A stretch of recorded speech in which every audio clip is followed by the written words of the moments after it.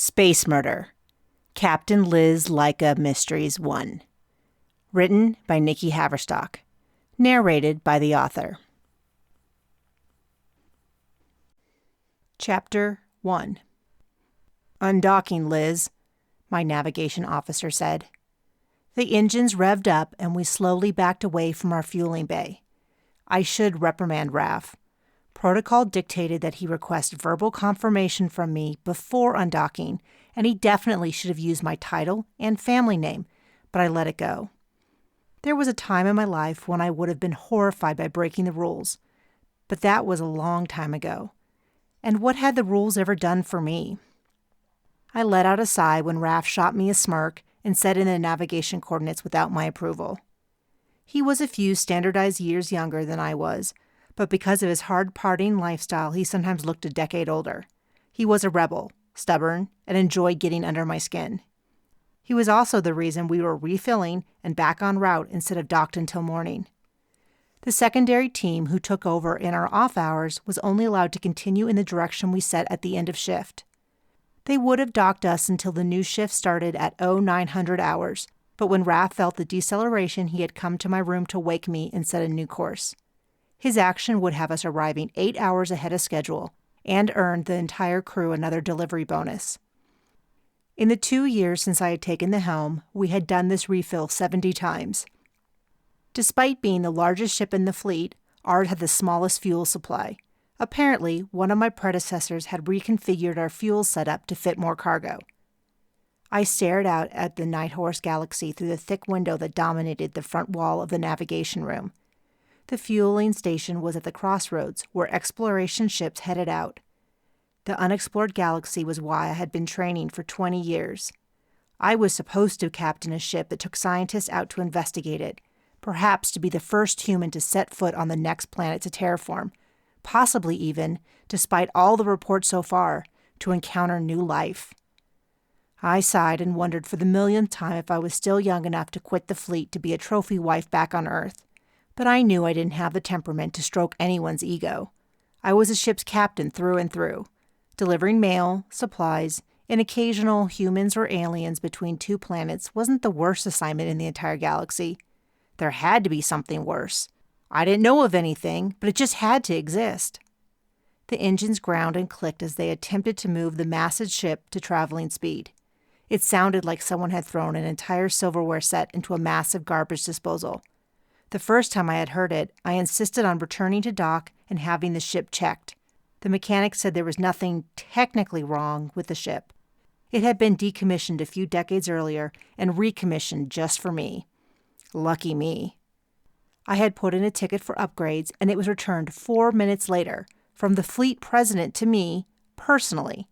Denied. It was clear in that moment that even though they had given me a ship, they had no desire to give me help.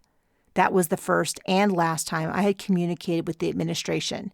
I would never give them the pleasure of denying a request ever again. The first few weeks had been bumpy, especially with Raph.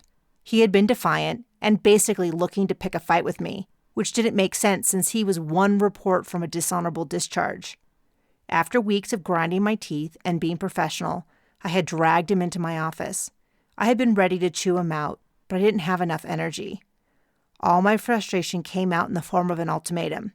If he wanted to stay, he had to be professional and get a better attitude while on duty. Plus, he could never do anything to endanger the ship or anyone on board. That was it. That was all I asked. The choice to stay or leave was his. He did not kiss my feet in gratitude, but he did stop picking fights. From the gossip I overheard when picking up my meals in the mess hall, he was extremely well liked by the crew and was more focused during work hours. I didn't know how he did it, but our trips, which had been scheduled for 12 days, became 10 days. So I let the protocol break slide, and I looked the other way when he broke the rules as long as his transgressions didn't hurt anyone. I would have been a terrible parent. And when I had answered my door earlier in a set of pink flannel pajamas covered in rainbow unicorns, my hair disheveled, and my body drenched in a thin layer of sweat from constant nightmares, he had ignored my appearance. In return, I had ignored his tequila breath. But when I suggested we grab some coffee to help wake us up, he had listened to me and had taken the cue to take a sober-up shot. a nauseating but effective way to counteract alcohol or anything else he had in his system. My ship was a collection of poor repairs and misfit crew members, but it ran. We often received delivery bonuses because of the extra cargo space and the speed of this old box of bolts. That made the crew happy. Happy crew, happy life. I might as well earn as much as I could before retirement in 40 years. Then maybe I could lie on a beach and forget that I was a could-have-been. A small explorer vessel, an MCXT-100, came into view, and my stomach twisted with jealousy. They were the newest class of ships, designed for the Night Horse Galaxy exploration. I had read that training was done and the first batch would be sent out this month.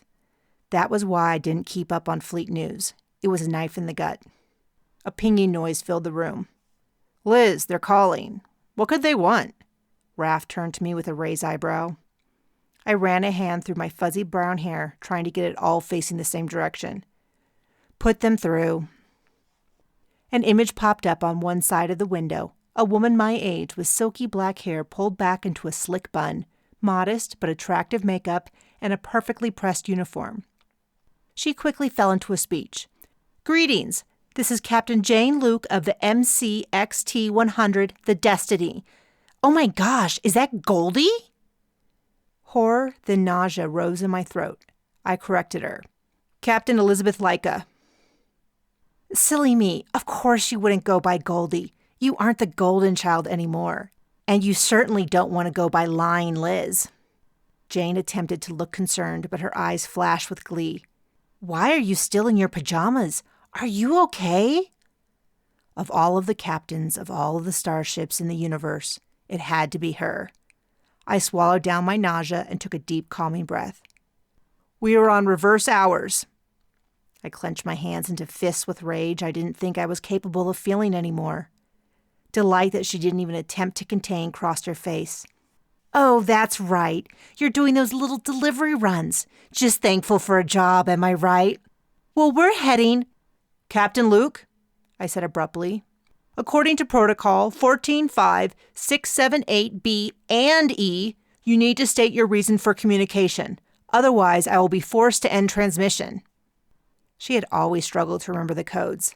I felt petty for rubbing it in, but I couldn't help myself. A sour look crossed her face, and crew members behind her smirked. Apparently, she was still annoying people. "I request that since your craft has been undocked for 5 minutes, you start moving. We need it to be refuel." In her frustration, her accent slipped and her conjugation went awry. Universal language was the fleet-required communication form. Her mastery of it had been suspect in college, and apparently she hadn't put in much time to improve. "We are moving." Genuine confusion crossed her face. "You're not moving. Maybe drifting a bit? Do you need one of our navigators to help your Clarion navigator?" Raph grumbled under his breath. I could navigate circles around anyone in this hole. I spoke over him, secure in the knowledge that the comm was calibrated not to pick up on his muttering. "We are a Class 15 vessel. This is how quickly it accelerates. When we are free, you will be able to fuel. May your journey be safe." I ended the communication, watching carefully that the light went from green to red to indicate that the line was closed. Sure would be a shame if Captain Jane was eaten by giant space bugs. Raph snorted. "Why, Cap, I believe that was unbecoming of a high-ranking officer, but it was well-deserved. But it would break my heart to see a beautiful ship like that hurt." I struggled to look away from the ship. With her smooth planes and curved lines, she was truly the most beautiful thing I'd ever seen in my life. I could only grunt in agreement. "Why is she so pissed at you? You sleep with her husband?" "We were in flight school together." He rubbed his chin. "She looks familiar." I debated how to answer. I could pretend not to know, but then he would look it up himself and I would look like a coward. "She was one of the key witnesses at my trial. Let's finish up and get out of here." He nodded. "If you want, I could just bump into them a little." I chuckled at the idea, but shook my head. I double-checked and confirmed our bearings while the engines got us up to speed and slowly moved us from the docking station toward our delivery point. Once we slipped into interspace, the rest of the trip should be pretty standard, and in 5 days we would deliver our cargo and 5 passengers before starting the return trip. When the door opened, I didn't turn, but Chloe's heavy breathing made me look up. I noticed her already pale complexion was ashy white, and there were green splotches all over her outfit. "A passenger is dead!"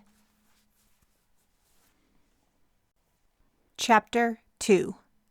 Chloe looked between us for guidance, but Raph and I were both stunned into silence. I was trying to remember the latest passenger list. We usually had a few humanoid or aliens that were willing to take the slow trip to their destination in exchange for rock-bottom prices. In addition to Chloe's duties preparing the food for the crew and staff, she also acted as a nurse, a fact I suddenly remembered. "Were they sick? Was there an accident?" "I don't know." She wrung her hands as her eyes darted around the room. Her breathing was shallow and rapid. I wondered if medical assistance could save them. "Show me where they are. Raph, finish up here." Chloe turned and darted out into the hallway, taking the corner like a hyperbike on an obstacle course. I fell into step behind her, only to discover Raph at my side. I tried to tell him to go back and follow my orders, but one syllable in, I knew I didn't have the cardiovascular fitness to run flat out and talk. The ship was large, and the passenger rooms were quite a distance from us. There were transport pods, but like everything else on the ship, they were old and unreliable. During our first trip, the cleaning staff had become trapped in one and couldn't be removed until we docked. It wasn't surprising that they disembarked and ran away screaming. Instead of attempting to give a command while huffing and puffing, I balled up my fist and pushed hard to get ahead of him, my fuzzy bunny slippers slapping on the floor of the corridor. The floor beneath us bounced slightly, and there was a creaking with each stride that was amplified and echoed in the hallway. Raph's long limbs, natural athletic build, and extracurricular activities meant that he easily matched my speed. The three of us fell into an easy rhythm, and suddenly it felt good to stretch my legs. A few heads poked out into the hallway, then disappeared, which was good because any attempt to identify them would have led to tangled legs and feet. For a ship this size, the crew was very small, only around 24, and of those, most cycled in and out every few months as they either retired, changed jobs, or moved on to better ships. Our ship was a short-term stop on others' journeys of life. In fact, Raph and Chloe were only 2 of the 3 crew members that had been with me since I had taken control of the ship. Chloe slowed a little, the gills under her ears heaving and flapping to grab any extra oxygen from the air. Her pale complexion was turning pinky orange from the exertion. On her home planet, humans had adapted to live half their life underwater, catching fish in the cold deep. She didn't handle the heat all that well, and the rich diet on board had cured out her figure significantly. As she ran, she grunted and heaved loudly, which thankfully covered up my own wheezing. Raph's dark complexion was indicative of his origin on the incredibly bright planet of Clara, and combined with his expressive eyes and easy smile, he was the epitome of the conventionally handsome. The females on the ship enthusiastically agreed. His height and long limbs and fingers were perfect for the complex movements required to pilot a high-end ship, with its extensive control panel. It was a shame that since our ship moved slower than a terrestrial snail, he was seldom able to apply his skills to the fullest. The fleet had the official stance that humans had left Earth thousands of years ago and populated other planets, then used science to rapidly evolve. But that viewpoint was not held by everyone. Many planets had created their own origin stories, and who was I to judge? Whatever had happened, it had been a long time ago, and contact had only been made again within the past few centuries. On Earth, a lot of our official records had been destroyed, along with some of the science required to travel the stars, in a dozen or so unfortunate world wars that set Earth technology back over and over again. All that was history. We were on the verge of a new age of discovery. At least some people were. I was just trying to keep my heart from exploding as I trotted down 3 flights of stairs, but I would rather die than admit I wanted to slow down. Raph earned my eternal hatred as we hit the bottom flight. "This is great. You both should come jogging with me more often." I turned to say something to him, even if it killed me, when the nose of my right bunny slipper caught on something, and I was flung to the floor at great speed. Even with the slightly less than the Earth's gravity, I hit the floor of the hallway hard enough to rattle my teeth, and the stitch in my side burned with a tearing sensation that made me grit my teeth as I faced the floor. Captain Laika, are you okay? Chloe leaned over me, her shirt falling forward enough to give me an eyeful. Her skin was iridescent from the layer of sweat. Pinks, oranges, and blues seemed to dance across her skin. As I twisted around to answer her, pain shot through me. Raph let out a long whistle. It looks like you've been shivved. Don't move. If I looked down, I might not be able to hold it together. I held his gaze instead. I have never been good with blood, I gritted out, especially my own. Then don't look down, Cap. There's blood every... Ouch! What was that for? He spun around to glare at Chloe. She put her hands on her hips. Your bedside manner is awful. The captain is bleeding out, and you're not making it any better. A third face joined them, angular, pointed, and most notably, covered in green scales. Horton stood on 2 legs most of the time, and he had 2 arms, but that was where human similarities ended. His features and anatomy were reptilian, including a short, thick tail that fell to his hocks. He occasionally wore a shirt, but at the moment was present in all his scaly glory. I squeezed my eyes shut. That was quite a tumble, Captain. I swear I could hear y'all banging away for the last 2 minutes. I was worried the entire dadgum ship was going to crumble. Lift up your little pink unicorns and let us see how bad it is. I pulled up my shirt, feeling the hot, sticky blood spreading up my rib cage as I moved the fabric, then a thick trickle running down my side and onto the metal below me.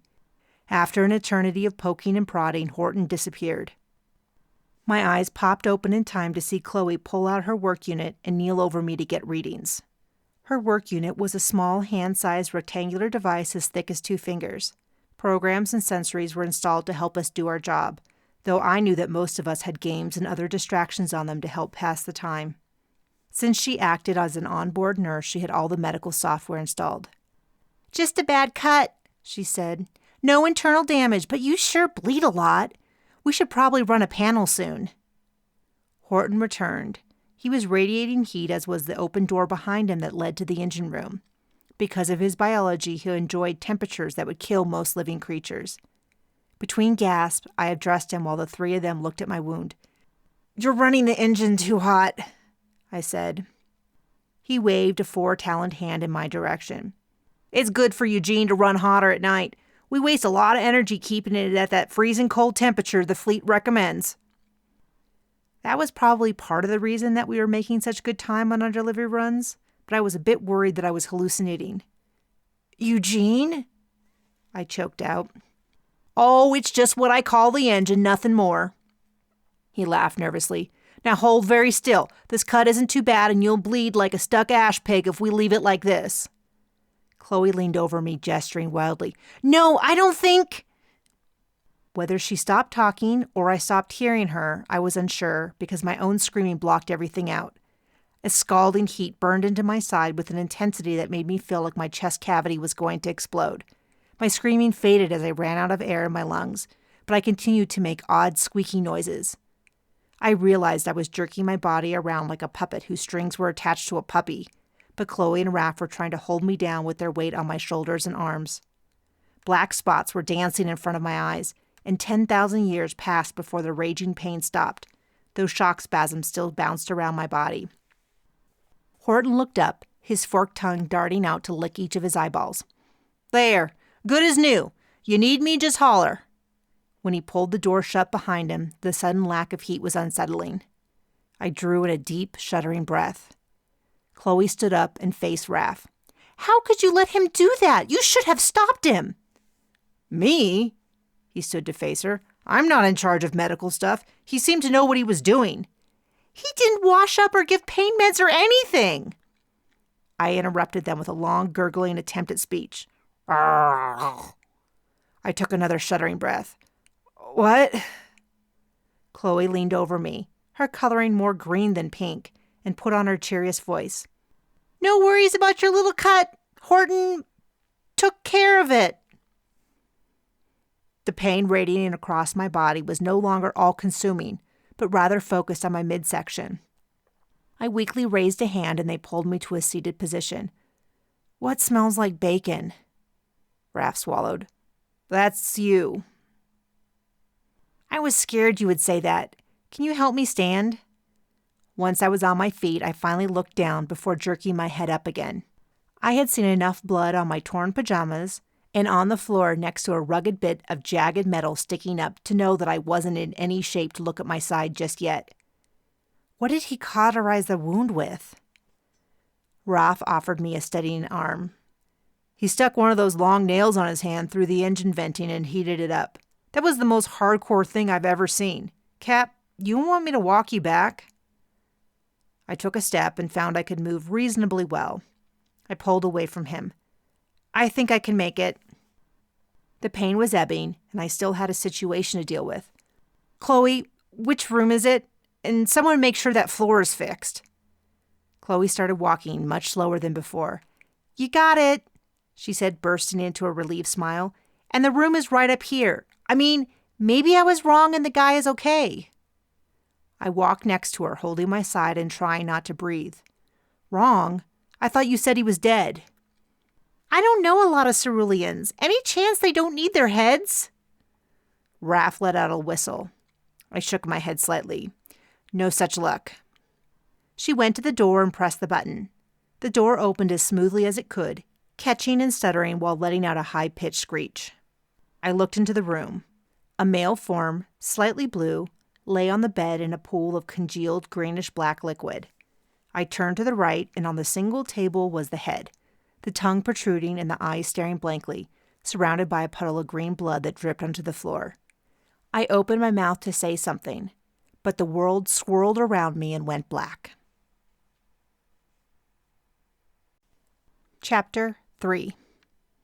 4 faces floated over me until I was able to focus. Then there were just Raph and Chloe looking down on me. I had a strong sense of déjà vu, though I didn't know why, or why I was laying down, or what we were doing. You okay, Cap? Raph asked. The genuine concern in his eyes freaked me out more than anything else. I'm fine. I tried to sit up, but a shooting pain from my ribcage to my hip bone stopped me, and I flopped back down. Fine, I choked out. Slowly, the memories flitted back to me. First, I remembered the fall and the barbecue job Horton had done on me, which made my stomach roll with nausea. Then I recalled the body on the bed and the head on the table. I swooned a little and swallowed hard to push it away. I was thankful to already be laying down. Sorry, I said tightly. It must have been the blood loss. Raph helped me to my feet and propped me against a wall. Sure, right. Of course, Cap. I have some bad news. When you fainted, you landed in a big pool of the dead guy's blood. Chloe sniffed. Don't be crude. He was a person or something. You want me to pass out like she did? Raph pointed at me. I pushed myself upright and raised my hand. Enough. I need to call the administration about this. Whoa, no way. I say we just close the door and pretend we didn't see a thing. That was not possible, but it did raise a question. Chloe, why did you go into the room to begin with? She blushed a delicate orangey pink color, and her gills flapped nervously. I got a note with 100 standard currency units attached, asking for a dozen of those little green cookies I made. It instructed me to bring them in, put them on the table, and said I would get another 100. Imagine if I hadn't. No one would have known. Raph shook his head. You were set up. Her eyes were wide. Someone did it on purpose? Dear, sweet, dumb Chloe. She sucked in a breath. I held up a hand to cut them both off. Chloe had broken a lot of rules, but Raph wasn't far behind. I, on the other hand, was going to play it straight. Clearly it was a murder, and the sooner we get someone out here, the better. Under his breath, Raph muttered, Dear, sweet, dumb Cap. Enough! I debated going back to the navigation room to use the large communication screen, but a quick look down showed my rainbow unicorn swimming through green alien blood and leftover gore from my accident, not to mention the large tear that exposed my blood-covered midsection. I patted my pockets, but my work unit was still charging in my room. That left the comm screen in the room. It would only show my face, and I could justify its use as an emergency. I took a breath and turned to face my crew. I know it feels like we had a little shared moment, but I am still the captain, and this is my decision. Speaking of which, maybe it's time we tightened up protocol around here. I tried to look stern and captainly. Chloe pursed her lips and held back a giggle. Raph nodded. Sure thing, Captain Laika. I was pretty sure his reply was more about pity than genuine compliance. I walked into the room and adjusted the camera so the body in the bed wasn't obvious. Then I typed in my credentials and signaled Fleet Headquarters. I reached a bored-looking receptionist who confirmed that I was who I said I was, then took down my request. A passenger has been killed, and all signs indicate it was a homicide. Please send a police unit to investigate. She typed away, not even a flicker of concern crossing her face as she ran through a list of questions that I answered as best I could. Then she sent a locked sequence for us to use to seal the room. Expect an official reply within 4 hours, and a unit to appear within 24 hours, she said in a bored voice. Until then, you can hold course but no docking. Any questions? No, I said shortly. After terminating the call, I stepped into the hallway and typed the locking sequence into the pad. Let's head back to bed. I probably won't hear anything for a... I stopped when a ding rang on both Chloe and Raph's work units. Raph pulled his out.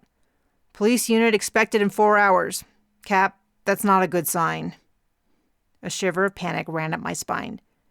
They probably just already had someone in the area, but we better try to be cleaned up and rested before they arrive. It'll be a long day. Realistically, having the police unit arrive in 4 hours was a good thing. They would show up while most of the crew and passengers were still asleep.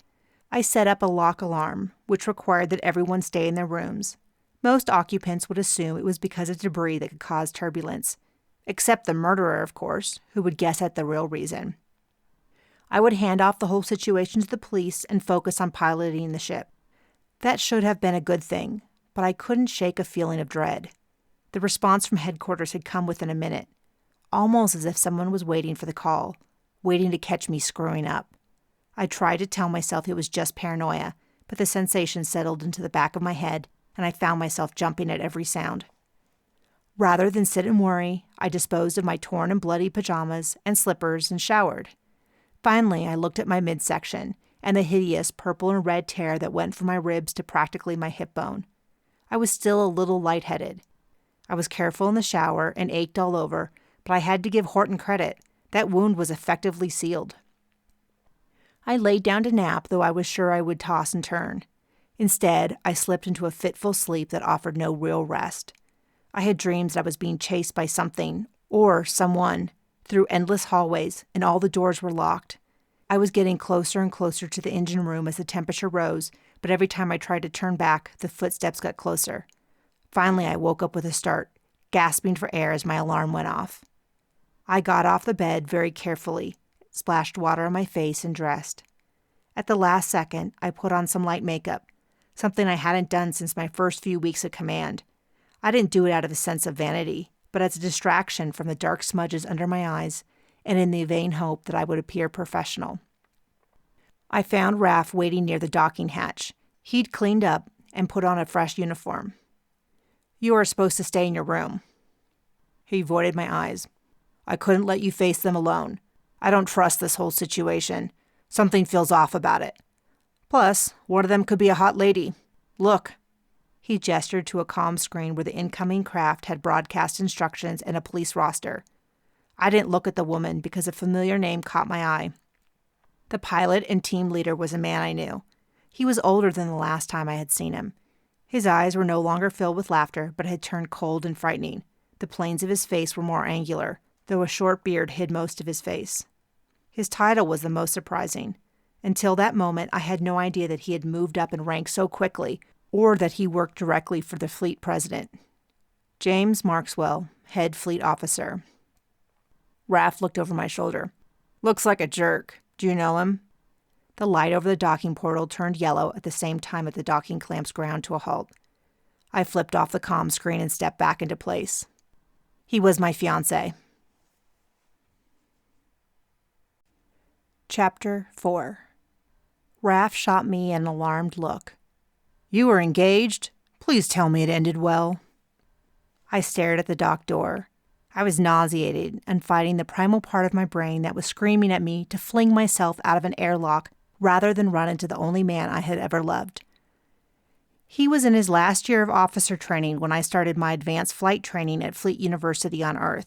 We were planning our wedding, but right after he graduated, we got into a huge fight. He said I was cold, would never be able to love anyone, and would die alone.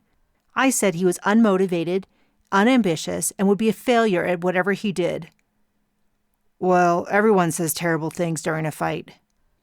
He sent me every gift I had ever given him with a note saying that I could use the items to try and fool another man into thinking I was a human with real emotions before destroying their life. Raph winced. Maybe he regrets that because you were more mature? I sent back his engagement ring. I called it a tiny handcuff and suggested he use it to shackle another woman as his marital slave. Well, it's been nice working for you. I'll write you in jail. The light over the door turned from yellow to green, and the airlock hissed as the pressure stabilized. A million thoughts raced through my brain, but they were too quick to identify beyond flashes. Studying together in the library, getting cupcakes at my favorite bakery after I aced my final and officially was top of my class. Him telling me that I was the love of his life as he gave me a thin platinum band. In the pass of a heartbeat, the corner where I had buried it all was a violent jumble of emotions, good and bad. Raph cleared his throat, just a little verbal nudge for me, and I pulled in a breath. I recentered, locking away a lifetime of pain as I slammed the door on my memories. I had learned that skill after my parents' deaths and perfected it during the trial. By the time James stood in front of me, after ducking slightly and turning to slide his body through the small doorframe, I knew that even an expert wouldn't be able to detect any discomfort or distress in my expression. James was older, but it was more than that. All his angles had sharpened and hardened. He appeared to be chiseled from stone, unyielding and dense. Even without our history, I would not want to face off against him. When our eyes met, I didn't flinch, but a shot of electricity went through me. He didn't recognize me, or at least that was the impression he gave. But he would need to be a moron not to recognize my name and face, and he had never been that. I had expected to read something in his ice-cold blue eyes, but they were as slick and unchanging as a glacier. We stood there, looking at each other like strangers, until a second officer stepped through the doorway. All the reactions I had been holding back came out in a gasp of surprise that would have been obvious to James if he hadn't already turned to face her. She looked exactly like me. Or at least, she looked like I did when I had been engaged to James. The shape of her face was different from mine, with a longer and narrower nose, and she had fair skin. But the heavy eyeliner winged out with a smoky bronze eyeshadow, red lips, and thick eyebrows matched the look I had worn at the academy on Earth. But it was the hair that really stood out. Buzzed short on the sides and longer on top, all bleached to blinding white except the tips, which were violet. It had been an expensive, time-absorbing look to maintain. Next to the hair, my brown skin, often called nicely tanned by people who didn't realize it was my natural shade, looked off without the full face of makeup to compensate and complete the look. It was a costume that I had worn to hide my insecurity, and it had worked until everything fell apart. I still had the look when I had gone public to defend my uncle and when I had been dubbed Lying Liz by the media. After the truth was revealed, even to me, I had to give up so much, almost everything, that a shift in appearance seemed minor. During the trial, I had grown out my hair and let my natural warm brown color return. When that happened, I could dial back the makeup and feel comfortable in my own skin even as the world crumbled around me. She turned to look me in the eyes, and all the hatred I had expected from James, I found in her. If looks could kill, she would have shot me into a black hole to be torn apart at the atomic level. She raised her upper lip in a snarl before turning back to James, her expression falling into full adoration. My stomach twisted as I realized how much the scene looked like a picture I had of James and me together. I had left my photos on Earth along with most of my physical possessions, but the image was etched into my brain. She didn't look exactly like me, but there was a strong resemblance. I could practically feel the hairs on the back of my neck rise. Why on earth would she make herself look like that? I watched them, the space between them, the angle of her body, the tip of her chin, the way a smile sneaked up on her lips. She was in love with him. I thought things were already at the worst possible stage, but I was wrong. Watching my ex-fiancé with my replacement was a great way to take the situation up a notch. I couldn't stand it any longer. I had to say something. "Hello, James." Officer girlfriend narrowed her eyes at me, shifting the brown contacts to show the blue underneath, but she didn't spew whatever venom was on the tip of her tongue. James's expression was neutral. He set his feet wide in a power stance. Please refer to me as Senior Officer Markswell. Captain Liz Laika, your crew was ordered to stay in their quarters. Next to me, Raph bristled, so I twisted my hand and touched his forearm. It was a slight movement that I hoped James didn't notice.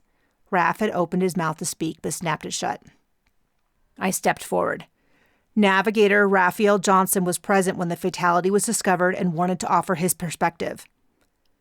It is not his job to determine when he will be interviewed. I'll be noting this deliberate disregard in my report and... I interrupted. Oh, James, you know. I said to refer to me as Senior Officer Markswell. Anger was slipping out from behind his calm, formal facade. Something in that set off the bubble of unease in me, and it burst into white-hot rage. Senior Officer Markswell, I request and require that you return to your shuttle until your remaining support staff arrives, an event which must occur within the next 14 hours from our first point of contact.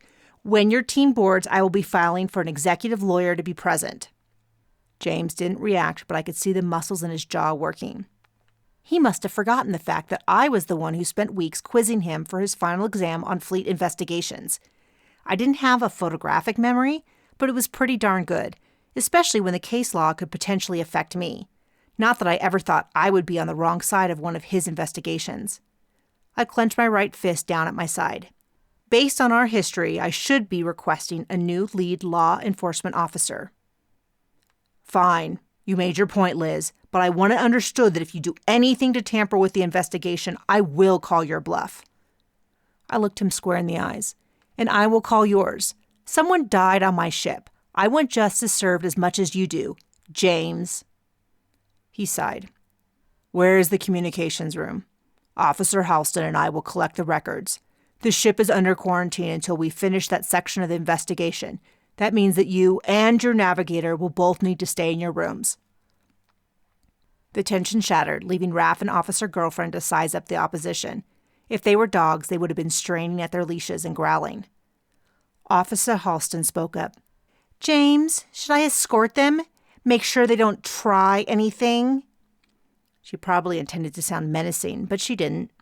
His eyes cut to her, and she flinched. He hated either having his instructions questioned or her using his first name. Probably both. Whatever the reason, it gave me a spark of satisfaction. I turned to leave, Raph falling neatly into place at my side. Our footsteps echoed on the industrial metal flooring. When the ship had been new, it was slick, but time changed everything, and the loose panels magnified the sound of us treading across them. Once we were out of hearing range, I nodded. Thank you for joining me. It was nice to present a united front. I hoped that said enough. Permission to speak freely, Cap? I was so surprised by his formal request that I faltered before recovering my pace. Of course. I don't trust him. Or her. Them. The whole danged fleet. It feels even more like a setup now that I've seen him. He has secrets. We all have secrets. He'll do a good job. The man you were engaged to might have, but people change. I knew the truth of that more than anyone. I see your point. I'll be cautious. Chapter 5. By the time quarantine was lifted, my stomach was ready to head out on its own to find food. It shouldn't have taken so long to download the recording and seal off the crime scene. I entered the mess hall on autopilot.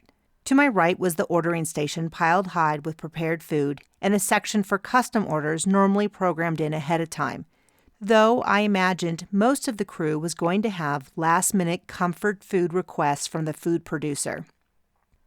Despite my stomach's desire, it was my heart that needed to be fed, so I veered left to the large bank of windows that encompassed the entire wall. The ship was old and decrepit, but sometime in the past it had been a leader in its field. Though the rest of the ship had aged, the full wall of windows was the reason the ship had been such a good home to me. I stared out, and it was like my heart started beating again. The richness of space was a welcome friend, and I let out a breath I hadn't realized I was holding. My shoulders lowered, and as I cranked my neck left and right, my spine cracked. The Night Horse Galaxy looked back at me. The same, and yet a living constellation that was always slightly different, rotating, galaxying, and shifting around for all eternity. It had been dancing long before I was born and would continue long after I was no more. There was no place that I felt as small and insignificant, and yet perfectly at peace and close to God. Space had been my one constant friend since childhood, and I cherished every opportunity to stare out into it. The only other place that had a window near this size was the navigation room, but that was all business, and this was all pleasure. I could stand in the center, and my entire field of view would be filled with stars and planets. It was almost as if the ship ceased to exist and it was just me and the universe. If I didn't need my own room to metaphorically lick my wounds, I would have spent every minute in the mess hall, staring off into the distance. I spun around to face someone who was approaching quickly from my right. My body moved on instinct before my brain fully noticed what was happening. I had years of military training, but I was clearly out of practice since Chloe was practically on top of me. "Easy! No need to get your knickers in a knot." She handed me a cookie the size of my face, then bit into her own half-eaten one. I took a bite of the peanut butter delight while casting a look over my shoulder. It was chewy and sweet with a bit of crunch on the outside. It was just what I needed. "Thank you, but make sure the investigation team doesn't see these." "Raph told me that guy is a real jerk, and you dated him?" She finished off her cookie and wiped her hands on her pants. There were deep orange smudges under her eyes, and her gills twitched. "Don't worry, he's good at what he does. You can't get into an advanced officer training unless you have a sterling record. He can be a real pain in the neck, but he will find out who killed the Cerulean and why." "But Raph said that Officer Markswell was really mad at you." Chloe twisted her hands. "Raph's being cautious, and I already promised I would be careful. I will call in legal counsel if necessary, but don't worry, it won't be necessary." "It's not just that. It's the Ceruleans. They're hiding something as well. I don't trust them." I let out a little sigh. "Chloe, you are getting all worked up for no reason. I'm going to talk to Raph as well. There's no reason for anyone to be jumping to conclusions." She shook her head. "I'm not jumping to anything. I talked to the Ceruleans myself. Something is off." "Chloe," I said in a warning tone. "A member of their party was murdered, and they have been under quarantine. It was appropriate that I make sure that they were comfortable and provide any provisions they needed. That's my job, after all." "Of course, you're correct. Since you already spoke to them for official reasons, did you discover anything?" I bit into the cookie. Sugar wasn't allowed on ship because it was too addictive and without any nutritional content, but I had long looked the other way when Chloe used it for baking. Life was more than nutritional value. Sometimes you needed a bit of harmless joy to make life worth living, especially given the drudgery of transporting cargo. "They're hiding something, and I think I know what." She leaned in, dramatically smiling. "I think the future princess is traveling incognito to her wedding." "Princess? On this ship?" I snorted. "Must not be a very rich planet." Cerulean was one of the planets roughly along the path we traveled, and I had a vague sense it was a smaller planet. With hundreds of inhabited planets on the current sector, I was not versed in all of them, as that was a specialized area of study. But something wasn't lining up. Chloe confirmed my hunch. "They are very rich and snobby. They seldom leave the planet, which is what got me suspicious. I knew the royal wedding was coming up, and the princess had been living off-planet for some time. They currently have a king, and when he marries, the bride will be a princess. I noticed the way that everyone was deferring to the tall female in the pink dress, and I'm almost positive I recognize her. I used some of my data credits to search for a picture and found one from when she left the planet. I'm pretty sure it's her." Chloe held up her work unit and pressed a few buttons, then turned the screen to show me. I looked across the room at where the 4 Ceruleans were at the table. Their blue skin varied slightly in tone. There was a tall, dark blue female sitting next to a small man with earth-sky blue skin. In the middle shades were a smaller female and a tall man. I observed the interactions between them to try to see what I could discern. The smaller female busied herself with arranging items on the table, constantly looking to the other female for feedback. The taller female occasionally acknowledged the smaller one, but mostly seemed to be listening to the males, who were arguing, or at least discussing, a topic with great enthusiasm. Their gestures were abrupt and they talked over each other. If they were fleet members, I would have guessed the tallest female and male were roughly peers, and the two shorter ones were lower rank. But it was dangerous to make assumptions about cultures from other societies, especially those from isolated planets without a significant fleet presence. They could often have standards that were quite literally alien to our understanding. I looked at the picture and back at the tall female. Her hair was styled slightly differently, but it had the same bluish-black color that reminded me of an earth raven's wings. It was pulled back severely, and picturesque little locks framed her face. The eyes in the picture had thick and slightly even black surrounding them. I guessed it to be an eye makeup, which wasn't present on the female at the table, but the general shape of the eye, face, and lips seemed to be the same. Given how different the smaller female appeared, and the variation of the males, the match between the picture and the female seemed even more conclusive. I handed the work unit back to Chloe. I'm not convinced, but I can't deny that the taller female does look like the picture. Did you spend all of your data credits to get it? I heard that there was a time when all of Earth's knowledge was available with the pressing of a few keys. How little they must have known, and how little they had explored space. The ship carried a large amount of information, but I doubted that Cerulean royalty nuptials had made the cut. Transferring information off of and onto the cargo ship was severely limited, and most crew waited to be docked on the planet where they could receive more information in a few hours, depending on how many light years away the data was stored. Transferring data through intraspace was often slower than flying it there via a ship.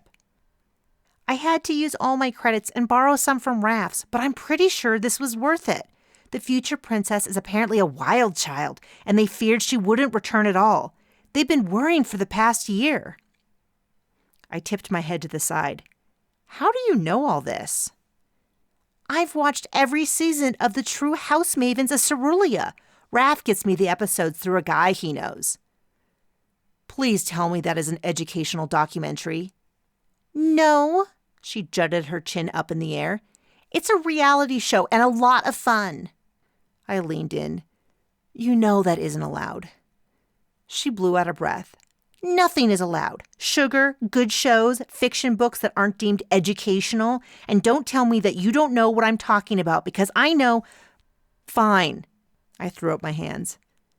I know you don't care, or I wouldn't do it, Chloe said seriously. But we both know that Fleet is getting out of control. Anyways, I've been watching the show for years, and the future princess returning to marry the king has been a big storyline this season. I can't believe she's here. I'm surprised they don't have cameras. Or a bigger security detail? Why are they here? Why not someplace fancier? I chewed on my lower lip. Are you going to finish that cookie? Chloe bounced on her toes, her gills flapping in anticipation. I broke the cookie in half and handed her one side. Tell me everything you know. She smiled and bit into the cookie. After swallowing, she took a deep breath for what promised to be some epic information.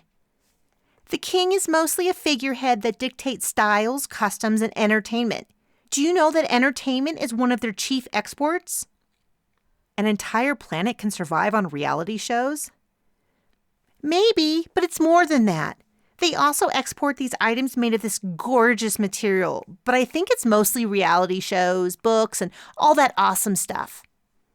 Are their immigration treaties strict? Why don't more people live there? It isn't weird to see a foreigner, but not super common either. I hear it's a hot destination for most planet hoppers. This marriage has been set up for about a decade, but 5 years ago the princess went off-planet to be educated. Fashion design, I believe, since she will be responsible for setting all the future styles. She was supposed to return last year, but excuses started piling up. She had a cold, there was a sandstorm on whatever dusty planet she was on, the holidays were making it impossible to leave. I bit into my cookie and rolled my hand in the universal go on gesture. Rumors were starting to fly that something was wrong, and a date was set for the wedding with an only so slightly veiled threat that if she didn't arrive, then someone else would step up. Let me tell you, that was all anyone could talk about for weeks. All of the house mavens on the show were planning their outfits and gifts. I'm not sure about the date because they use a different calendar, but if she's traveling to Cerulean, then the wedding must be within the week. Chloe squeaked. I frowned. None of that explains why she would be on this ship. I was getting to that. Her whole journey to the castle. And yes, he has a legit castle, like something out of a fairy tale with a moat and everything. I mean, it is... Chloe, focus. She shook her head. Sorry, I'll tell you about that later. You should come over and see it. Maybe there's a clue. So the whole journey to her wedding is steeped in tradition. She has to take the most humble means to travel to her parents' house. Everywhere else on the continent, there are parties and festivals, but she has to fast and do some cleansing ritual.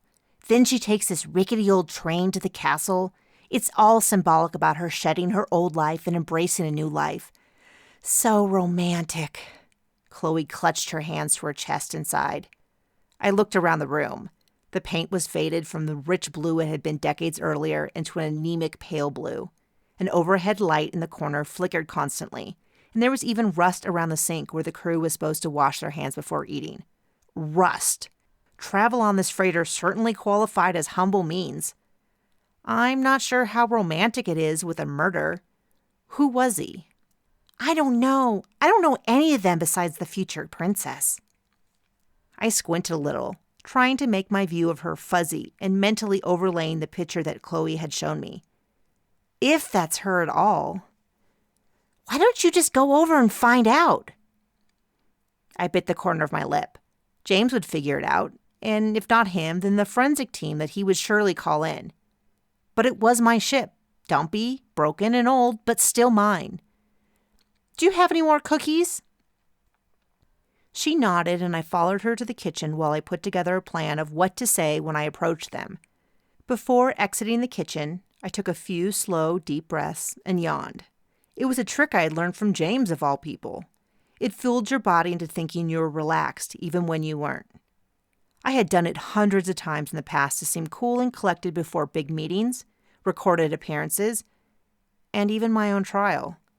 I hadn't done it recently, but like a well-worn shoe, I hadn't forgotten the process, and confidence settled onto my shoulders like a mantle. I approached the table, a tray of cookies in hand. One at a time, the Ceruleans noticed my approach and quieted. Eventually, the princess glanced at me. I tipped my head in a respectful greeting. I'm Captain Laika. I apologize that your journey has been interrupted by troubles. I bring a traditional food gift. I slid the tray onto the table. The taller female Cerulean inclined her head toward me. You may call me Vanessa. Please take a seat and drink with us. She gestured to a chair and slid a teacup filled with dark brown liquid toward me. Vanessa was probably not her given name, but many chose a fleet name to use off their home worlds. At the very least, the pronunciation had been altered to UL tongues. It was partially a reflection of their opinion that fleet members weren't talented enough nor intelligent enough to pronounce their birth names correctly. But maybe some of them just thought it was fun picking a name in universal language that they felt represented themselves better than whatever language they had been saddled with by their parents. Or maybe it was her real name, and I was projecting assumptions. I took the offered tea, but before I could sit, I was interrupted by a gruff male voice. Captain Laika, I would like to speak to you in private. Chapter 6. I followed James and Officer Halston to my quarters for our interview. I had known it was coming, though the timing wasn't ideal. I had submitted a detailed account of what had happened with headquarters when I reported the unattended death, but I knew that James would need to conduct his own interview. When we reached my quarters, I realized with a start that I was still carrying the tea, so I dumped it into the plant that stood at the side of my doors as I entered. The thing was practically immortal, which was what I most desired in a plant, and explained why it hadn't died already. I sat on the edge of my bed and pointed at a chair placed near the porthole. I had arranged the area so that I could read on my large recreational tablet and gaze out into space. The cushion had a deep indent, and I smirked a little when James sat and slowly sunk down with his knees being pushed into his chest. There was no place left for Officer Houston to sit, so she leaned against the wall. "Liz, you have to be honest," James said. "If you killed that Cerulean in self-defense, it is best that you come clean immediately." It took me a few moments to gather my thoughts and reply. I didn't kill him in self-defense or otherwise. "Does someone have something over you? Threatening you? You know that coercion is an extenuating circumstance." "What are you talking about? I told the Home Office what happened." "Please, Liz, I want to help you out of whatever situation you have gotten yourself into." I stood up. "I haven't gotten myself into any situation. This is ridiculous. Are you saying that you think I could have something to do with the Cerulean's murder?" Heather pushed away from the wall and intercepted me, blocking my view of James. "We know what you've done, and I intend to prove it, which shouldn't be hard. You left evidence everywhere." I looked her up and down, then stepped around her to face James. "Is this some kind of good cop, stupid cop situation?" I had kept some of my attention on Heather, and for good reason. As soon as I finished speaking, she lunged at me with a hiss. I twisted my body low into a crouch, pushing one shoulder in her direction. She hadn't expected that and was moving too quickly to adjust. Her arms were extended, probably to grab at me, but it left her entire midsection exposed. I body-checked her lower stomach, the power of my legs propelling me. She deflected off my shoulder, her training kicking in far too late. She bounced off my bed and hit the floor. James reacted only a split second after I did, and was already between us by the time she stopped rolling. I had moved out of instinct, refined by years of practice. Much of that training had taken place during the time James and I were dating. I was breathing heavily, my stance low and wide and my hand out, ready to take on whatever threat came next. "Officer Houston!" James barked at her while also grabbing her hand and jerking her to her feet. "Go to the navigation room and check on the downloading data." She stared at him, her face turning red from either embarrassment or anger. I guessed both. She had lost her temper and been thrown down on her butt, then was being kicked from the room. If I was a better person, I would have felt bad for her. But my smirk was wiped off my face the second the door closed behind her, and I remembered what we had been discussing. I looked at James, really studied his face. There was an odd sense of familiarity with him that had wanted to return despite my own reluctance. He was a man that I had trusted and loved. He knew me better than probably anyone in all the universe, but like so many in my life, he had turned his back on me. "James, I don't know what you're thinking, but I had nothing to do with the Cerulean's murder, and I can't possibly understand why you would think otherwise." He sat on the edge of the seat. "People don't change. The Liz I knew would never let her ship fall into such disrepair. I looked over the information and practically none of the door sensors work. We can't get any record of who was where and when. That is the most basic level of security, and not having it work is pure negligence." Adrenaline was coursing through my veins, and I paced the room, hoping to walk it off. "You don't understand. This ship is old. It's held together through sheer luck and the work of an amazing crew. Headquarters wants no part in helping me, and I've gotten along fine without them so far." He perked up a little. "You requested to have these things repaired and they refused?" "I did once and they refused, and I got the message." "What message?" His eyebrows pulled together in genuine curiosity. "That I was out here on my own." "That is not how the fleet functions. There is no hold on your ship. If you needed repairs, you just needed to submit them." My fingernails dug painfully into my palm as I clenched my hands into fists. "You know nothing of how things work. I may have been declared innocent in the eyes of the court, but as far as he's concerned, I'm guilty." "He who?" "Your boss, the fleet president." "You think he has a personal vendetta against you? That's why you didn't get your ship repaired? You sound paranoid." A sensation like molten lava rolled through my stomach, making me want to hurl or punch him. Maybe both. I really wanted to punch him. "I'm not paranoid," my voice cracked. and I knew that I was just proving his point. I turned away. You don't understand. The Liz I knew would fight for her ship and crew. You could have filed a formal complaint and... The old Liz is dead. People don't change that much. I spun around, hoping the tears in my eyes weren't visible. Everything changes. I suddenly felt so exhausted that I wasn't sure if my legs would hold my weight much longer. I collapsed on the bed, willing to take whatever he had to dish out. He stood and went to the window. If you killed him, I will do whatever I can to make sure you have a fair trial. But I can't understand what is going on if you don't tell me. I let out a long sigh. I didn't kill him.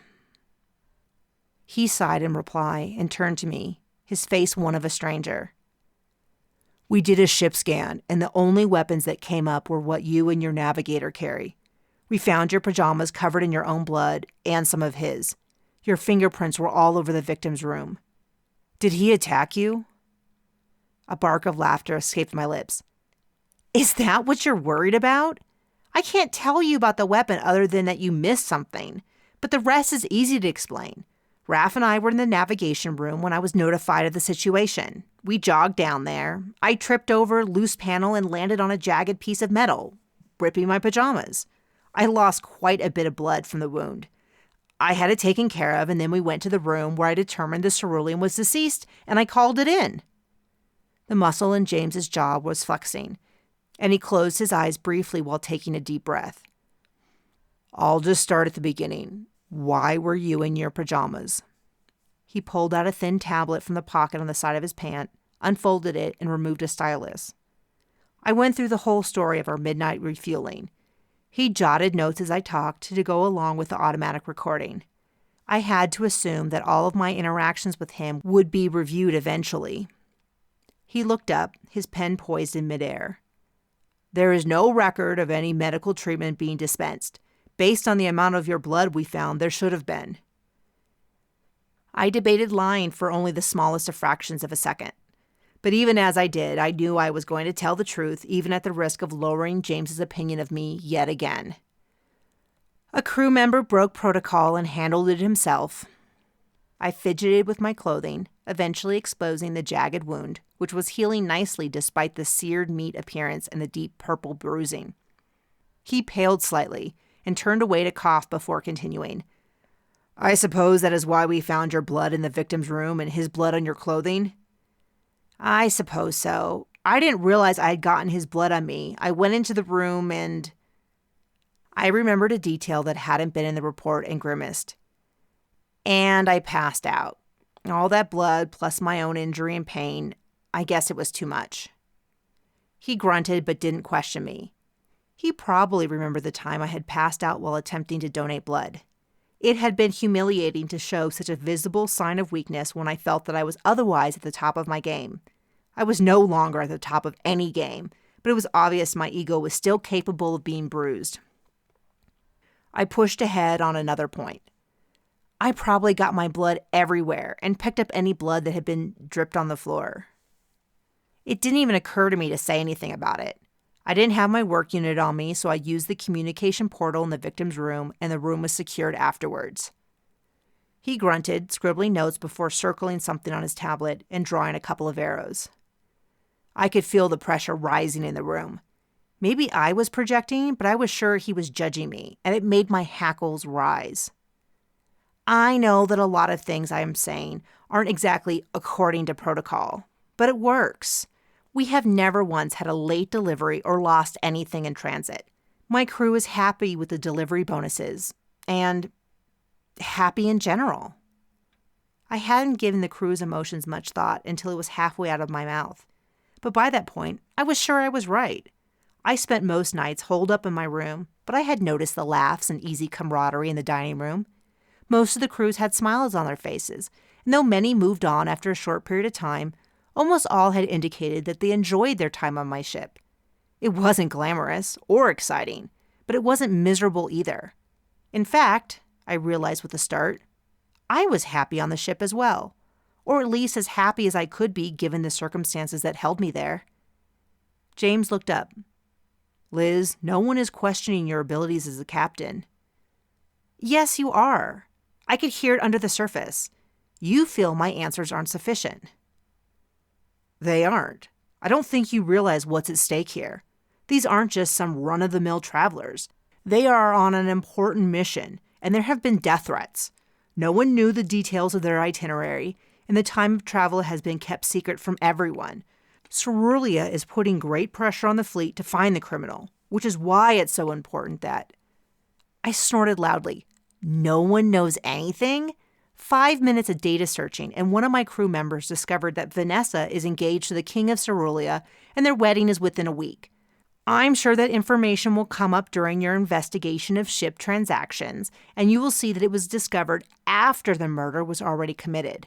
I didn't know anything about who they were until then, but it would have been easy for anyone else to figure it out. What do you mean? Figure it out how exactly? There's some big show based on Cerulean, and the upcoming wedding is a big topic. It isn't as covert as the king would like you to believe. If one of my crew members could put it together while in transit, then anyone on the planet with a dedicated data center could know in seconds. James groaned and scrubbed his face. For a split second, I felt the urge to comfort him, but that was quickly overrode by disgust that he actually thought I could murder a passenger for either money or political favors. We had broken up, but I wasn't a monster. I didn't realize that. I'll be interviewing them again. Admitting that he had missed something appeared to cause him pain, though I wished I could add some literal pain to the situation. I went to the door, which opened to the hallway, and gestured for him to exit. I'm sure it'll be very informative. You might want to warn your little girlfriend that if she attacks me again, I won't be so gentle next time. Chapter 7. I gave myself a few minutes to splash some water on my face and freshen up. I didn't want to admit how rattled I'd been or how naive I felt. I thought I had lost the last of my naivete during my trial, but I had been disillusioned all over again. It was my ship, and I needed to take control. Since I still hadn't eaten, I headed to the dining hall again and picked up food first. I shoveled it into my mouth as fast as I could without actually getting sick. I was finishing up my meal when Raph entered and caught my eye. I gestured for him to join me, and before I could say hi, he was speaking. Cap, I have a really uneasy feeling about this whole mess. I nodded. I know, you're right. He stared at me for a second. Oh, good. I thought Horton and I were going to have to convince you. He just left to check a reading in the engine, but he should be back any minute. He agrees with me that something is off. I should have listened to your gut. James and Officer Girlfriend basically accused me of being the killer. I knew it. What's their angle? Chloe told you what she found, right? I waited for him to confirm that he knew. James knew as well, but seemed to believe it was a big secret. He implied that I was either being paid or being blackmailed into it. He also tried to convince me to say it was self-defense, probably just to get me to admit something. He seems convinced that I'm behind it. Raph whistled. Harsh. I'm not getting blamed for something I didn't do. Not again, at least. I don't know if I could survive another trial. I could feel the anxiety growing in the pit of my stomach and crawling up my throat, threatening to suffocate me. Something must have shown in my face because Raph was quick to respond.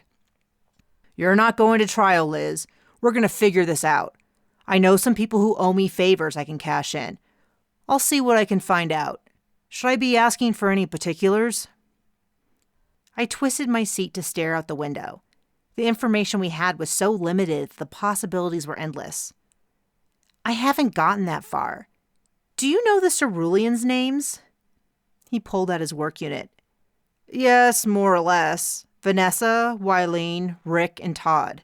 Those are all on the manifest. Oh, and Mike was the one who died.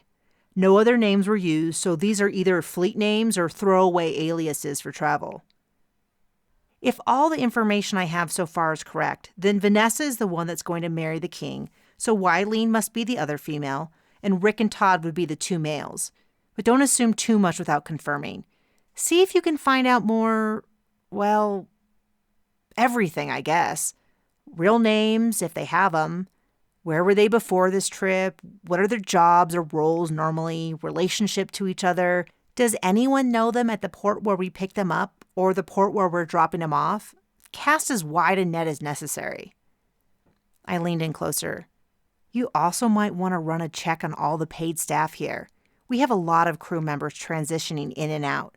That's a big ask. I'm not sure what your contacts are going to want in exchange, but if you need... He held up his hand. Don't even say it. I'll handle everything. I let out a breath and sat back. I knew that his connections weren't always on the up and up, but I was backed into a corner. I hadn't imagined how good it would feel to have people in my corner, but when he offered to take care of it, no questions asked and nothing in exchange, it was as though I was inhaling a deep breath of fresh air after a long shuttle ride. I felt lighter and brighter. Thank you. A strange look crossed his face. Of course, we're a team. Hold on, let me tell something to Chloe. He stood up and strode across the room to disappear into the kitchen. I took the chance to take a shaky breath. I had pictured myself as alone in the world, but slowly I had built up a team around me. I trusted Raph. Though we had started out bumpy, we had found a groove. It was the same with Chloe and Horton. They had always been honest and forthright, never letting me down without an honest explanation of why. It had happened so naturally that I hadn't realized it until then. Maybe everything would be okay after all. A noise pulled my attention around to the entrance, where Vanessa stood with her fellow Ceruleans as they faced off against James. They caught sight of me only a few seconds after I spotted them. The princess stepped toward me, fingers outstretched in accusation, as she shouted into the suddenly quiet room. Arrest the captain! She's the murderer! Chapter 8. I should have been shocked, leaping to my feet to scream my innocence, but instead I found myself laughing. Whatever reaction Vanessa had expected, that wasn't it, and she shifted uncomfortably before continuing her attack. She doesn't deny it. Arrest her. Turn her over to my king for justice. Whatever rage had skipped me seemed to land squarely on James's shoulder. Stand down. This is my investigation. His face was practically scarlet, and his voice echoed in the metal room. She turned to him with narrowed eyes. If you could do your job properly, I wouldn't need to do it for you. She's a criminal. We all know it. She's killed a passenger and no one will do a thing about it. I stood up slowly and started to approach her. Maybe I was in the middle of a mental breakdown, but I suddenly felt far calmer than I should have, given the circumstances. The lady doth protest too much.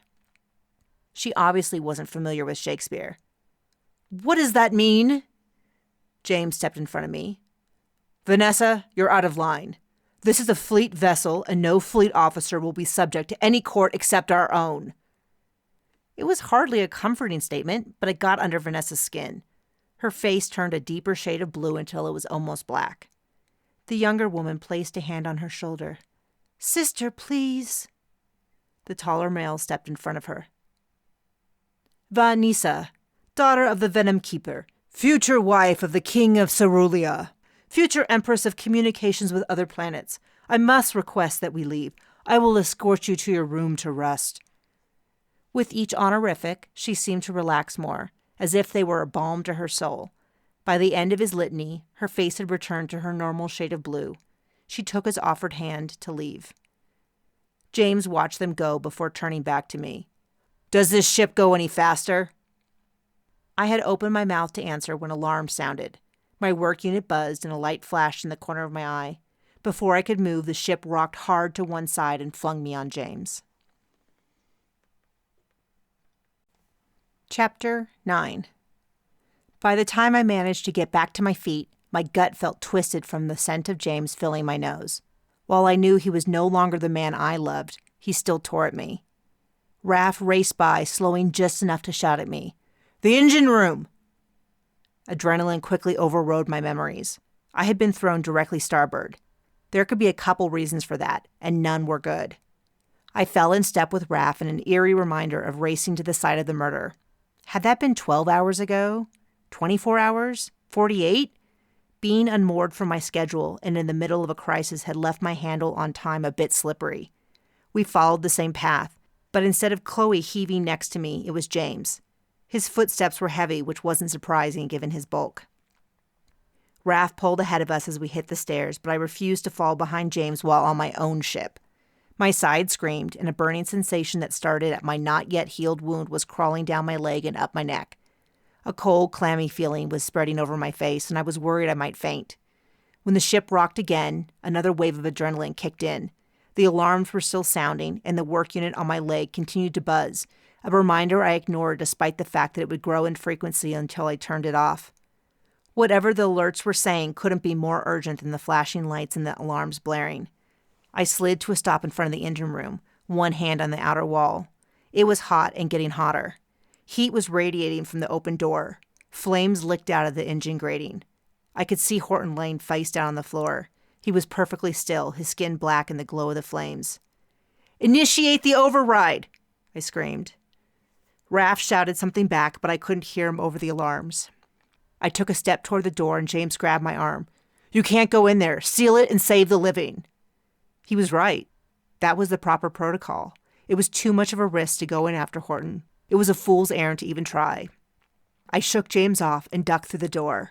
Horton was part of my crew, and I wasn't leaving without him. Chapter 10. 2 steps into the room, half the distance to Horton, and I knew I couldn't do it. It took everything in me to force my body to keep advancing, knowing there was no way I was going to have anything left to haul Horton out. He had to be thrice my size. I grabbed one of his thick, gnarled hands and leaned back, pulling him from the fire toward the door. The heat radiating off him made me fight my instinct to let go. I tugged him in a jerky motion, relying on my body weight to leverage him across the floor. Pain screamed through me. In the split second I had before I collapsed, I wondered if this last heroic act would be enough to atone for my failures. Would I be remembered for this or for the crimes I didn't commit? I fell backwards when Horton's body suddenly jerked past me. A looming figure pulled him toward the door. Someone had the back of my shirt, but I was too weak to even assist in my own rescue. My lungs couldn't pull in the hot air anymore, and my limbs were dead weight. I was a loose rag doll as I was dragged across the floor and finally dumped out in the hallway. The door to the engine room slammed shut the moment my feet cleared the threshold. The cold air was shocking, and a shaking racked me, but the sensation was far away. My body was becoming foreign to me, and my lungs refused to move. Time seemed to stretch and shift, reminding me of the time in training when I had experienced near-light-speed travel in an old-school rocket, the outdated method used for travel before intraspace travel was developed. The universe had expanded and contracted around me for an eternity, or a thousandth of a second. While I was in that state, a face appeared in front of me. The eyes intently stared, and a voice boomed. I knew the eyes. They were comforting and important, but I had no idea who they belonged to. I vaguely knew that the sounds meant something, but I couldn't seem to translate the noise I heard into anything understandable. A moment later, a cool mist enveloped my body, and there was a mild jolt to my system. Slowly, my consciousness settled back into me, and the noises around me coalesced into meaning. James barked out order, his voice harder than I had ever heard. "I don't care what it says! I'm shutting it all down!" Raph appeared in my field of vision. "Hey, Cap, you gave us quite a scare. When I saw the officer pulling you and Horton out, I thought you were both dead. But we got you sorted out. Mostly." I shifted, and every part of me from my skin down to my bones ached. My mouth tasted of garlic, a sure sign that a painkiller had been administered. I brought my hand to my face so I could look at it. The skin was tender and hot, but all there. My hand had a silver shimmer that I knew was the medicine used to treat burns. I appeared to be in one piece, so I struggled to roll over and look for Horton. Chloe was kneeling next to Horton, who lay a few feet away. His skin was black, and bits had flaked off him and lay on the metal floor. She pulled his head into her lap as she cried over him. Stroking his smooth head caused scales to float to the ground like black feathers. "Horton?" she whispered while moving the scanner over his body. The unit beeped in protest, and she growled and slammed the screen with her other hand. Horton groaned and moved, the darkened skin splitting and sheeting off. "Oi, my head." He raised a hand to his face. I fully rolled over and crawled to him on all fours. "Horton, are you okay?" He turned his head towards me, but I couldn't see his amber eyes as a black cloud covered his irises. His long, thin tongue flicked out and across each eye, removing the cataracts to reveal bright red eyes. "I'll be okay soon. I just need to get to my room and molt off all the burnt bits. I was overdue. I'm going to be fresh as a daisy, but sore as a cracked tooth." He struggled to rise to a kneeling position, shifting around to bring his tail behind him without bending it sideways. His skin flaked off in large sheets, exposing the neon green underneath. I had never seen him fresh from a skin shed since he used his vacation time to rest in his room, but I had previously noted that the green tint of his scales were brighter when he returned. I was still shaky but moved to his side, overcome by guilt. "I'm so sorry, Horton. The safety override system must have malfunctioned. This is all my fault. I should have..." I let my voice fade out. I had no idea that the ship had genuine safety issues. I would have been able to overcome my concerns with contacting Fleet if I had known. Wouldn't I? Horton shook his head. He struggled to open his hand, which gripped a jumbled mess of metal. "It was sabotage." He finally let go, and the metal fell to the floor and broke apart into what I recognized as fire-blackened tools. I picked up a wrench, then dropped it when I burned my hand.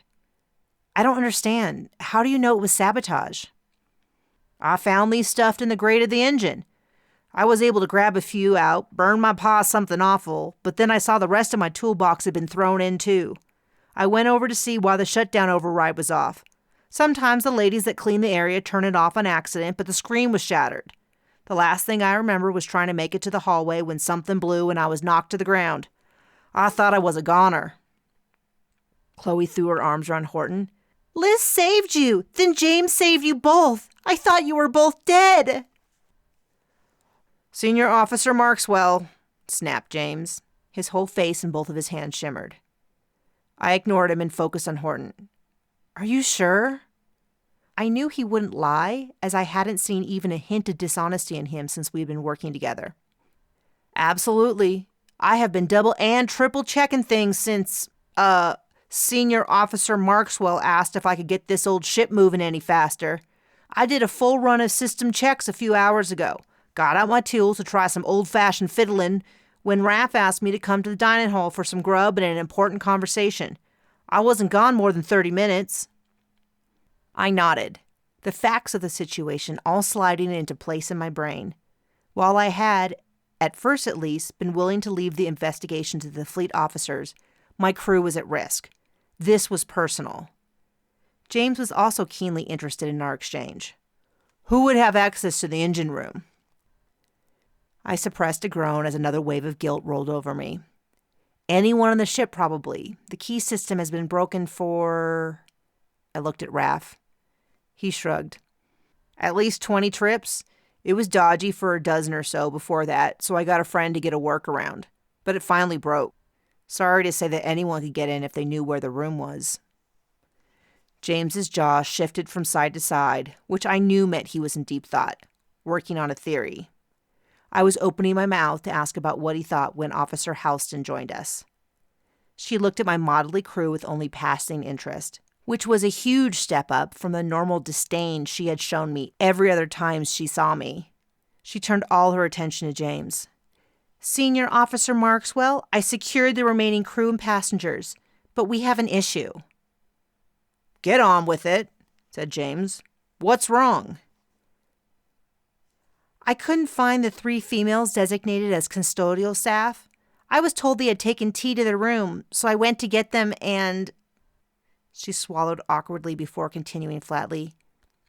"They're dead." Chapter 11. I paced my room, hoping that the movement of my legs would magically make my brain come up with answers. My ship was floating aimlessly in space, and James had pulled rank to lock us down in our rooms until backup could arrive to evacuate us and tow the ship to whatever docking station they wanted to use to continue the investigation. But I wasn't going to sit around and wait. If I sat, I would go to sleep, but it wouldn't be restful. The nightmares were waiting. Even on my best night, I had dreams of being chased through crowds of people that couldn't hear me or trying to find something dearly important that was missing. Those were stressful, and I would wake up to find my shoulders tied in knots. If I could just stay up long enough, I would slide into a dreamless, exhaustive sleep. My body was screaming for it. Between the fall and my rescue attempt, pain radiated with every step. I hadn't slept well in days. Hot and cold were coming in waves as my body struggled to maintain a consistent temperature. I needed to lie down, but just not yet. I wish I had access to my work unit to study the passenger and crew list. James had not only taken all of them, but also locked out all technology from accessing the ship's computers. I should have downloaded everything earlier, but who would ever think of doing that? Connection lockouts were virtually unheard of. I was left with just my brain to sort it out, but there were almost no details. My thoughts were ephemeral, like little birds flitting around. I needed to read something to clear my head, but instead of my tablet filled with novels, I veered to the small table next to the bed and picked up a small Bible. It was the only thing I had left from my parents. My mother had given it to me when I had gone to Earth for my first flight training. Dad would have given me his, but his chicken scratch filled the margins and was indecipherable. I'd laughed and taken Mom's, but if I had known it would be the last time I would see them, I would have taken both, or never left at all. The Bible was small, meant to fit into a uniform. Since our uniform had pockets on the outside of both thighs to fit a work unit, the Bible could be slipped into the opposite pocket and kept close. I opened to a verse that had given me comfort for years, but before I could read it, there was a quick rap on my door. It seemed sneaky, if that was possible for a knock, and I ran over to answer, sliding the Bible into my pocket as I grabbed my weapon from the side console near the door.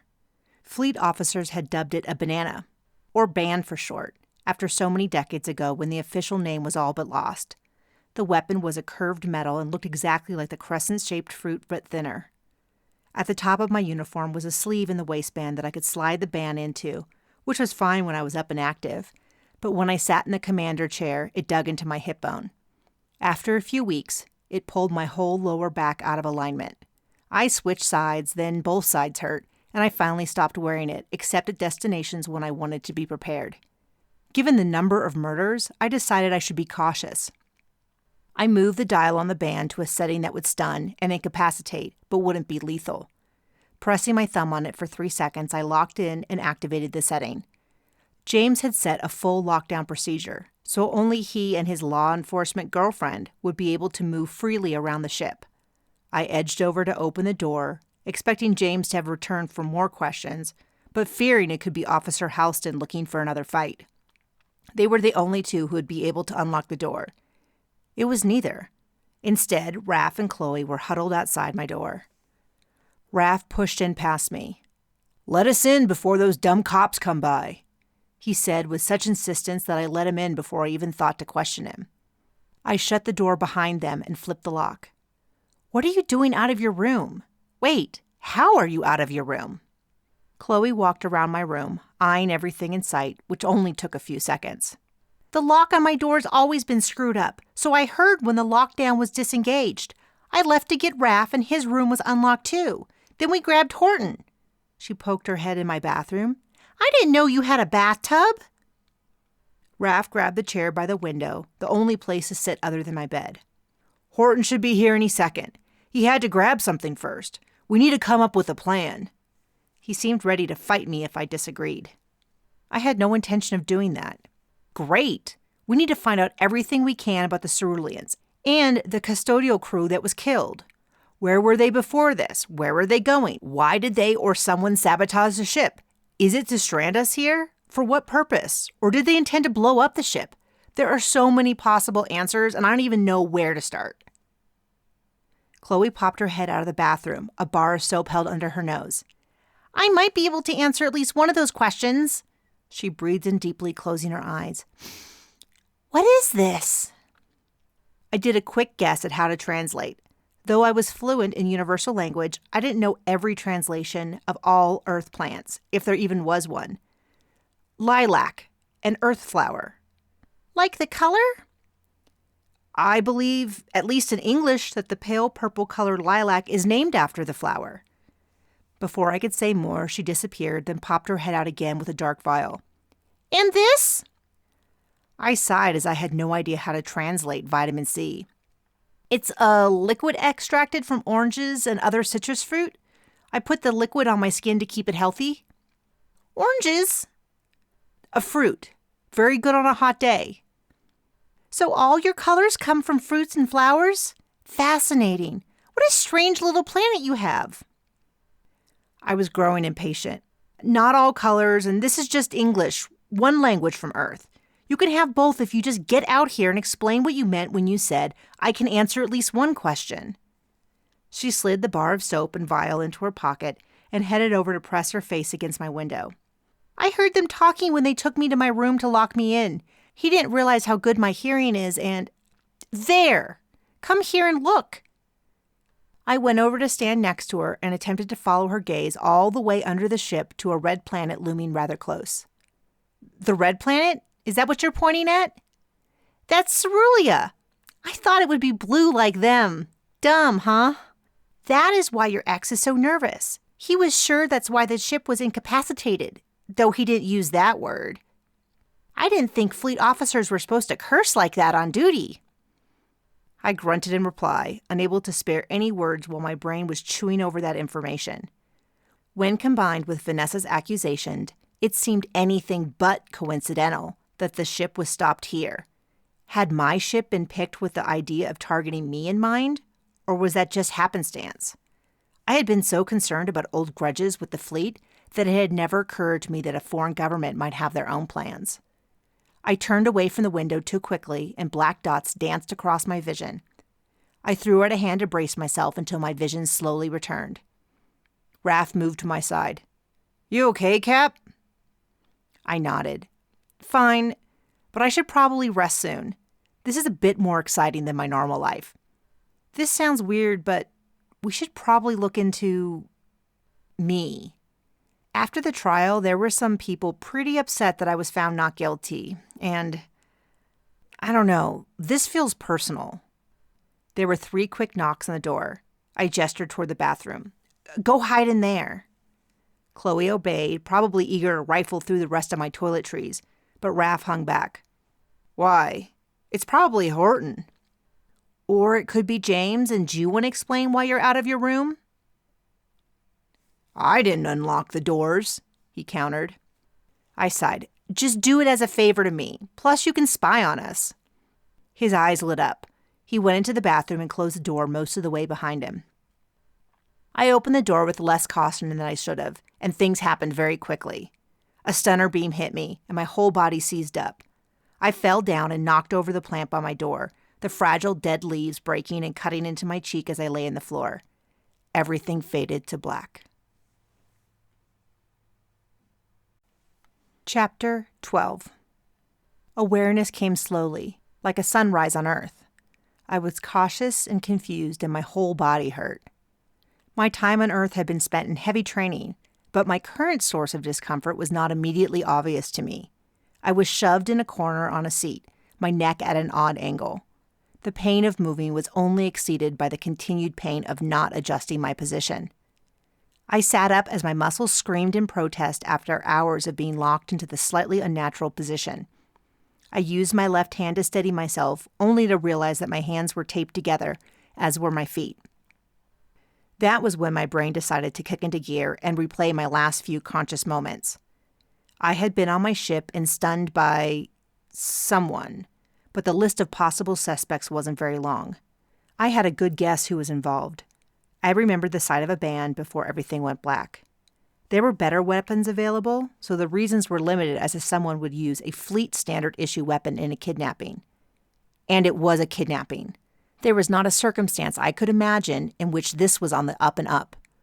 I twisted and stretched as best I could despite the screaming muscles and pins and needles sensations attacking my limbs. It was a small room with a door that appeared to slide back into the wall. There was a little basin with a faucet on a podium. I moved my hands under my seat and pulled up on the thick cushion underneath me. It pivoted upward, confirming my suspicion. I might not have been in this exact model of shuttle, but I recognized a bathroom when I saw one. Considering that they had stuck me in there, Either they planned on an uncomfortable ride or they weren't going too far. This design of a bathroom that could serve as an extra seat was most often used in short-range shuttles for traveling from a disabled ship to a nearby planet. Cerulean, perhaps. I set to work loosening my hands, which wasn't difficult. They were poorly tied and the tape was already peeling. Next, I freed my feet. I stood up as much as possible in the cramped quarters and moved a little to get the blood flowing. No sooner had I started moving than the turbulence increased, in addition to a general noise in the cabin. They were probably starting to break through the atmosphere. I wasn't sure of the exact makeup of Cerulean, but it was safe to assume that we would be landing soon. At that point, I would probably face my kidnappers, and... what? They probably planned to pin the murder on me, but to what end? Immediate execution? Public trial? A quick death and burial in a hole? I checked my pockets, hoping against hope that my work unit or band were still on me, though it was as I suspected. I hadn't taken either with me to the door. I did have my mother's Bible, which was a great comfort, but probably of little practical use unless I could somehow convince my captors of their grievous sins and encourage them to repent. Frankly, that was as good a plan as any, so I set that up as plan A and started working on a backup plan. The interior of the door was smooth except for a sheared-off bolt halfway up on the left side. The handle had probably been knocked off before I was deposited in there so that I couldn't escape. Bummer for them. Replacement parts were notoriously difficult to acquire, and after kidnapping the captain responsible for package delivery, it was going to be quite a wait to get another. And what about James and the fleet? Would they even know I was kidnapped? Or would they think I had escaped? Surely Raph and Chloe knew something was wrong, but would James believe them? Maybe Fleet would play it off as though I was guilty, and the whole thing would be brushed under the rug. Or maybe that was their plan all along. A chill ran through me. I might really be all on my own. The ship swung hard and I slammed into a wall. I flopped back down on the seat that converted to a toilet and noticed a drawer in the podium. Pulling it open, I saw an assortment of junk. There was a rod with protruding metal bristles, an empty tub that, based on the congealed substance in one small corner, once had contained a red liquid, and 2 flat metal sticks that were welded together on one side. The brush might be able to do some damage if I swung it directly at someone's face, but I was going to need to rely heavily on the element of surprise for that approach. I ignored the empty tub but grabbed the little metal tool. It roughly resembled tweezers if one needed to pluck hair the toughness of wire. I turned off the light in case the cabin had already been darkened. I pushed the 2 metal pieces into the space around the sheared bolt handle, then tried to grasp the bolt to twist it. It slipped on the smooth surface until I was able to catch the smallest edge of a ridge where the sheared metal had distorted. The leverage was poor, and like those in many shuttles I had been in, the latch was stiff. Eventually, I was able to unhook it enough to break the seal on the door. There was only the smallest sliver of space between the edge of the door and the jamb. The noise level in the bathroom instantly changed as the soundproofing was canceled. The dull rush of white noise lowered, and the shuttle's clanks and rumbles filled the air. I worked my jaw, and my ears popped. I pressed my eye to the opening. Based on the size of the bathroom, I had a hunch about what to expect, and sure enough, the layout I could see matched my expectations. The bathroom had been tucked in the far back corner behind a row of seats, and little else was visible, not even a window that might help me judge our rate of descent. Something was tied in front of the door, and when I attempted to wiggle the door, it caught. I guessed a rope was tied from the exterior handle to something as insurance should I manage to get the door open. Considering I had done just that, it showed that they were smart.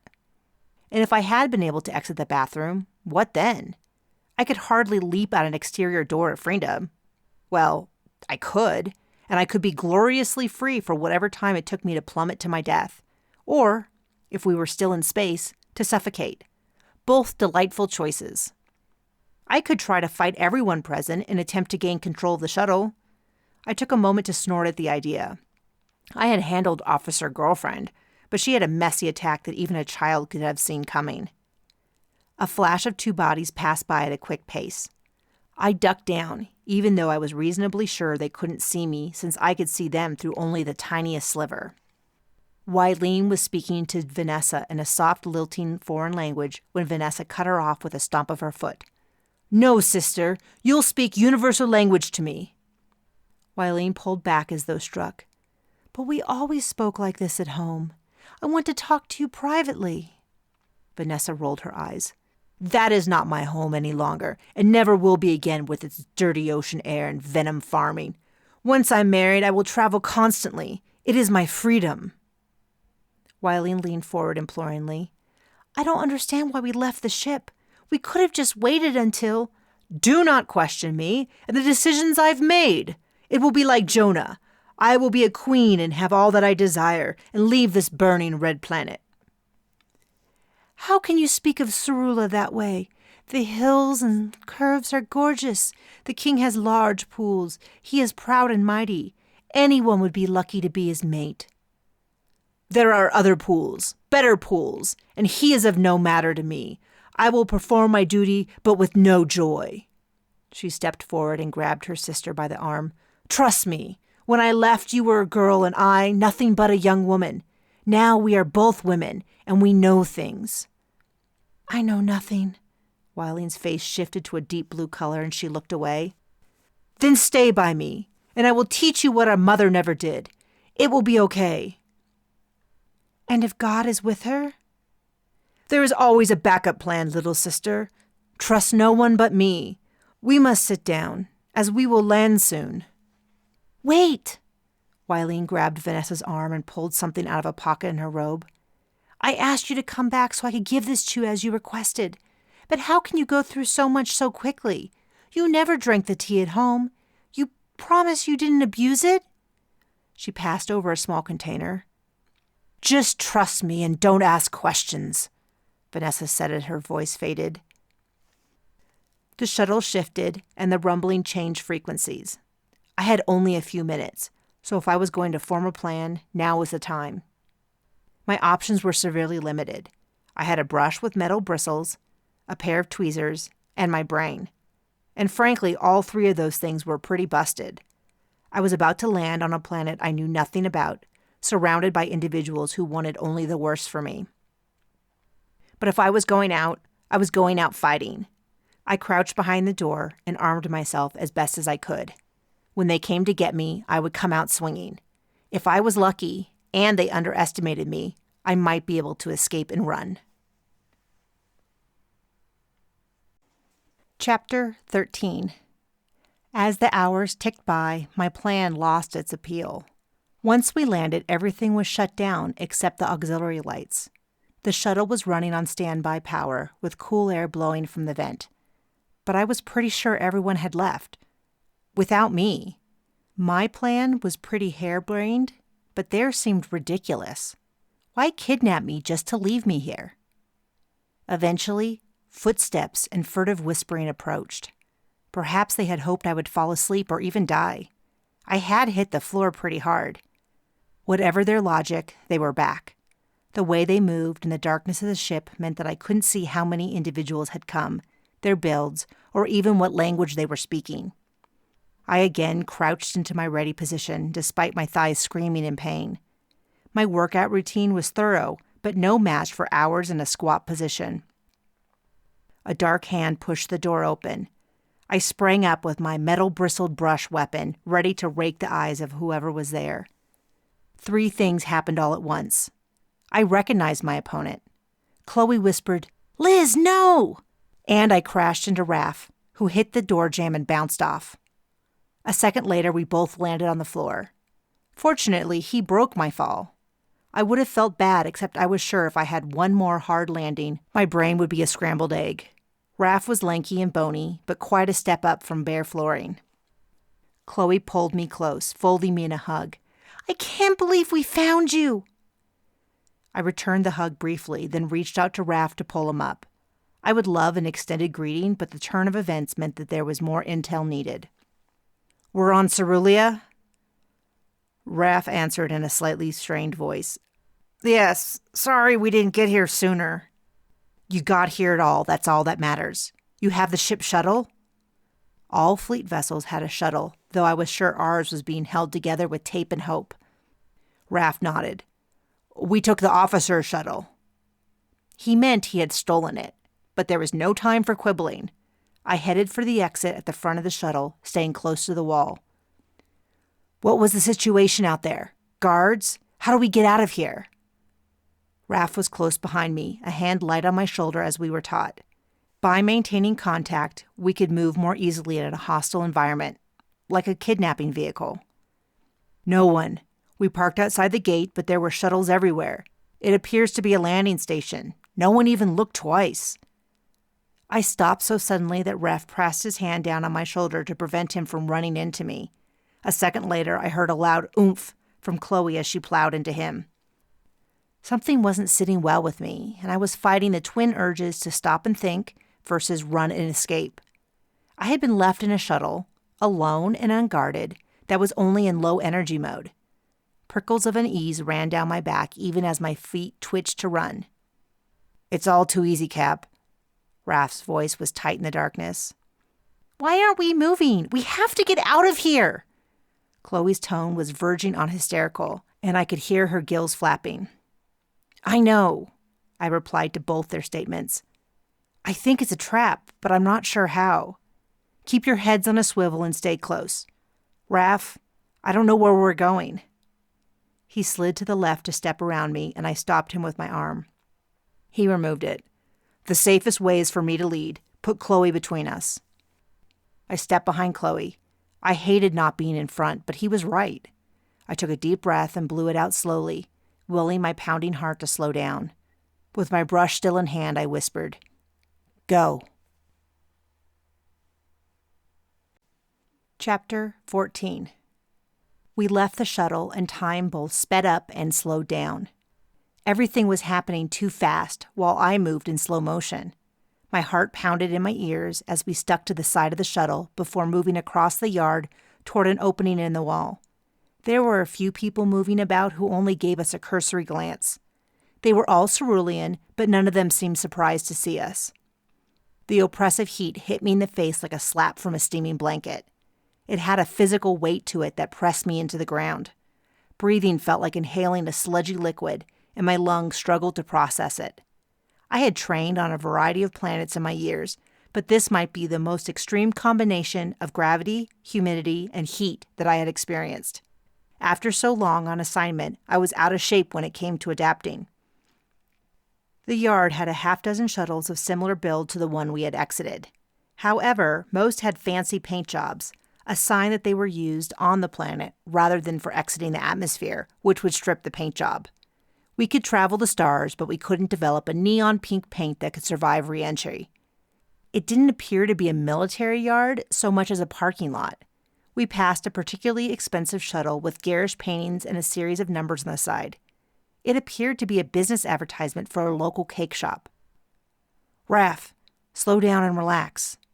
I stepped up to be in line with him, my hand on Chloe's guiding her in between us. We'll draw more attention by sneaking. This doesn't feel right. I know. My unease had shifted. I was still suspicious, but also deeply confused. We exited the yard, and I missed a step as the castle became visible in the distance. It was like a scene from a fairy tale book, the kind that used to grace some countries on Earth, according to the books I read as a child. But instead of the gray stone I had seen in pictures, it was a red that matched the dirt ground we strode across. In fact, most of the structures that weren't metal were the same red as the castle and the ground. It took a split-second glance up into the air, and I was able to spot our ship directly overhead, though it was small because of its location beyond the planet's atmosphere. But it did confirm that we were on Cerulean, and we could possibly make it back to my ship within a few hours. I followed Raph's lead around the wall, and when the stolen law enforcement shuttle was in sight, I didn't sprint, daring to hope we could make it there before we were caught. When I leaped up the stairs and across the threshold, I let out a breath I hadn't realized I was holding. Closing the door, I turned around to start the shuttle and slammed right into Horton. Liz, I thought you were deader than a diorite dealer. He squeezed me to his smooth, scaly chest, slightly blubbering in his delivery before stepping back and shyly adding, Captain Laika. I squeezed his arm as I nudged past him to get to the primary control station. Liz is fine during covert rescue missions. This is hardly the time for standard procedure. Everyone, buckle up. If we can clear the atmosphere, we'll be back at the ship in no time. People said that most accidents happened within a few kilometers of home, and billions of hours of research, possibly even trillions, hadn't changed a thing. Leaving the atmosphere was still the most dangerous part of any trip. That was why only shuttles could do it, and ships were built in hangars in open space. It was far too dangerous to try to launch a ship from a planet's surface. A lot of good officers and crew had died trying. But there would be no launch accidents today. Raph was already halfway through the pre-flight checks, his long dark fingers dancing across the surface like a maestro musician. I started my sequence, though I was really only slowing him down. Chloe was still hyperventilating by the door. I turned around to spy Horton securing a lumpy square box in an empty chair. "Can you help Chloe sit down and get her breathing a bit slower?" I checked on the security protocol installed on board. It was far superior to anything we had on our ship, which wasn't hard because our ship features were centuries out of date. But the shuttle had a few tricks that I thought were still only in the testing phase. The scanning range was triple the distance I expected on the 3D display and used a logarithmic scale so a pilot could monitor far and near threats on the same model rather than switching back and forth. The technology wasn't new, but the training needed to understand it was. Luckily for me, I was a quick learner, though I hope not to need it at all. I ran through the other options, many of which I had never seen in person. I had specialized in research vessels, my heart being in discovering the unknown. And after losing both my parents at war, combat could never really hold my heart. Fighting would always represent bitter loss rather than noble sacrifice. I was proud that they saved so many lives, but it was at my family's expense, a fact I could never overcome. But even a research vessel needed protection against threats, both sentient and environmental. So nothing in the shuttle's arsenal was new to me, but all of it was bigger, badder, and 3 steps ahead of what I had learned at the academy. Grappling hooks, collision mitigation safety devices, and explosives of every variety were easy options. It also had the strongest shield and exterior hull I had seen on any shuttle, let alone one that could reach the speeds it showed on its specs. Dang. Raph nodded, his fingers not slowing their dance across the instrument panel. "I know. Can we keep it?" "We'll be lucky to keep our skins and our job. Maybe we should just jet off to a faraway planet and start life anew." I didn't reply, letting the idea sit in my brain for a bit. I wouldn't ever seriously consider that. Would I? The sound rising above the gentle hum it had produced at standby. "Raph, I'm going to keep an eye out if you want to take the lead." We were both capable of running the shuttle solo, as he had done when they flew down.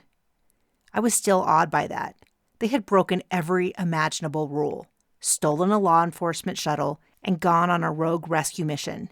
For me. The pressure in my chest increased until tears were pressing against my eyelids, itching to fall down my face. It was only the adrenaline thundering through my veins that kept me from breaking down in gratitude, along with decades of training, the fact that we were still in unknown amounts of danger, and maybe even more than a hint of vanity. My brain had taken it upon itself to tear into a million pieces and try to have every possible thought at once. I thought of all the things that could happen, or could still happen, and the murder that turned into murders, and why. I weighed all the possible paths ahead of us, forking again and again at every decision we made. Even my rescue could be an elaborate trap, meant to crush me in its gaping maw. No, I needed to trust in something, and that was my crew. This crew specifically. The 3 crew members with me had been there since day one, and in every one of those days they had shown me evidence of their character. I had never made the conscious decision to trust them, but if it was required, then now was the moment. I trusted them with my life in the most literal sense. If they were going to betray me, I would fall for it. Some things were worth believing in. "I trust you," I said out loud, startling myself. "You'd better, because I'm about to save all our butts," Raph said before taking off with such force that I heard Chloe and Horton hit the floor with an oomph. "Buckle up as best you can. Raph, try to fly casually. We don't want to draw unnecessary attention." "We'll be out of here so fast they won't even..." Uh-oh. Lights flashed on our panel, and I ran through all the sequences to check. "At least 2 shuttles are in position behind us. I think they're going to..." I was cut off when a mild eruption rocked the shuttle, and the blinking lights were joined by a panicky beeping. Chloe squeaked, "What was that?" "Shut up, I'm trying to focus," Raph shouted while maneuvering the shuttle at a steep angle to the left, then lower, all while accelerating. I turned around in my seat. Horton and Chloe were holding hands. Neither of them had been through the same training Raph and I had received, which included combat evasive tactics and countermaneuvers.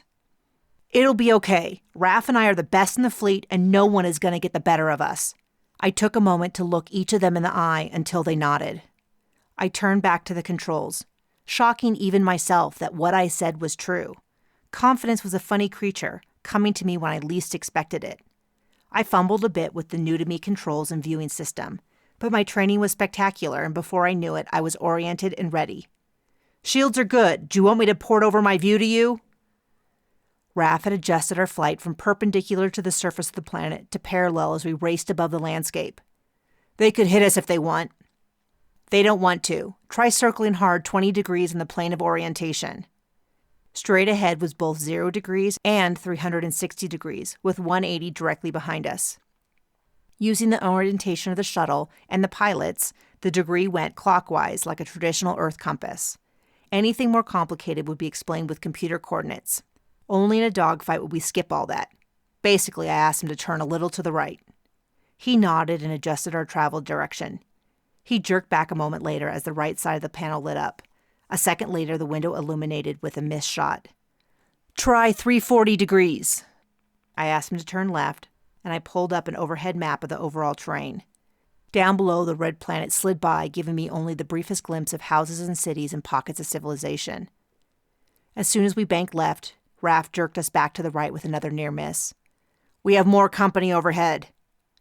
I checked, and sure enough, 4 more shuttles had joined the fight. They were flying above us. Raph jerked the shuttle down toward the planet, but still we were thrown around when multiple shots impacted the top of the craft. Chloe screamed and Horton let out a sickly moan. But I barely noticed and didn't have time to comfort them as cold sweat broke across my chest and face. "Raph?" "I can't go any faster." He took us lower. Mountains loomed on either side of us, giving us shelter. "Do we have any way to fire back?" "Nothing that would do more than inconvenience them and not enough to take on all 6.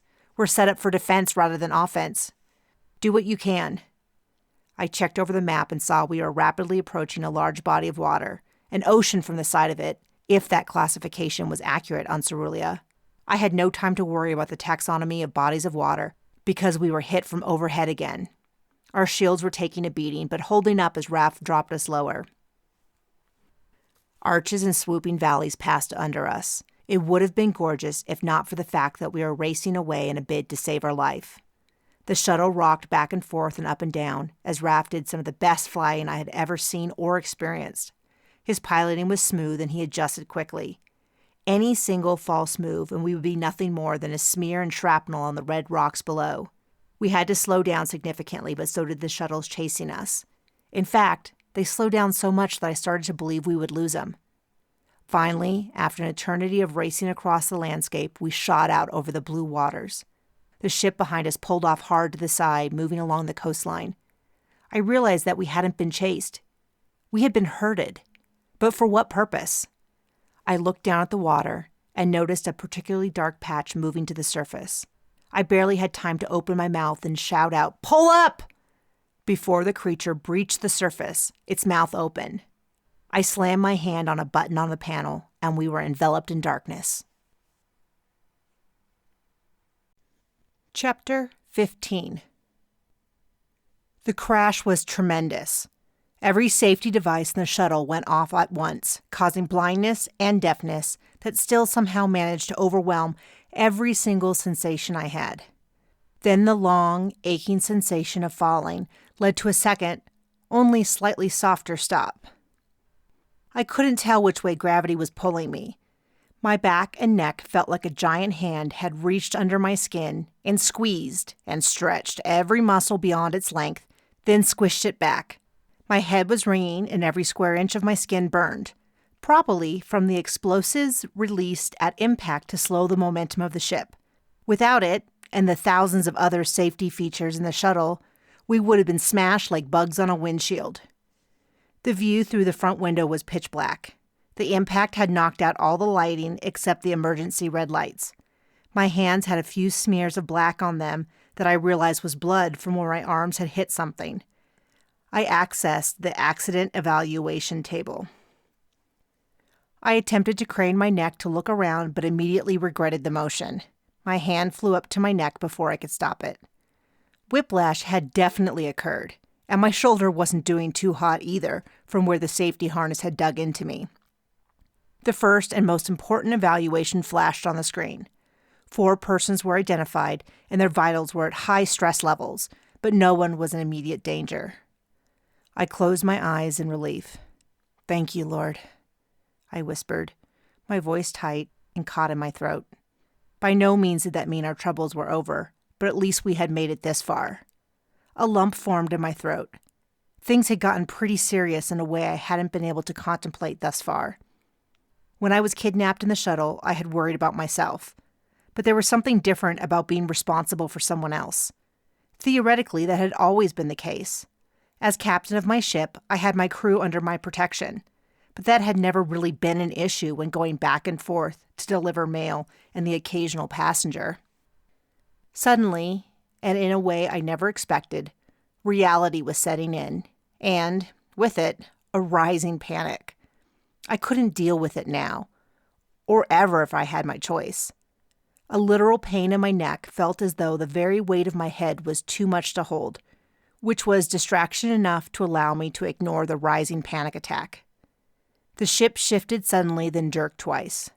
A yelp of pain and several groans from my crew set my priorities.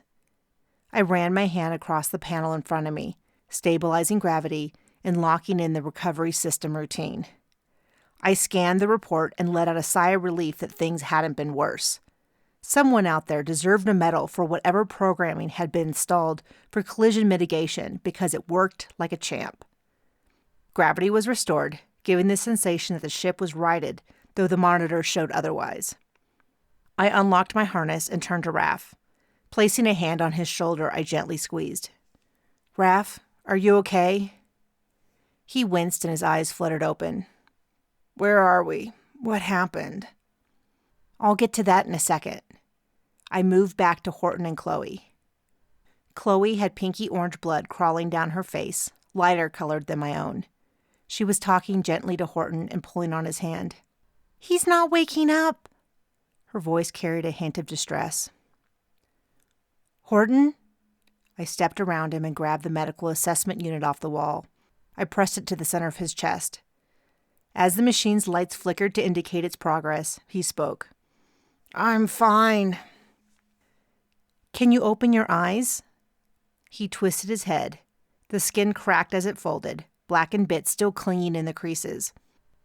"Just let me..." He paused, sucked in air hard, and let out a groan. "I think I crushed something, but it'll be..." He breathed in hard again, making the entire shape of his chest change. He grunted, and I heard a faint snap. When he exhaled, his chest held the shape, and I realized he had reset a crushed chest. He was far tougher than I had ever guessed. The lights that had been flickering red and yellow turned solid red, then transitioned to green. The beeping took on a less urgent tone.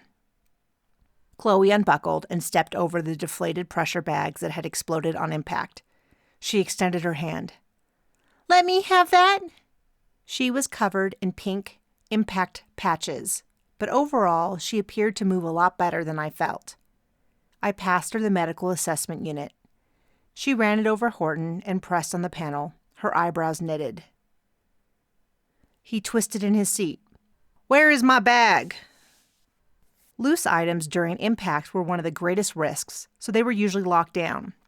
But research had shown that passengers, even those with fleet training at the highest levels, had items out during transit. Even a small tablet or work unit could become a deadly projectile. I searched the back of the ship and found the roughly square package stuck in a corner.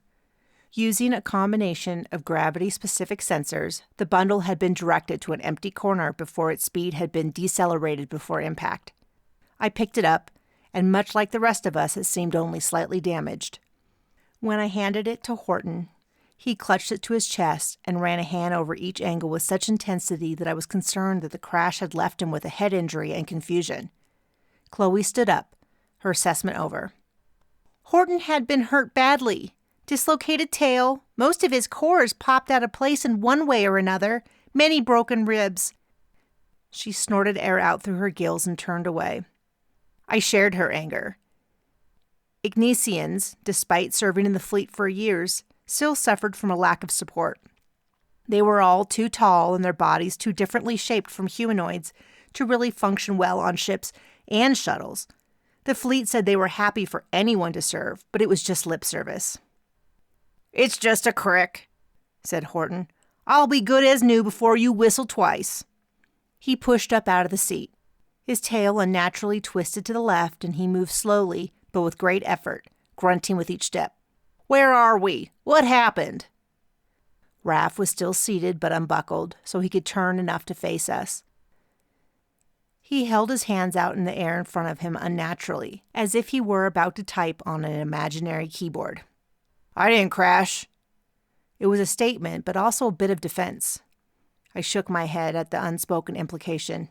"No, something hit us, from out of the water." "Oh," Chloe said, realization in her voice. "A gulper." "What's that?" Raph snapped back. "They are like a fish but breathe air. I'm not sure of the UL word. They can eat metal. There was an episode a few seasons ago that showed them recycling metal from other worlds. There's a big fireworks display, and they shoot the metal out over the water. When the gulpers die, their bodies wash up on shore, and the king harvests them. Their bones are mostly made of the metal they eat, and it is this amazing shimmery color. It's super expensive. They fashion it into jewelry and other ornate objects to export. No one flies over the water for that reason." "Why didn't you say something?" Raph shouted. "I didn't see where we were from back there, and everything was happening so fast. Don't you have some sensors you should be checking?" "Stop!" I shouted at both of them. "We do not point fingers at anyone but the people trying to kill us. Got it?" Raph winced and turned his head away, his arms still stiff in front of him.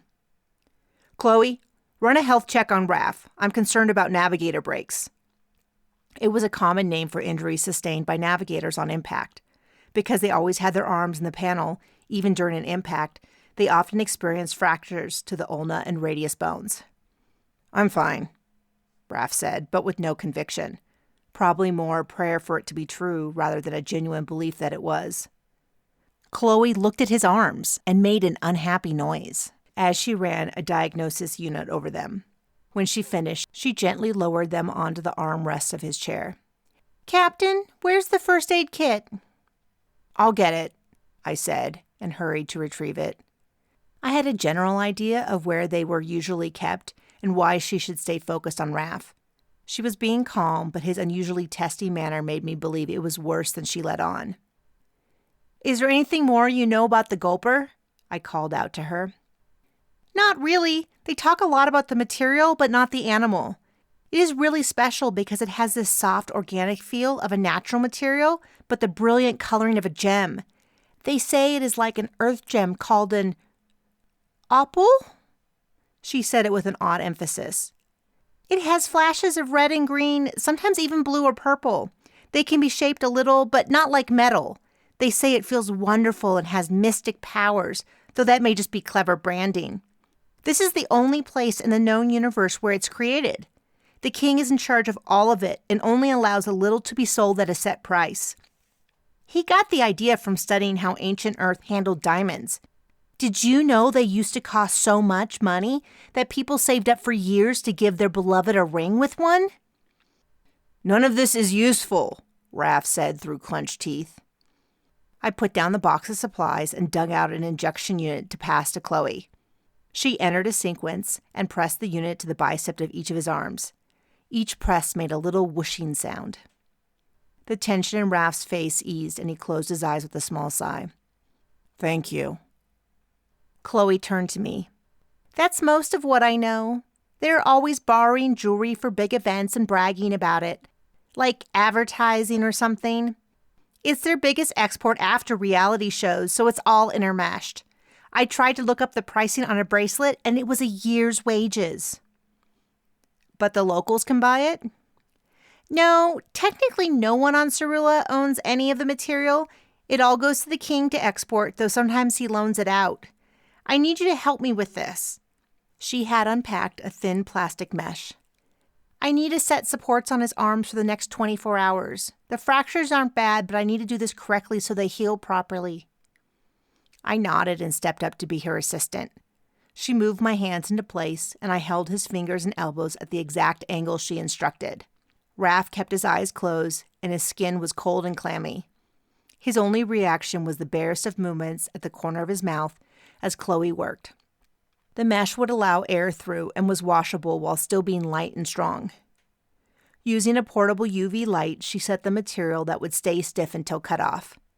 Within 15 minutes we were done, and Raph, still under the effects of the painkiller, was more relaxed. Chloe set 2 bone growth accelerator nods over each end of the fracture and activated them, which would help cut the healing time exponentially. With an additional follow-up check on the rest of us, Chloe gave her final verdict.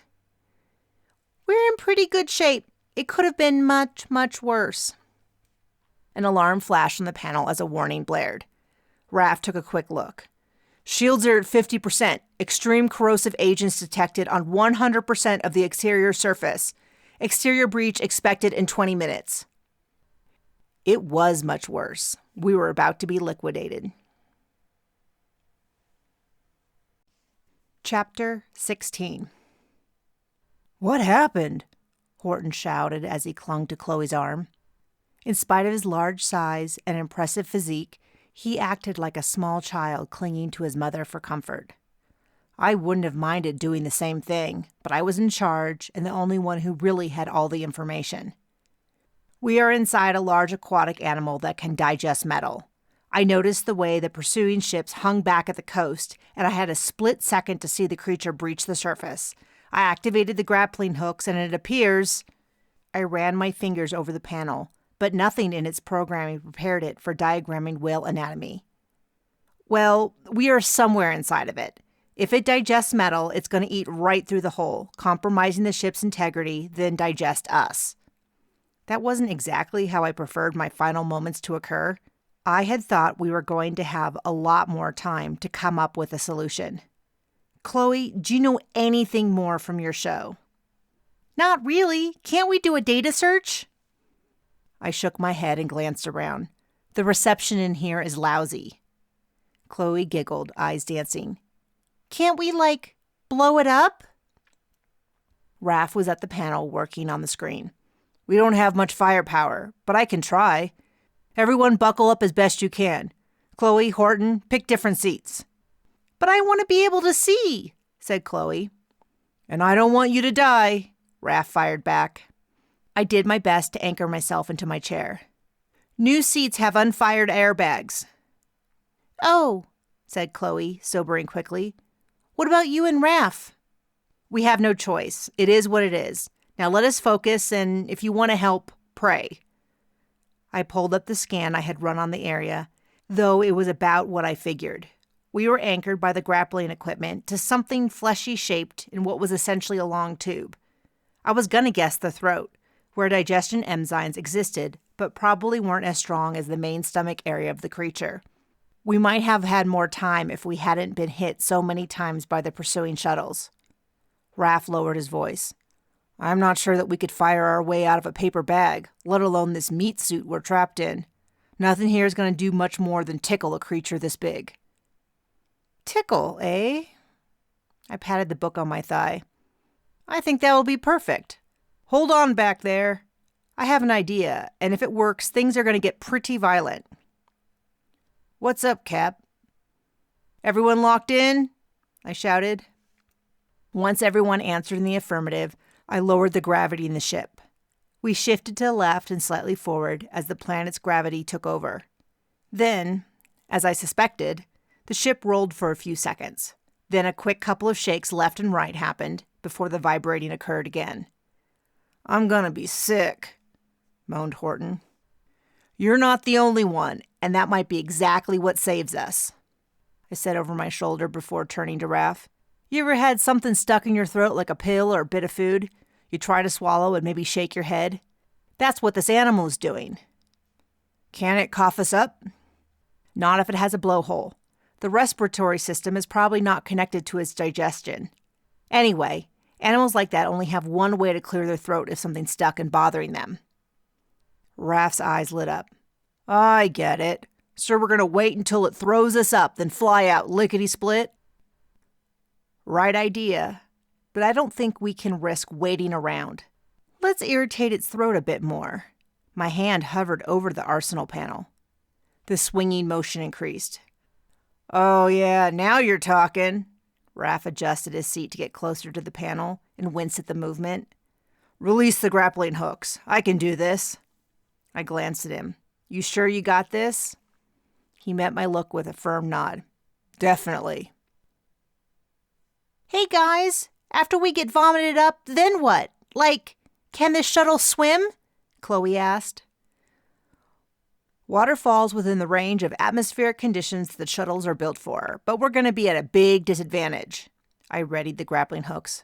Goal 1 is going to be to get out of the water. Goal 2 is to land someplace hidden and assess the situation. I want far away from these creatures. Can't we just leave the planet? Chloe suggested. I'm not going to risk another encounter with whoever is chasing us, given our shield capacity. Raph didn't look up from his screen. Cap, I'm ready. Fire at will, I said. Raph fired off a variety of shots at the surrounding surfaces, spacing the shots for maximum irritation. The throat of the creature spasmed and jerked with each hit. After the last hit, there was a brief silence, then a deep rumble started, rising in volume and pitch. A wall of sticky yellow mucus appeared at the end of the tunnel, approaching rapidly. Brace yourself! I screamed as I released the hooks. The wave of liquid hit us, and we vibrated so hard my vision doubled. The safety system kicked in, and the movement lessened for a moment before we shot out of the mouth of the creature. We were close to the surface, and I was briefly blinded by the return of natural light. The engines roared to life, and Horton let out a feral cry that lifted the hairs on the back of my neck. I had joined him in an animalistic noise of my own. Tears of happiness pooled in the corner of my eyes. Great work! I shouted as I pulled up the map that the shuttle was creating of the surrounding area. Land was close by. 75 degrees to the coast. Raph banked hard. I'm not going to get eaten again. We saw the deep cave at the base of the cliff at the same time. I pointed. Raph! Got it! There was some structure at the top of the cliff, but my main concern was the large dark opening at the bottom. I watched the water below, unwilling to fully breathe until we had flown over the glittering red sand and pulled into the sheltering rocks. Cut power. I don't want to be seen. I've got this handled. Raph ran through the sequence to cloak the ship just as the shuttle flew past and disappeared over the horizon. Chapter 17. I took a second to start the exterior perimeter evaluation before unbuckling to stand up to face my crew. Right. We're totally off the books at this point. I don't know who we can trust because someone helped those Ceruleans get me off board. The only ones I trust are the three of you. Chloe, I want you to figure out everything we have on board. Supplies, medical gear, extra clothing, everything. We need to know what we're working with. Raph turned to the panel. I can do a systems check, see what shape the ship is in. Horton can do that. Take my chair, Raph. He turned to me in surprise. My hands are... It's not that. I know that you have some ways of getting information that are not 100% on the up and up. Do you think you could use the shuttle to get in touch with the ship without them knowing? Realization crossed his face as his hands moved back to the panel. Yes, I can do that. What do you want to know? Everything. I blew out a long breath. Any communications between the officers on the ship and fleet headquarters. Any scrap of information you can get on Cerulean. I do not want to be caught off guard again. Focus on general planet information, anything that might help. See if any of your favors have sent back information yet. I rubbed my forehead, where a headache had formed 2 days ago and had never gone away. Hey, Raph said. I turned to look at him. What? You're doing a good job. We all are. I doubt there's a shipping crew in the universe that could run a better retrieval unit, and few explorer crews that could do half as well inside a sea creature. We're kicking butt. I nodded abruptly, my throat tight. Thank you, Raph. Chloe had pulled supplies from the wall cabinets. I grabbed a couple of waters to pass out to my crew. Stay hydrated, I told everyone. While I drank the clear, clean liquid, I checked the secondary screens. There were no living creatures, poisonous liquids, or physical dangers detected for over 1,000 yards. Temperatures, humidity, and air conditions were all suitable for human life. I set the oxygen concentrators to active so they would replenish our supply inside the shuttle, then I unsealed the door. When I stepped out, the heat immediately hit me. It was still bright outside, but the cave overhead shaded me. I found the temperature to be more comfortable than when I had last been outside. How many hours ago was that? It couldn't have been too long ago, though without my work unit, I had lost all sense of time. I stifled a yawn and wondered when I had last slept. I didn't think being knocked unconscious by a ban counted as restful sleep, but I couldn't justify taking a nap. Although, if pushed beyond my limits, I could make a decision that could risk all our lives. We were injured and in enemy territory. I walked to the edge of the cave, still hidden in the shadows, and looked out toward the ocean as another shuttle patrol flew by. It was way above the top of the cliff, following the coastline. Maybe the flyovers were standard, or maybe they were still looking for us. It was hard to tell. With the shuttle powered down, the silence was deafening. After a lifetime of living on a ship, I could sense the absence of the comforting hum that meant that everything was okay. It made me subtly uneasy. In its place, I heard waves crashing on a foreign shore from an ocean that had nearly taken us forever into its black depths. When I attended advanced flight school, most people had assumed I would take the military track like my parents. They were war heroes, and they had paid the highest possible price for their service. But people forget that I had already paid that price twice over. I loved and missed them. I had thought my destiny was to discover new worlds, new life, and a new hope. But here I was in a hostile land with a crew to protect in a life-or-death mission. Destiny claimed us no matter what we did. I slid the small pocket Bible from the side of my thigh and opened it to the middle, searching for a section that had been my father's favorite. I found the passage and said a quick prayer of thanks to the God that had brought us this far. I read the passage out loud, each word as comforting as a song I knew by heart. To everything there is a season, and a time to every purpose under heaven, a time to be born, and a time to die, a time to plant, and a time to pluck up that which is planted. There was noise behind me, and I closed the book and slid it into my pocket. I ad-libbed a few lines of my own. A time to see a murder, and a time to be accused of murder. A time to be kidnapped, and a time to be rescued. A time to be swallowed by a large sea creature, and a time to be vomited up together. Raph exited the shuttle with Chloe and Horton behind him. As he strode over to me, Chloe and Horton looked around. Chloe fanned herself. "It's hotter than a basilisk's belly out here and just as red." Horton stretched his short arms barely over his head, his fabric-wrapped box still in one hand. "Feels amazing, like being next to a volcano during the lava harvest." "I downloaded the information you asked for, but the shuttle's evaluation is complete. I think we need to talk." He held out a brown rectangle to me. For a split second, I thought it was a work unit, though all of ours had been confiscated. "What is this?" "Let's just say that there was a time I wanted to keep information off my work unit, and it is a good thing because your ex took all our units. He didn't find this one." It looked just like a fleet-issued work unit, except that it was chunkier and heavier, and the sides and back were smooth brown material with darker lines. "Is this wood?" He nodded. "Makes it undetectable from scans. Ship scanners tend to get easily confused by anything that comes from living organisms, making it a good way to hide technology. Sometimes the old-fashioned ways are the best." "So this is how you have all been getting your secret information. Do you guys have one too?" Horton avoided my eyes. Chloe squirmed a little. "I would never use it for anything dangerous. I just like my shows."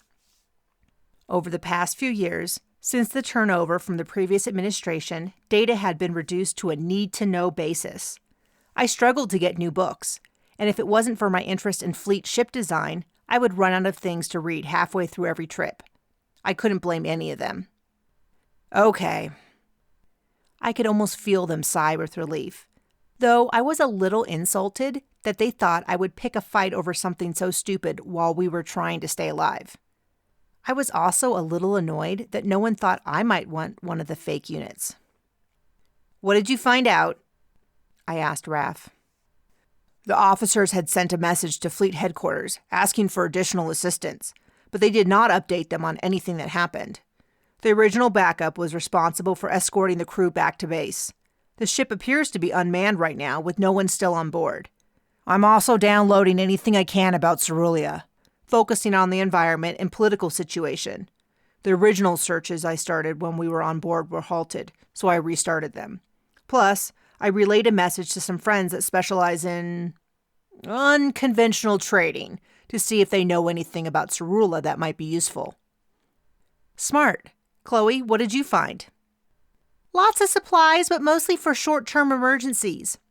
Water, food, and basic survival supplies for a day or two. Some emergency transponders, but they can only communicate with Fleet Headquarters. A bag of medical stuff, though we put a reasonable dent in it. We have enough painkillers for a few more days." "That should be enough. Horton, can the shuttle get us back to the ship?" He juggled the square package in his arm to use another of the knockoff work units. "The shields are in rough shape. The grappling hooks caught onto something as we exited the creature. Looks like part of a tooth." He gestured toward the shuttle. The thing he had referred to was thin and as long as my forearm. It was a dark green, but when I moved closer, I could see the color shift subtly from a bright spring green to a deep emerald to a shade that bordered on blue. It came to a point that wasn't terribly sharp until one considered the force that would have been exerted by the terrible jaw where it had resided. The leading edge was sharp enough to put a thin nick in my fingertip when I ran it down its length. The bottom was broken like a snapped branch, the color seeping all the way through the tooth rather than just a surface feature. "It's gorgeous. If this is how the whole skeletal structure is, I can see why it's so valuable. It was caught on the grappling hook? Didn't it retract when it was released?" "Whatever gunk that thing had in its throat had already eaten most of the way through the mechanism.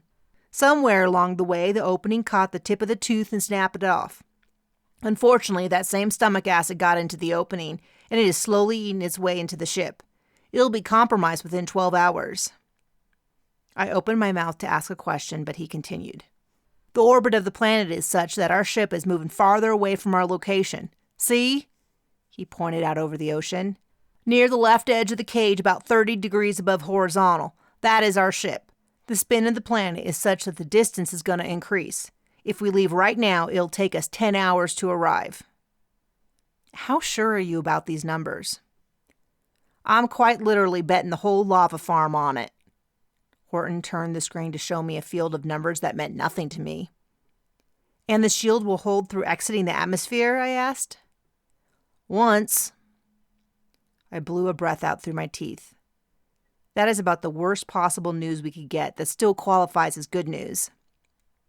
Chloe gave me a small smile while Raph chuckled. Horton made a noise like a coughing hiccup that I took to be agreement. "Here's the plan. We have a tight timeline, but I don't want to make a mistake. Chloe, I want you to do another quick health check on everyone as we prepare the ship. We will aim to get into the air within 30 minutes, where we will make a straight shot to the ship. It is still incapacitated, but we can use the lockdown room while I send a formal notification to my representatives that..." "What is that noise?" There was an urgent beeping that was unfamiliar to me. Raph raised his unit, then flipped around to stare out of the cave. I followed his line of sight just in time to see our freighter ship, which was in orbit around the planet, explode. Even as far as it was from us, the intensity of the explosion burned the image into my retinas. My shock was closely followed by the realization that our one hope of escape had just been vaporized. My only sense of relief was knowing that no one was still on the ship. Horton shoved me aside as he barreled toward the cave entrance. He dropped to his knees, the package he had been carrying falling to the ground. The blanket slid off to reveal that he had been carrying a wooden box with a red light in the side. Before I had time to puzzle out the mystery, he howled in an anguished scream that was so low and deep that it vibrated my guts. "No! Eugene!" Chloe raced to his side to hold him, but I was rooted in place.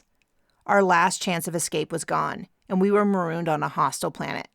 But I still felt that his extreme grief was uncharacteristic for anyone, let alone him, a being who has thus far weathered every adversity well. The box at his side lit up, and a mechanical voice spoke. "It's okay, Tawny. I'm here." Horton ceased wailing and slowly turned to the box. He lifted it to eye level. "Eugene?" "What in the name of photons is going on?" Raph asked. "Not a flippin' clue," I replied, sure that my inevitable mental break had finally occurred. Chapter 18. Horton hugged the box to his chest, stroking it with his thick fingers, the talons dragging across the wooden surface. "How? When? I told you that you couldn't come!" He turned the box so the light faced him. The mechanical voice returned, the red light flashing with each symbol. "I wanted to come along and experience the planet. Plus, what if you needed me? I wanted to help save the captain, too." "You gotta listen." "Oh, never mind." "Eugene, I'm just so glad you're okay." Horton hugged the box to his chest, turning his large head to rest it on the surface. "Did I have a stroke?" I asked. "Nah, Cap. I'm seeing it too." "Our ship blew up," Chloe said in an empty tone as she sat next to Horton in the red dirt. I patted her shoulder. "I know, but I think I need to sort this out first. Horton, please explain." Horton rocked the box in his arms, his eyes closed. "Horton!" Horton jerked his head up and looked around. He slowly returned from wherever he had been mentally. He cleared his throat and stood up. "Captain Laika, this is Eugene." "I thought you said Eugene was just a pet name for the engine, but I suppose it's safe to assume there's more to that story?" Horton twisted his foot in the ground. "Yes, I've never been away from home for so long, and it's really lonely in the engine room, so I installed a little artificial intelligence program to keep me company." Raph stomped over. "You installed an AI on my ship? Those are banned for a reason. How dare you?" "They aren't so bad, and I was really careful. The parameters were pretty strict, at least at first." Raph jabbed a finger at the box. "That's what they said before, but look at what happened at Gamma X. An AI hijacked the whole ship for 2 weeks. They were attempting to take kids to a slave planet for punishment because of petty offenses," Horton countered, his voice rising in anger. "The whole crew was locked out of control. Because the captain was a bad man, the AI was right. And what if that thing decided we were wrong and cut us off?" The red light on the box was flashing in an agitated pattern. "I would never do that. You are a good crew. Captain Laika is the best captain around, despite what the official records at Fleet Administration say." Horton took a step towards Raph. "You were plenty happy to take the bonuses we got when Eugene tweaked the engines." "Eugene?" I interrupted. "What does it mean that you are here rather than on the ship?" Everyone stopped talking to look at me, then at the box in Horton's arms. "Eugene, answer me." "Yes, Captain Laika," its tinny voice replied. "This wooden box is where I store my programming during docking when Fleet runs a virus detection program. We actually have a few spares in case one is damaged. When Horton said he was going on a rescue mission, I convinced him to take a spare with him to gather data so I could process it when he returned." Chloe smiled at the box. "Aw, you were going to bring your program back a toy." I shushed her and gestured for the box to continue. "And you stowed away?" The red light flashed twice. "Yes, I copied over my main program along with my database of previous decisions. Tawny relies on me, and I knew I might be of help." "Tawny?" I took the last syllable of his name and added the Y because my research indicates that it is common for entities that spend a considerable amount of time together through work or by choice to give each other name variations as a sign of affection. He calls me Jeannie. I let out a sigh. And what is the effect of you leaving the ship? Eugene did not reply immediately. I took a gamble based on the interaction we had so far. Eugene, you need to tell me the truth. I didn't have any experience with AI since the fleet outlawed them 10 years before I was born, and I had always lived on a fleet vessel when not in fleet training. But I did have experiences as a captain working with crew members, and I could lean into that. Jeannie, I am the captain, and I'm in charge here. You know that I need an honest answer. Eugene made a noise that sounded like a sigh. I had to decide where my main programming and decision database would go. I can be in multiple places at once if the programming can communicate and integrate the information in real time.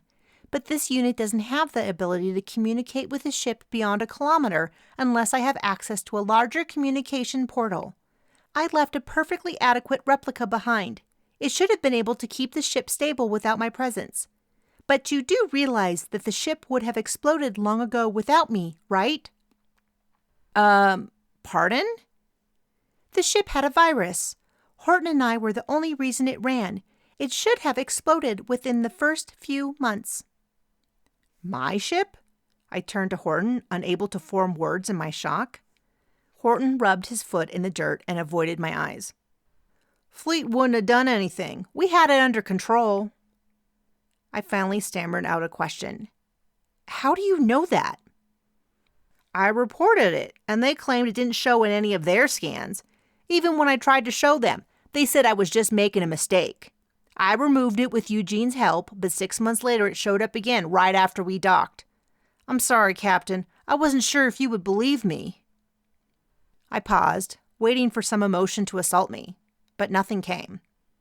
Eventually, it was clear that the numbness I felt was my reaction. I could have questioned the little AI's assertion, but in my core, it felt true. Raph had a tumultuous history with the fleet, but he wasn't willing to easily accept that they were so faulty that they couldn't locate a virus. We don't know if that box is telling the truth. It probably messed up the ship. It wasn't supposed to be installed at all, and now our ship is blown up. We have to wipe its memory before fleet finds us. Horton tore over to Raph, towering over him by at least a foot and outweighing him by probably more than 100 scaly pounds of pure muscle. Don't you blame Eugene. That ship had been a death trap since day one, and I couldn't have kept it from blowing up without Jeannie's help. I tried to get help from Fleet, and they either gave me the runaround or ignored me. Plus, someone dumped a gosh darn toolbox full of tools into the engine, or did you forget that part? I had never seen Horton angry, let alone as angry as he was now. The air vibrated with his voice. Raph stepped back, his mouth moving like a fish out of water. Horton advanced, the box under one arm and the other hand jabbing a talon at Raph. If you wipe Eugene's database, it would wipe his memory. Even if I reinstall it, he wouldn't be the same program. You can't kill Jeannie. The little red light flashed quickly. Navigator Raphael, often my programming assisted you during your course corrections to help you be a better pilot. Raph stepped back as though he had been slapped. Then rage contorted his face. I don't need help from anyone to fly. I'll wipe you myself. I stepped between them, pushing Horton back. Fortunately, he gave in freely to my pressure. Enough. No one is wiping anyone. But Horton, you need to promise not to ever install Jeannie anywhere else without permission. Horton nodded. I waited, then addressed the wooden box. Jeannie, I need you to promise as well, and code that into your programming. The red light flashed. But what if you are unconscious and cannot give permission? What if I have data gathered that you don't know about? What if your life is at risk? I rubbed my forehead. I should have taken those philosophy electives. What can you promise? The little red light turned on and off in a pattern for 5 or 6 seconds. All my programming and databases are consistent with the idea that you are a good captain, and if I was on your crew, then I would adhere to the guidelines you set, Because you have demonstrated that you care for your ship and crew in a way that my findings determine will be beneficial to long-term survival. For a machine, he had a way with words. I smiled at him. That is probably the nicest thing a machine has ever said to me. Horton, I need your verbal agreement as well. I don't want to be caught off guard again. Yes, Captain. Chloe was watching the entire interaction from a distance, but Raph was still fuming, his nostrils flaring with each breath. Raph? I asked. He looked at me, his mouth twitching like he wanted to say something, but his brain was holding it back. I gestured at the sky beyond the cave, where our last hope of escape had recently exploded. We need to get over this and anything else because we need to work together or we'll all die. Dying was pretty high on the list of possibilities, whether we got along or not, but it didn't seem like the right time to share that news. The tension in the group was as high as the heat and the humidity. The little red light flashed. Navigator Raphael, based on a reply you made, I believe I haven't given you enough context to understand the intention behind my comment. I have assisted you when you controlled the ship, but based on my analysis of your control movements compared to the research Horton downloaded for me of other fleet navigators, you are approximately 34% more efficient than the rest of the fleet. I have not found another navigator that exceeds you in efficient movement control, reaction time, or decisions made that resulted in a positive net gain. Raph's eyebrows shot up. Are you saying that I'm the best navigator in the whole fleet? I have not evaluated every single navigator, but based on the ones I have evaluated, it is unlikely that there is a superior navigator in the fleet. While my assistance improved your performance, you are already far superior to any of your peers or higher-ranked officers. Raph's mouth opened and closed very slowly. Then he nodded. Okay, I accept your apology. Chloe took a drink from a purple bottle. That's just great. Now we can all hold hands and sing while we wait for certain death. She hiccuped and blew out a raspberry.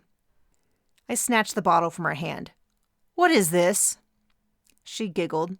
Medicine? I gave it a good sniff, then pulled my head back and blinked hard to clear my eyes. It's mostly alcohol. Go drink some water and sober up, because we're going to need everyone to make this plan work. How? Chloe stumbled slightly to the side. I heard the report. We can't use the shuttle to do anything. We're going to die on this forsaken red oven. I grabbed her shoulders and turned her to face me. We can still use the shuttle for something. Misdirection. I turned to Raph, Horton, and my newest official crew member, Eugene.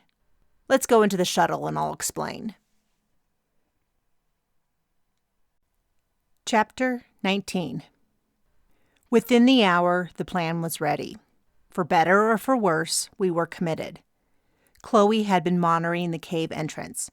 She confirmed that every 14 minutes, a shuttle passed overhead, cruising down the coastline from the left. They would then disappear to the right as the cliffs blocked her view. Our stolen police shuttle was in pretty bad shape. We moved it onto the beach exactly 13 minutes after the patrol had passed. The shuttle slowly, and quite unsteadily, rose until it was roughly level with the top of the cliff. Raph held the shuttle there for 15 seconds until the next patrol appeared around the bend, right on schedule. Eugene's red light flashed with excitement. The patrol has locked on with their scanners! Go! Our shuttle shot toward the atmosphere in what we hoped looked like a frantic bid for escape, but the patrol shuttle was right on its tail. They must have switched out shuttles from the ones that had chased us earlier in the day because this one had massive firepower. The first shot missed, but the second and third were direct hits. The police shuttle abruptly shifted directions with each hit, and part of the ship fell off into the ocean below, causing the gulpers to rise to the surface. Finally, as we had suspected would be the case, the patrol shot a rocket. It rose into the air, slowly gaining on our former transportation until the moment of impact. The resulting explosion was so bright it looked like a second star had been born in the atmosphere. It probably blinded everyone within miles. By the time the visual flare had died, there was nothing left in the sky but a faint puff of smoke. The pieces, no bigger than the large red grains on the beach, fell slowly. They looked like a dark cloud slowly drifting down over the ocean. Raph stood next to me at the entrance of the cave. Do you think they bought it? I'm hoping so. It is well known that you can't fly a shuttle without being in the shuttle. If they believe we are making a mad dash for escape and we're killed in the process, they'll stop looking for me, or rather us, as they surely knew that someone helped me. Eugene, are you picking up anything? A second, then a third patrol ship showed up overhead. They hovered at the top of the cliff, oriented toward the ocean. Yes, Eugene said. The first contact patrol is reporting that he picked up the heat signatures of 4 passengers, and they refused to listen to his command to land and be boarded. The pilot says that criminal vessel sent a confusing message in reply, so we followed orders to shoot it down. No survivors. I looked at the AI suspiciously. What message did you send? Hasta la vista, baby! I pulled it from my ancient history database. The context was goodbye, because we are leaving in a glorious fashion. I suppressed a smile. Well, it worked. In fact, I'm a little concerned with how quickly the 3 of you rigged that up. Theoretically, the safety programming should have made it impossible for Raph to control a shuttle remotely, or falsify passenger heat signatures. Eugene blinked. It was Raph. The shuttle was fighting the information being fed to it, but he was able to react faster than it could adjust. No one else could have done it. Raph's whole face lit up, and he gently tapped his fist to the side of the box. That's right, Jeannie. We make a great team. I narrowed my eyes at the little box. I needed to have a serious discussion with Horton about what abilities the AI had for embellishment. It was good that Raph was no longer angry, but I was concerned about the amount of truth-bending that might be going on in the endeavor. What now? Chloe called out. She was reclining in a chair we had stripped from the shuttle. Next to her was a pile of everything that hadn't been nailed down. She was holding her bottle but not drinking from it. We had overridden most of the safety features on the spacecraft except one. All fleet ships had a black box that would send out a signal to headquarters. It had probably gone off when we were shot at repeatedly, then again after the Gulper attack, but most definitely when the shuttle had been vaporized. I turned back to Chloe. We wait. We have enough supplies at this point to last a few days in this cave. The fleet was already sending reinforcements, which should be here in the next few hours. Chloe took a swish from the orange medicine bottle and burped loudly. But can we trust them? Between framing you and missing a virus that was going to blow up our home for the past few years, they are worse than the Ceruleans. Let's all sit and talk. I gathered some water that the water recycler had cleaned and passed it around while directing everyone to their chairs. We hadn't had much time to talk, and while I was sure everyone shared Chloe's concerns, they hadn't pressed me for details. Drink up. You won't realize how much moisture you are losing in this heat until you get sick. I took a long sip from the container and winced. The water tasted slightly metallic and stale. I knew it was clean, but tasty it was not. This cave goes back only 100 yards, and except for a hole at the back near the ceiling, there is nothing else in here. There are some footprints smaller than my thumb in a few spots, but otherwise it has apparently been empty for a long time. A black box signal requires a thorough investigation, so the fleet will arrive soon. We will rest here until we can get a signal to fleet. Can you do that, Eugene? Affirmative. I'll prepare my signal and set up an automatic scan for when one of their vessels comes within range. His red light flashed slowly with a slight increase in the whooshing sound of his fan. We have to trust that whoever is setting me up didn't plan on us having direct contact with fleet. A conspiracy only works when only a few people know about it, and whoever is sent as reinforcements will be following standard protocol. I believe that if we can make contact, they will take us into custody and things will get worked out. I didn't actually know if that was true, but none of our options were great. I tried to muster an air of confidence that would inspire my crew. They gave me weary looks that made me think that they could see through my act, but had decided to play along. What if Officer X and his purple-haired sidekick find us first? Surely they're behind your setup. My gut twisted at the question I had been trying to ignore.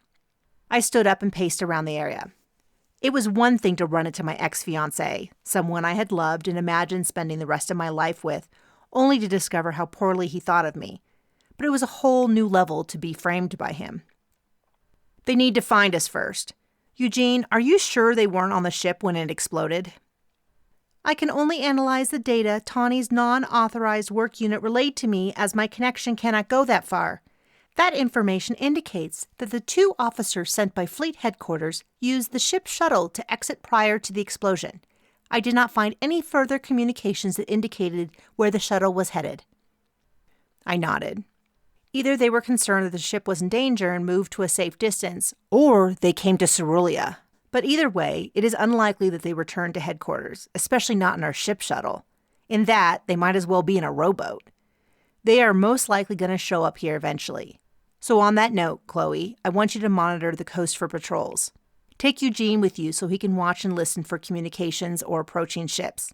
The rest of us will drag all this equipment to the back of the cave and set up a long-term camp.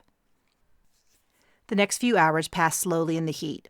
My body ached from basically everything for the past 2 days, but I ignored it. I had been cut, hit, crushed, burned, and bludgeoned. If getting fried like a piece of bacon in the hot, humid air was the worst thing to happen to me for the rest of our stay, I would count myself lucky. The interior of the cave was cooler, and we took turns resting. Horton spent some time on the ground, deeply inflating his lungs and popping his bones and joints back into alignment. Raph took frequent breaks to rest his forearms. He didn't say anything, but the expression on his face was growing steadily more pinched. By the time we were done, the star that illuminated Cerulean had dipped behind the horizon, and a chill had taken over the air. Our camp at the rear of the cave was cozy and felt safe. We had a small fire, though we used a compacted fuel that was smokeless and released less carbon monoxide than a traditional campfire. It provided light, but wasn't so bright that it would attract attention if patrol came by. With the sleeping mat set up, the fire providing light and heat, and everything moved into place, I felt as relaxed as I was going to get until I was able to get the situation resolved. I went to Chloe and Eugene.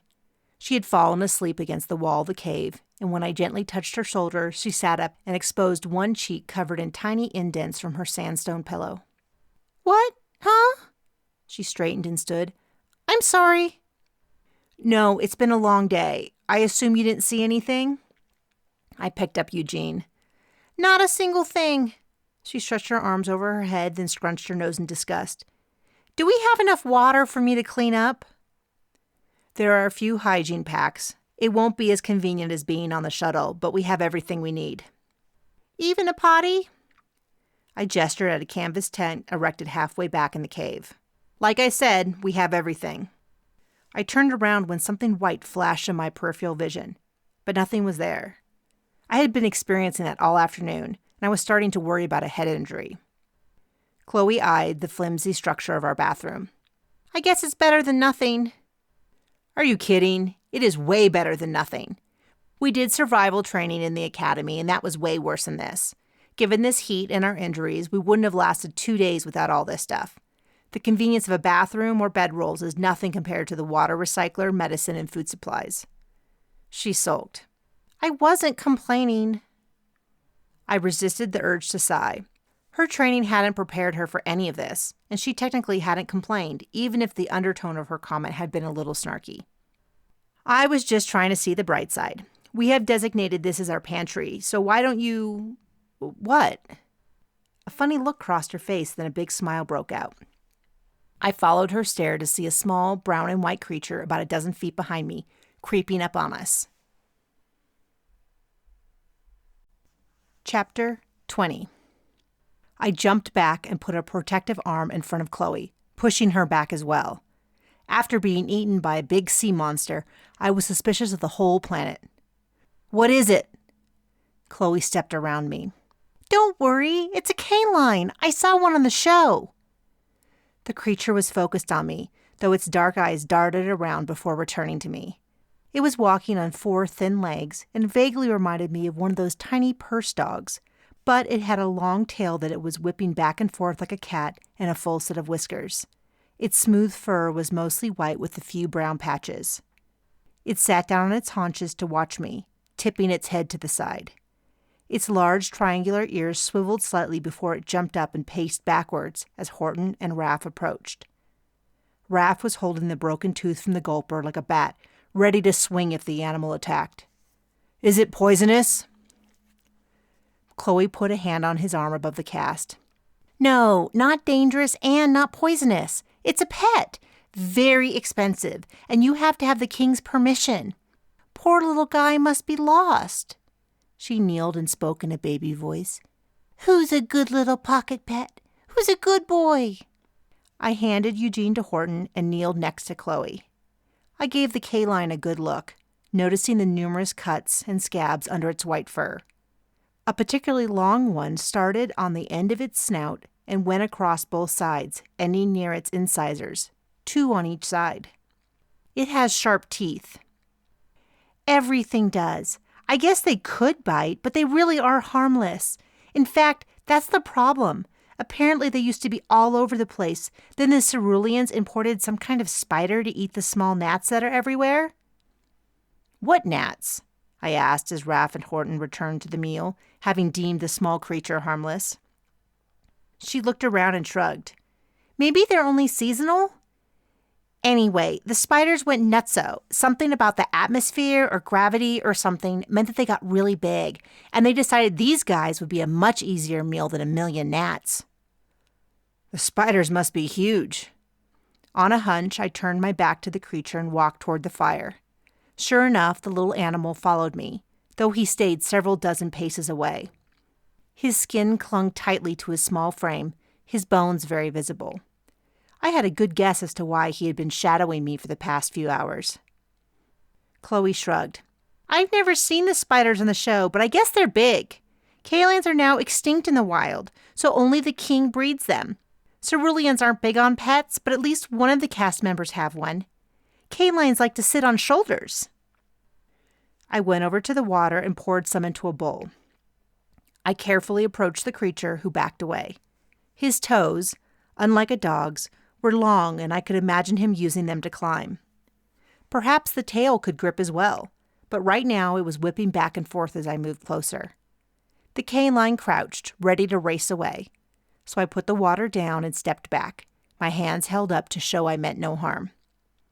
Once I had moved away, the little part dog, part cat creature descended on the water. He loudly lapped it up as his tail flicked left and right with delight. I dug into our supplies and pulled out a pasty cake. It had been created by the fleet through intense research. Its ingredients were deemed safe for 98% of all life forms. They were branded as nutritional cakes, but they were colloquially called pasty cakes because they had the texture and taste of paste. I stepped next to Chloe, who was still talking. Are you a little pocket pet? Who's the cutest little pocket pet? You are. Yes, you are. Chloe, hasn't that creature suffered enough? Raph shouted from his place beside the fire. She stood up and glared at him, then turned to me. You know that when you give an animal food and water, they will follow you anywhere. If only it were so easy with humanoids, eh? I kneeled down. Hey, little dude, you want some food? The creature had finished off the water and was pushing the bowl around on the sandstone floor with a loud little scrush, scrush noise at each aggressive lick. He didn't look up. Hey, Pox, I said. His little head shot up as though he recognized his name. He looked at me, then his gaze slid to the food in my hand. Pox raised his little black nose and sniffed the air, whiskers twitching. He took a few steps toward me and let out a whine. I put a hand on the ground and half-crawled a few steps toward him, with my other hand extending the pasty cake. Pox extended his head as far as he could, dancing left and right on his 4 paws. We went on like this for a few minutes, me reaching a little bit farther and him extending toward me, until finally he took the cake from my hand and raced back to the bowl to lie down with the cake between his paws. He took a few bites and then looked up at me. He blinked slowly in what I imagined was a sign of appreciation. I walked over to the fire and pulled out a box of supplies that doubled as a seat. Here's the plan. Eugene, can you continue to monitor for incoming fleet communications, or does your programming need you to do other things? Captain Laika, I will continue to monitor, but I have some questions about the small life form you fed. Will it be joining our group? Can we be certain that it doesn't carry any viruses, or that it isn't a trap of some kind? Chloe looked up from her rations. Jeannie, you better be careful about questioning any new members of the group. Raph laughed. Last in, first out. Eugene's light flashed slowly. My records, though limited, do not show that the animal could pose any harm, and pets often calm anxieties, lower blood pressure, and provide early warning when danger approaches. Much like myself, I believe that Pox, as you referred to him, would be a good addition to the group. I patted the top of the little box. Excellent choice, Jeannie. Plus, it is starving and thirsty, and we have enough water and food for a month. A time to kill and a time to heal, a time to break down and a time to build up. A quote from the Ecclesiastes, a book of the Bible, King James translation, chapter 3, verse 3. Does that hold certain significance to this moment? For me, yes. It's a verse from a section that my parents often quoted. Now is the time for us to heal and rest and perhaps help a little creature that needs it. Soon enough, we will be fighting, possibly for our lives and career with the fleet. In that context, the quote makes sense. I looked at Eugene thoughtfully. I got the uneasy feeling that the statement was more a reflection on what he thought I wanted to hear rather than a true analysis. I wondered again if lying and flattery were a significant part of his programming. That was definitely a topic of investigation before he could be installed anywhere. Horton, Raph, Chloe, why don't you go rest for a few hours? I want someone to be awake at all times. I'll take the first shift. Chloe walked off with a yawn. Following her, Raph paused next to me to hand me the gulper tooth. It's all we have for a weapon. Wake me when you need to sleep. Horton didn't rise, waiting for the others to leave. Can I sit with you for a bit, Captain? Of course. After laying the tooth on the ground next to me, I turned my attention to the food I had balanced on my knee. Pox was slowly edging toward me. I grabbed another pasty cake and held it out to him. The little animal danced left and right, his paws lightly tapping on the sandstone. His fear seemed to be fighting his hunger, but eventually, hunger won out and he inched closer. His snout extended as far from his body as possible. Finally, he was able to grab the edge of the cake and yank it from my hand. This time, he only retreated half as far, and I was sure that the gap would close with time. He was cautious, but like me, he had to trust someone to survive. I poured water into a bowl and placed it as far back as I could easily reach without getting up, then I turned back to the fire. Horton, did you want to ask me something? I knew he must have a million questions, and though I was hesitant to answer, he deserved those answers. I wasn't sure how much of my history the crew knew. They had never asked, and I had never offered, but my trial had been a public spectacle. I was so wrapped up in my own thoughts that when he did speak, my brain struggled to shift with the conversation. You know how on the crew manifesto my name is Brucillus H. Basaltic? Yes, but you go by your middle name, Horton, I said. The H stands for Horatio. I'm Horton Basaltic. I stared at him before eventually admitting that I didn't understand. What do you mean? My oldest brother is Brucillus Horatio Basaltic. When he came back from training, my dad died and Bruce decided he didn't want to go back. I begged him to let me take his spot. We all look alike to you guys, so no one questioned it. I swirled the water around in my cup. When I had made up a list of things I had to worry about, identity theft had not been on the list. Perhaps Horton took my silence as displeasure because he raced on to defend himself. I've always loved computers and machines and all that. I knew more than enough to take his spot. He was at the bottom of his class, and I know I did a better job than he ever could have. You're happy with the work I've done, right? I nodded. Of course. But why didn't you just go as yourself? You could have had a much better position on a better ship. I gestured at Eugene. You could have gone into the private sector and studied robotics. You don't understand what it's like on a lava farm. The first nestlings get to inherit the family resources or maybe go off planet. If they survive the first few years. Mostly, everyone is eaten by birds. I grimaced. Yikes. All the future litters are blacktails. We work to harness the energy of the volcanoes on the farm or mine the materials. Most of us are lost to explosions or landslides. Blacktails? I obviously didn't know much about Ignatians. It's a nasty nickname they give to those that are good for nothing more than manual labor. Oh, Horton, that's pretty lousy. I'm glad you didn't get killed on the farm." "Are you mad at me, Captain?" His eyes were dark and shiny, and the corner of his mouth pulled down. He had never demonstrated much emotions, or at least I had struggled to detect it when he did. "It's not the most convenient time to find this out, but frankly, it doesn't even make the top 5 on my list of things I'm worried about right now." I nodded at him firmly. He let out a long sigh and patted the top of Eugene's box. "Eugene thought you would understand, but I wasn't so sure. Why don't you go sleep for a bit?"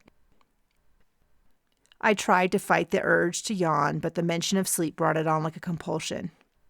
"I'm fine."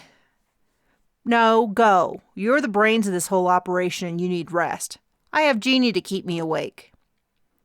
I went over and laid down on a mat at the back of the cave, positioning myself so I could see the entrance of the cave.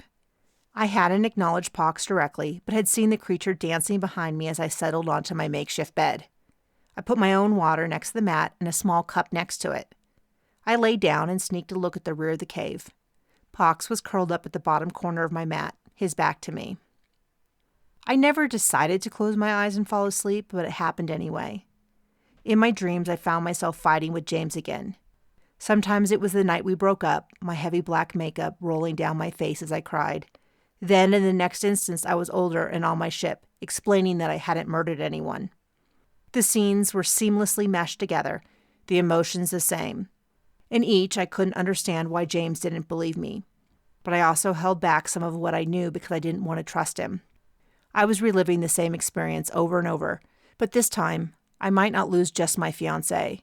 I could lose my life and freedom.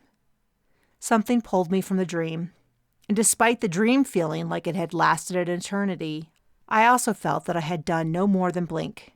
The entrance of the cave was pitch black, and the fire low.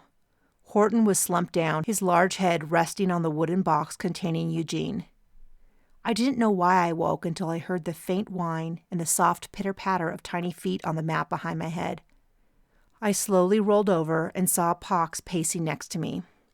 My momentary pleasure that he had gotten so close to me melted into confusion at his quiet distress. Everything was then clarified horribly when I saw the thing crawling down from the hole in the back of the cave. The spider was the size of a car. Chapter 21. I blinked repeatedly in some misguided attempt to dismiss the image. The spider wasn't moving very quickly as it crawled down the wall, but even as I watched, another leg poked out of the hole. It was no wonder that the cave had been so empty. It was the entrance to some underground vortex of mutant spiders. My brain was unwilling to accept that the spider was as large as my eyes showed me it was. Perhaps it was just really, really close to me. I sat up slowly, locking my 2 eyeballs on the spider's 8 black orbs. It was dark in the cave, but enough light shone from the fire that I could see 2 curved pincers on either side of its mouth. They twitched like it was eager to eat me. I put one hand in front of Pox, shoving him behind me. With my other hand, I reached back and grabbed the gulper tooth. "Horton?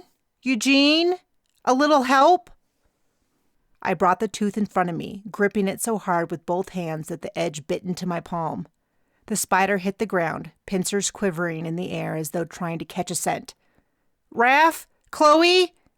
I attempted to throw my voice to give them warning as 2 more spiders exited the hole and started to descend the wall. Pox let out a few noises that sounded like a dog's bark crossed with a cat's yowl. The first spider seemed to smile in satisfaction. The pincers on either side of its maw were slick and shiny. The smell set my throat aflame. I coughed and crawled backwards. Until then, everything had been moving slowly. Every photon of light hitting my eyes burned itself into my memory with crystal clarity. But suddenly it flipped and everything happened at once. Raph shouted, "Crap on a cracker!" Chloe screamed in one long, high-pitched screech. The spider moved toward me, grabbing at me with one of its legs. Pox raced between us, barking and snapping at the spider. In a movement as fast as lightning, the spider grabbed Pox instead of me. The little animal let out a scream of terror and pain.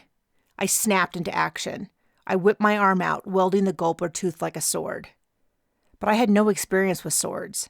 I had never used anything bigger than a kitchen knife. but the suppressed rage of the past few days gave my arm a strength and speed that they might have been lacking on a more relaxed week. Roaring with anger, I swung the tooth hard at the thick black appendage that had snapped Pox off the ground and was bringing him to the spider's gaping maw. I had thrown my whole body behind the swing, expecting resistance, but the green bone sliced through the spider's leg like a hot knife through oatmeal. The spider screamed and pulled back, bumping into the two spiders behind it. I grabbed Pox and swept him into my arms. His tiny toes gripped me along every bit of skin they could reach. Horton caught me by the shirt. "We have to go!" Chloe's and Raph's receding figures were racing toward the exit. The spider I had fought was still quivering near the back wall, but a new wave of spiders had started to move forward. Horton opened his mouth and let out a long, deep roar that sent such a visceral sense of fear through my body that I had already run a dozen steps before I realized I was moving. Pox was still screaming in alarm as he crawled up my body to grip my neck with his paws. A wave of spiders pulled apart our mats as they flitted across the cave. Horton passed me. "Run faster!" he shouted. I tore off after him as the tapping noise of the spiders and their chittering sounds filled the cave. We burst out onto the red sand. Twin full moons hung overhead, filling the beach with silver light. I ran to catch up with Raph and Chloe down by the shoreline. "They won't leave the cave," said Horton. The interior of the cave was black, and it took a moment for my eyes to register that it was caused by the mass of spiders rather than the lack of light. I could catch flashes of light from our fire and an occasional item being thrown into the air. Now we know why such a nice cave was empty. Raph rubbed his hands up and down his arms before giving in to a full-body shiver like a wet dog. "Ugh, spiders! Why did it have to be gross, hairy... Ugh! Chloe, why didn't you tell us they were so big?" Chloe swallowed. Her eyes were wide and her gills quivered. "I had no idea. They said the spiders were as big as a horse, but I don't know how big a horse is, and they exaggerate all the time." She was on the verge of hysteria. I stepped between them. In this case, they weren't exaggerating. "Do you know—" Pox lost his grip on my neck. I reached up and he whimpered under my touch as I pulled him into my arms. In the moonlight, I could see a dark red patch on his belly and blood oozing from a gash on his side. He let out a pained squeak before his eyes rolled back in his head and he became dead weight. Chapter 22. Pox? Chloe caught my arm. "The spider venom! Did it touch him?" My throat was practically welded shut with fear. Perhaps it was that Pox had raced to save me. Or, even more likely, that this was the final snowflake that shifted my entire hillside into an unstoppable avalanche. From the murder, to the accusations, to the engine fire that had nearly killed one of my crew members, then to my own kidnapping, then being swallowed by a gulper, and to surviving a giant spider attack. It had been a bad day. Pox dying was the one thing that might push me over the edge. I took a deep breath and dropped the tooth I still had clenched in my other hand. "Do we have any supplies?" I moved to a slight depression where water had been trapped as the ocean receded, and I lowered Pox's body into the chilly liquid. He trembled as the salt water soaked his fur and turned the little pool red with his blood, but his eyes didn't open. I continued to wash him, but the red jelly-like patch stuck to his skin seemed to grow in front of my eye. After touching the warm, sticky mass, my fingers started to tingle, and I swallowed hard, wondering what I had just exposed myself to. I patted my clothing, but only my mother's Bible was there. Taking it as a sign, I murmured a quick prayer for a miracle, then turned to see if others had something more physical to offer. Chloe felt around on her clothes. "I still have these in my pocket." She pulled out the bar of soap and the vitamin C skincare product. Raph leaned over to look. "You brought beauty supplies?" I grabbed the soap from her hand, tore off the paper covering, and ran the bar over Pox's fur.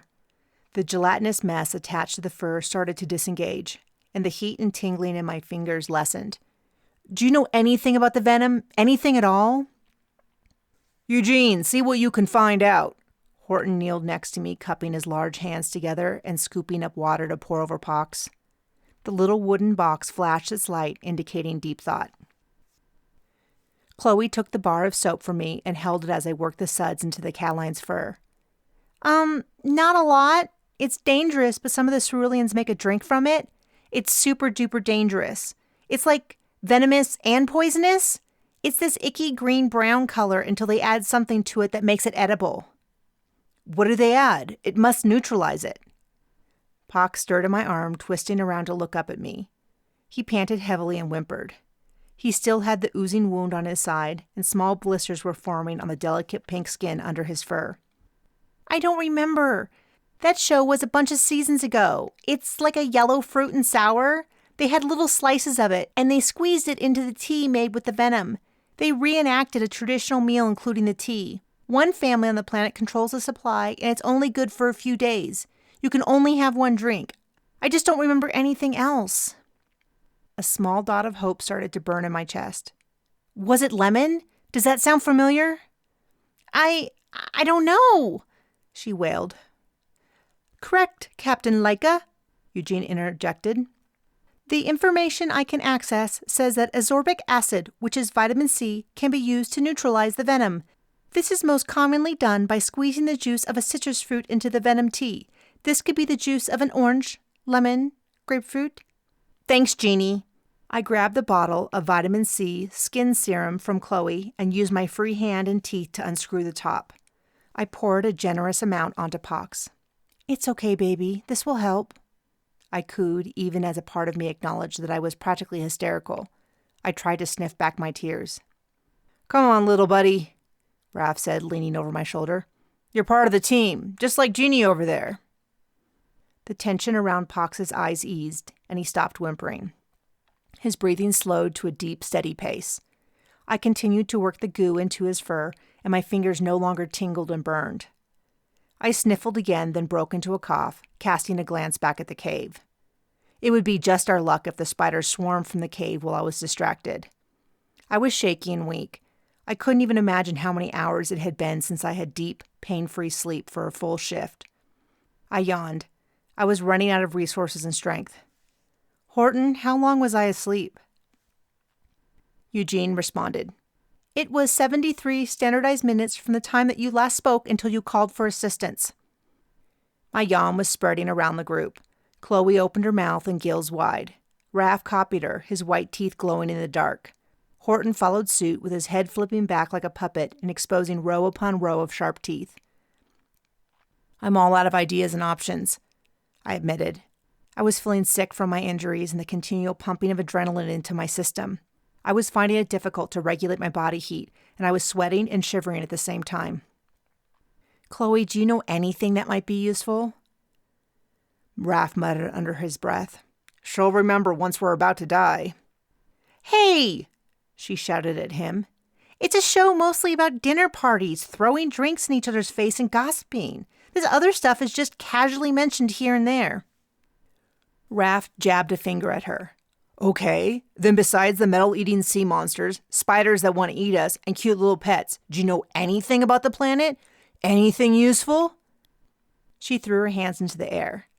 They don't care about lying, but being a bad host is the worst. They dress outlandishly and wear too much makeup, and that includes the men. They distrust the fleet.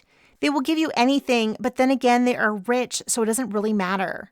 They could talk for 1,000,000 years about who did what to whom, and their perfect analogy makes up for anything. Is any of that useful? I sighed. Not at this exact moment. But then I started to think about our situation. What about the justice system? Someone is trying to kill us. Would that be their version of the government or military, or could that be someone acting without permission? Oh, she pulled her head back in surprise. That is a good point. If they had started a nasty rumor about your husband's pool, then I would believe a civilian did this. But since someone is trying to kill us, it must be with the authority of the king. No civilians have that kind of weaponry, or any at all. It's all banned.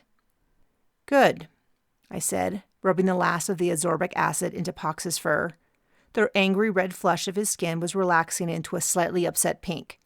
I pulled him against my stomach and wrapped the bottom of my shirt around his body. What is the king like? According to the cast, he is handsome, though he isn't my type. I was thinking more about his personality. Is he just, fair, the kind that flies into a murderous rage and attacks fleet officers for no reason? No, not really. I think he's mostly hands-off when it comes to day-to-day stuff, but he is the final word on any matter. A few seasons back, Octavia accused Balenciaga, those are the two of the house mavens, of cheating her in a land deal, and somehow they were able to take the matter in front of the king to decide. His word is final. He tries to be fair, though I got the feeling that he was swayed a lot by flattery and what sounded best rather than the law. Pock shivered and moved in closer, tucking a nose under his back foot, then letting out a big sigh. I stroked his back and he shifted to press against my palm. How did they get a meeting with him? I don't know. You guys are really overestimating the educational value of the show. I swear I'm not holding anything back. Raph looked ready to come back with some comment, but something caught his eye. He pointed toward the cliff. My breath caught in my throat. On a trail down the cliff and halfway across the beach were at least 36 people, many of them carrying torches. A shuttle appeared, cresting the cliff. Chapter 23. My brain spun in circles. I hoped to assemble a plan, but nothing was coming together. None of us had shoes, let alone enough supplies to survive for more than a day. But I wasn't going to give up, even if it didn't seem possible that we could outrun even these people, let alone the second shuttle that had just appeared overhead. But then another part of my brain started to notice details. The people approaching us weren't marching in formation or holding weapons. They were talking loudly and laughing. The men wore colorful suits, and the women had on long dresses that trailed in the sand. Many of those not carrying torches were holding their shoes in one hand and drinks in the other. They didn't even appear to notice us much beyond a few quick waves as they moved toward the shore. Overhead, the shuttle paused and fired a shot. I ducked down at the sound, but the shot went out straight over the ocean, then erupted into a burst of blue light that exploded like a flower before dancing down to the water.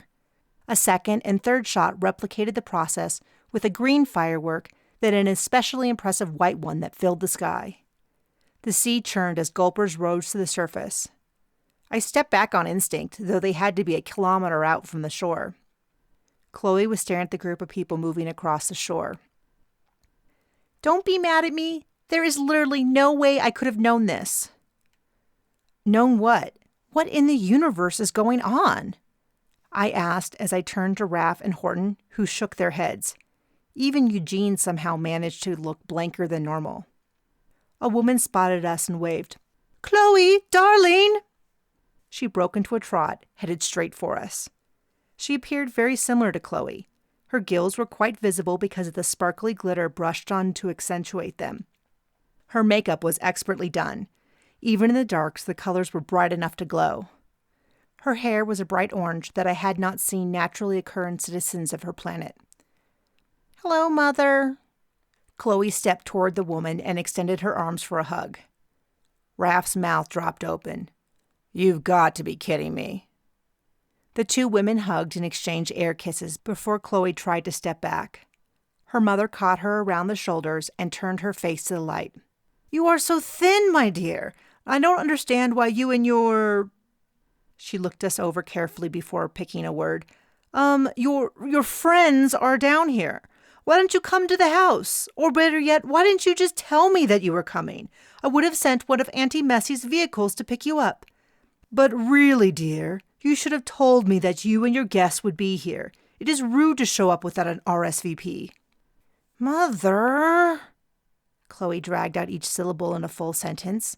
I know that. Well, clearly you don't, since you didn't tell me that you were planning on joining us at the wedding. Your auntie will be thrilled that you're here, obviously, but she is going to need to make up extra rooms for everyone and make your little green Ignatian friend a comfortable setup. She turned to Horton. Dear, what can we do to make you most comfortable? Wait. I finally got my voice back and my brain was reasonably caught up. Chloe, you have an aunt on Cerulean and you didn't tell us? I didn't know. Last I heard, Aunt Messie still lived on Aquaria. It's not like she's my real aunt. Her mother gasped. How can you say that? She loves you just like she was blood and has been such a dear friend of mine for years. Just years. And I told you she bought a home here when I sent you the invitation last month." Chloe folded her arms across her chest. "Did you send it electronically?" "You can't send a wedding invitation electronically. People will think you are cheap. Oh, it was just lovely. Heavy paper from real trees, gold lettering, and they had a professional calligraphy artist hand-addressed each one." She clasped her hands to her chest. "I've told you before that any physical mail takes at least 8 months to be delivered." "I wrote on the outside that it was very important. Surely your little fleet could handle just a small task without screwing it up." "Mother!" An orange blush crept up Chloe's face and her gills twitched. She waved a hand at me. "This is my captain, Elizabeth Laika?" Chloe's mother narrowed her eyes at her daughter before turning a dazzling smile on me. "You will need to excuse Chloe for not properly introducing us. I am Madame Persephone Darien, first child and eldest daughter of the House of Roses, holder of the scepter and guardian of the rising sea and sun." She extended her right hand, palm down. Diplomacy was an area that was as comfortable as breathing, though it had been a long time since I had used my formal introduction. The last time was when I was witness at my uncle's trial, where I had been vilified and humiliated. "I'm Elizabeth Laika, the last of the Laika, first travelers of interspace, captain of—" I stopped abruptly, realizing that I wasn't the captain of anything anymore. My ship was nothing more than dust in the outer atmosphere of a hostile planet. "It is an honor to meet you, Madame Persephone Darien. Chloe is one of the best crew members that I have been blessed to work with." Madame Darien quirked an eyebrow and cut her eyes briefly to her daughter before looking back at me. "You may call me Persephone." She directed her statement to the group, but didn't bother to continue with the introductions. The fireworks had been providing a shifting light palette to the mother-daughter reunion. The underlying tension built similar to the explosions overhead. It felt like a timer counting down to an explosion. Persephone snapped open a fan and we all jumped, even Pox, who peeked out of my shirt to sniff the air. "Where is your luggage? I do hope you remember to bring your auntie a hostess gift, especially since you forgot to—" "I didn't forget anything. I've told you that I can't run off to every wedding, party, and graduation you invite me to. I didn't even get the invitation. This was an emergency. Someone is trying to frame Liz for murder." Chloe yelled at her mother. I stepped a little closer. "Easy, Chloe." She blushed a little and lowered her voice. "We're in danger. Our ship blew up a few hours ago. How did you not know that? Didn't you see the explosion on the horizon? Our shuttle exploding?" "Well, isn't that just terrible?" Persephone said, as though Chloe had just admitted to misplacing her favorite bracelet. "You know, I think I heard about that. The gentleman next to me mentioned something about it at dinner during the cheese course. Cheese is an earth delicacy. It is so delightful, but don't ask me how they make it. So primitive." "And you weren't in the least bit scared for your oldest daughter?" "Of course, I would have been petrified with fear if I had known. This is exactly why I told you that you shouldn't join the foolish flyers." Chloe's face slowly transformed from anger to frustration, then embarrassment. "Don't call the fleet that.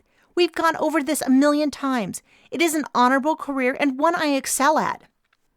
"It is a good career for those who don't have better options." Persephone looked at me quickly as though she just remembered I was there. "I am sure you and your crew are all very talented," she said, waving one hand. "But Chloe had all the best growing up, and a future ahead of her." She cut her eyes back to her daughter. "As soon as she gives up her job at the flying circus and comes home." Chloe was muttering and sputtering, but tears were also sneaking out of the corner of her eyes. "Mother!" I stepped forward, positioning myself between them just enough to draw attention to me. "Persephone, now that you've learned of our tragedy, I'm sure you can imagine what a hard day we've had. We haven't had a really good night of sleep in quite a few days." "But you'll miss the rest of the show. After the fireworks are done, they feed the gulpers out in the ocean. They save up all the scrap metal they imported from recycling services, then shoot it out over the water on a double full moon. It's quite a sight. seeing them breach the surface and snap up anything and everything. I think we've seen enough gulpers for several lifetimes. I made a large show of yawning, then rubbing my back as though it had never ached so badly in my life. They said the best acting was rooted in truth, and the truth was my everything hurt. Persephone grabbed my arm, then turned me back towards the cliff. "Let me show you to a set of rooms in the guest wing. The bedrooms are just stunning." I saw a lit-up building at the cliff's edge and some people mingling to watch the fireworks. I patted her hand, which rested in the crook of my arm. "I have no doubt that you will be the most gracious hostess we have ever had the honor of staying with." As we walked, she smiled and twisted slightly to speak to Chloe trailing behind us. "You didn't tell me how delightful your captain was, but don't worry, we can talk all about it tomorrow." Her voice held a tone that sent a shiver down my spine. Chloe sniffled. Chapter 24. The next morning, I woke up wheezing in panic, which had become my habit over the past few days. But this time, I wasn't being attacked by spiders, or recovering from passing out, or being kidnapped. I was in a bed with really soft sheets in a cool room where fans moved the air. My body still ached all over. When I started to move from my side onto my back, I realized there was a furry weight pressed into my upper back. Adjusting my position made Pox let out a pathetic little squeak. He rolled over, exposing his belly and twisting his head to stare at me with one open eye. The venom wound already looked much better than it had the previous night. One of the guests was an animal doctor and had been able to give the proper treatment, though she said that what we had already done on the beach had probably saved Pox's life. Pox had been changed by the incident. Though he was still hesitant around everyone else, he had declared me to be safe and sane. He stuck close to me while I cleaned up in the bathroom and insisted on perching on my shoulder while the doctor had looked us over. We were beat up and worn out, but safe for the moment. I rolled out of bed and flinched when my feet hit the cold flooring of some hard substance, probably natural given the erratic red pattern and the way the floor smoothly transitioned to the same material of the wall and ceiling. I could feel the heat being drawn from my body as I tiptoed across the room. I stumbled and fell to my knees when Pox raced between my feet. Up close, I recognized the texture as being similar to the flooring of the cave, and combined with the fact that we had gone downstairs to reach the bedrooms, I was pretty sure my room had been carved out of the cliff itself. That wasn't surprising. I took care of business and splashed water on my face before examining it in the mirror. The pain and drama of the past few days seemed to be etched into my face. The wrinkle around my eyes seemed deeper, my cheeks were hollower, and deep smudges lay under my eyes. I shuffled back into the bedroom. I knew that my crew members had been given rooms in this wing. Persephone had used false names to introduce us, except with our host who knew the truth and swore she would tell no one. There had even been a guard placed at the entrance to our wing. I lay back on the bed, breathing deeply. I would go check on everyone in a few minutes, but first I needed to meditate and pray. I wanted to be at my best so that we could come up with a plan. When I woke up again, I had no idea how long it had been. This time, I felt fully awake, and my mind was clear. I revisited the bathroom, then searched around for my clothes. I had slept in a traditional Cerulean nightshirt that skimmed to my knees because someone had taken my clothes while I was in the showering unit at the end of the hall. Apparently, no one had returned them, so I had to go out in a Cerulean outfit. Pox was balanced on my shoulder and licking at my ear, but it was too much strain on my injured neck, so I put him on the floor. He barked at my ankles, then bounded down the hall ahead of me when I exited my room. At the end of the hall was an open area I had passed through the last night. It had chairs and couches that were now occupied by my crew. Plates of food were spread all around. My stomach growled at the sight of them. Unlike the strictly controlled ship food, this meal smelled of yeast, cheese, and sugar. I didn't wait for permission. I grabbed a still warm roll from a plate and bit through the hard crust to the soft interior. I chewed a few times, then swallowed long before I was ready. The food felt like it sliced open my throat, but I pressed on by picking up and sipping a large glass of mysterious juice that tasted sweet and foreign. I drank down half of the glass while giving nods to everyone present, which included Chloe, her mother Persephone, Horton, Eugene, and Raph. Pox crawled up my body by jumping and grabbing the edge of my sleep shirt, then dug his claws into the material to pull himself onto my shoulder, where he wrapped his tail around my neck. He extended his long snout toward the bit of bread, whimpering and quivering. Up close, I could see that his black nose faded to a delicate pink in the middle and glistened. I knew it was cold and wet from waking up to it resting on the back of my neck. I held the chunk of bread closer, and Pox bit off a large chunk, then settled down on my shoulder.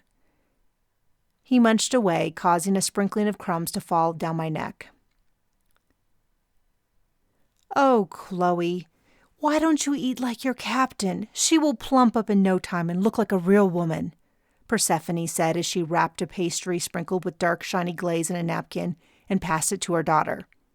Chloe's shoulders rolled forward, and she hung her head low as she grabbed the pink and blue roll. She stuffed it into her mouth with more anger than hunger. I ate a bit more as I tried to get a read on the room. No one was in danger that I could see, but there was a silence that felt stifling. The only one who didn't seem to be avoiding eye contact or awkwardly eating was Persephone, who sipped her tea. I finished off my drink and put down the glass. The others were also still in the nightshirts we had been provided, except Horton and Eugene, as neither wore clothes at the best of times. "Persephone, could you please check on our clothing?" I asked sweetly. I would love to be appropriately attired so that we could thank our host properly. She looked at me, startled, and for a second I thought she might pass the task on to someone else, but I had carefully chosen the wording of the request so she would want to comply. "Don't slouch, Chloe," she snipped at her daughter before putting down her tea and coming over to place a hand on my shoulder that didn't have Pox on it. "You are such a gracious guest. I will return soon." She flowed out of the room, the draped material of her dress fluttering behind her. I grabbed a cut-up fruit and popped a few pieces in my mouth. "This tastes like garlic and orange. That is super weird." I sat next to Chloe. "Let's huddle up and make a plan." She nodded and bit into her pastry. She pulled a face, then put it down and turned to me. She opened her mouth, sighed, and closed it again. Pox crawled down my arm, which involved a lot more pinching than I liked. He put one foot on Chloe's knee and extended his head and grabbed the abandoned pastry. Chloe squealed when she was able to run a hand over his body before he pulled back to eat his stolen goodie in my lap. "He let me touch him. He's so soft." She sat up a bit taller. Horton, with Eugene in his lap, pulled over a chair, as did Raph. I didn't feel quite as captainly as normal, given my lack of pants, but it wasn't time to waffle. We hadn't been alone since Pox's injury. "Eugene, did you download the information from the work units in the cave?" Eugene's red light flashed. "Yes, but it was an assortment of information from travel brochures, official statements, and current news organizations. Would you like me to repeat it?" "No, but please fact-check what I have put together. Last night was the double full moon, which is why they were shooting off fireworks at the beach." "Correct. That occurred around the primary landmass of Cerulean in about a dozen locations, most of which are near towns larger than this one. 90% of the population lives within 10 kilometers of the coastline. 5% live at the castle working for the king. The castle is located in the center. The remaining 5% live in transient locations such as—" "Thank you, Eugene," I interrupted. "That means that over the next 2 days, the king will hear cases and rule on them, correct?" He blinked. "Yes." "Then, by fleet law, if the king rules on my case, they have to consider the evidence before charging me. From experience, if he rules that someone else is responsible for the murder, it is very unlikely that they would go against that information. And since I am innocent and the evidence is just circumstantial, I think they would accept the king's ruling." Raph sucked air through his teeth. "Can't we just get off this planet? I don't like this." "I'm not crazy about it either, but all the major hubs of transportation will be monitored as well as our monetary accounts. And right now, I trust an unknown king more than the fleet police. If James and Officer Girlfriend catch me first, they're likely to exact their own justice." Chloe patted my knee. "You must have been a really lousy fiancé." She said it with more than a bit of awe. I didn't have time to correct her.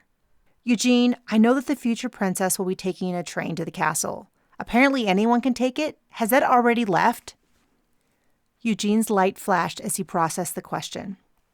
The train leaves from the depot in 4 standardized hours. That depot is in the nearest large town, located 10 kilometers away. It is between a large retail location and the nearest shuttle launch location. A brochure says that most of the attendees of the wedding will not be taking the train because it arrives 2 days prior to the wedding. Mostly it will be filled with people too poor to take the nicer commercial shuttle or skip. What is a skip? Chloe asked. It is similar to a shuttle but can't leave the atmosphere. They are much cheaper, I answered. I was thinking that maybe I should go alone to the king to plead my case. Then everyone was shaking their head, but Raph was the first to speak. No, Cap, not going to work, at least not for me. We go together. I blew out a sigh. We need a way to alter our appearance in case we run into Vanessa, Wileen, Rick, or Todd. Chloe scrunched up her nose. Who? Vanessa is going to marry the king. Wileen is her younger sister. Rick and Todd were the 2 men. Eugene piped up.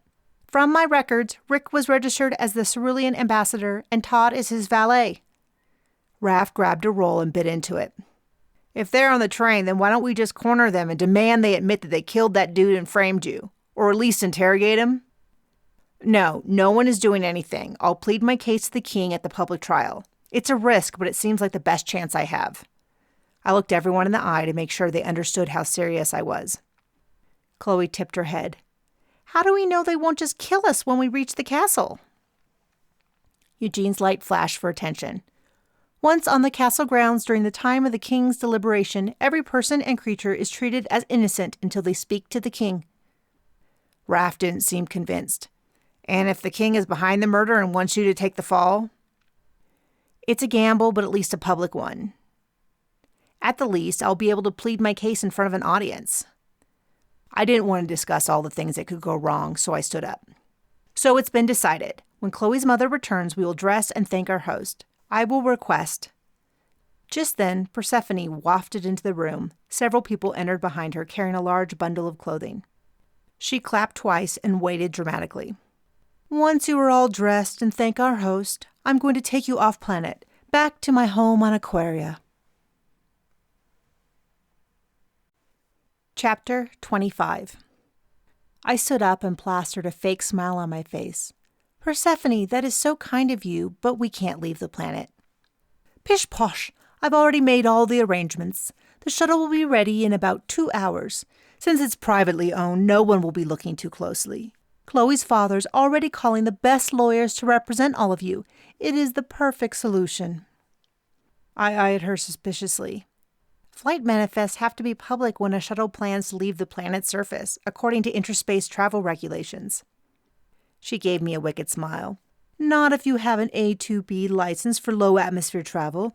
You don't need a manifest, and once we're airborne, should we just happen to change our mind? That is not what the regulation is intended for. She laughed and turned to the rest of the group. Your captain certainly does know her rules. She looked back at me. Honey, it's called a loophole, and they are intended so people like me aren't stuck in the bureaucracy meant for the poor. Oh, don't scowl like that. This is by far the best solution.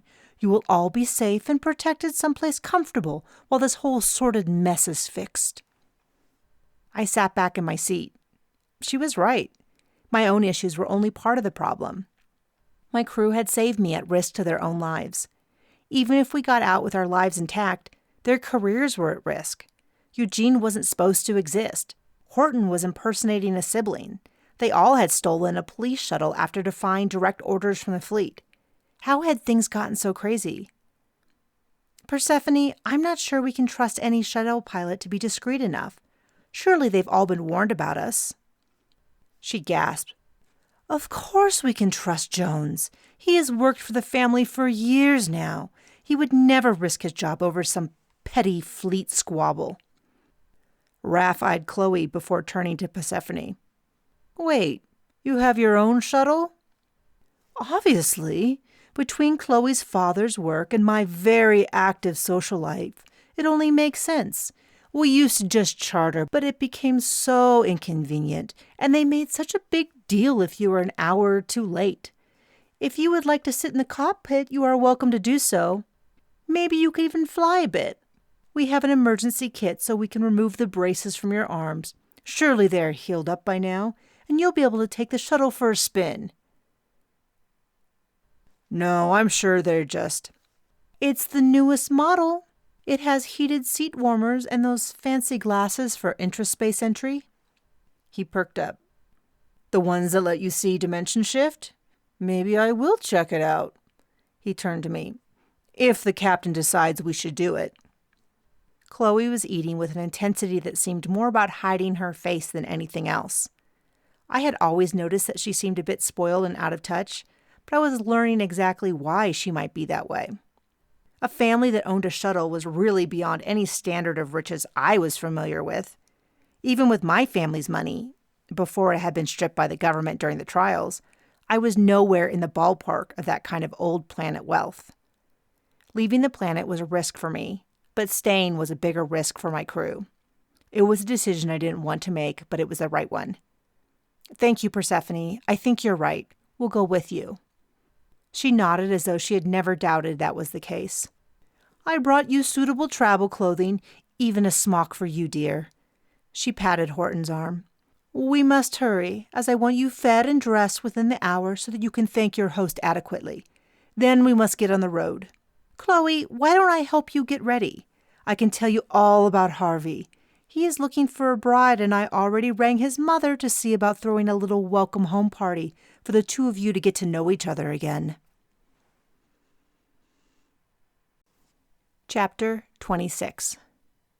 The next few hours were a whirlwind of excitement, even by my new catastrophe-affected standards.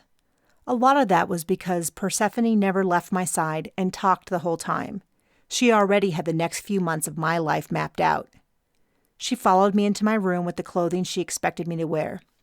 "It will look so lovely on your figure. I know you are on the slender side, but some men really do like that. Chloe's father worked with so many rich men from off-planet. I'm positive that one of them will just love to marry you and settle down." She shoved the dress at me and pushed me into the bathroom to change, though she put a foot in the door when I tried to close it. "Thank you, Persephone, but I do love my job." I had only been with her for 10 minutes, and already my head felt like it was in a vice. "Of course you do, but there are so many other things you could do, like start your own delivery service or even a high-end charter business. Be your own boss. That's where the real money is. Of course, you would need to stay on Aquaria, but we could take good care of you, all of you, even your little lizard friend."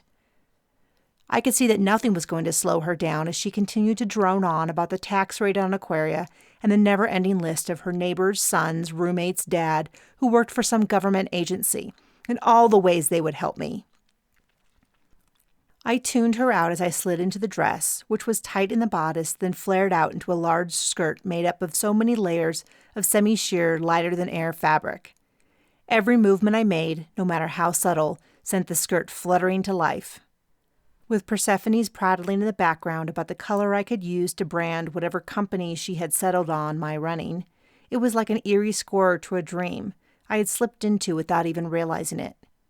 I could start over, fresh and new, and maybe even shed the last name of Laika, which had been passed down for generations since two of my relatives, a married couple countless generations back, had been given the right to pick their name when they were the first pilots to traverse intraspace, an act that freed all creatures in the universe from the confines of light-speed travel.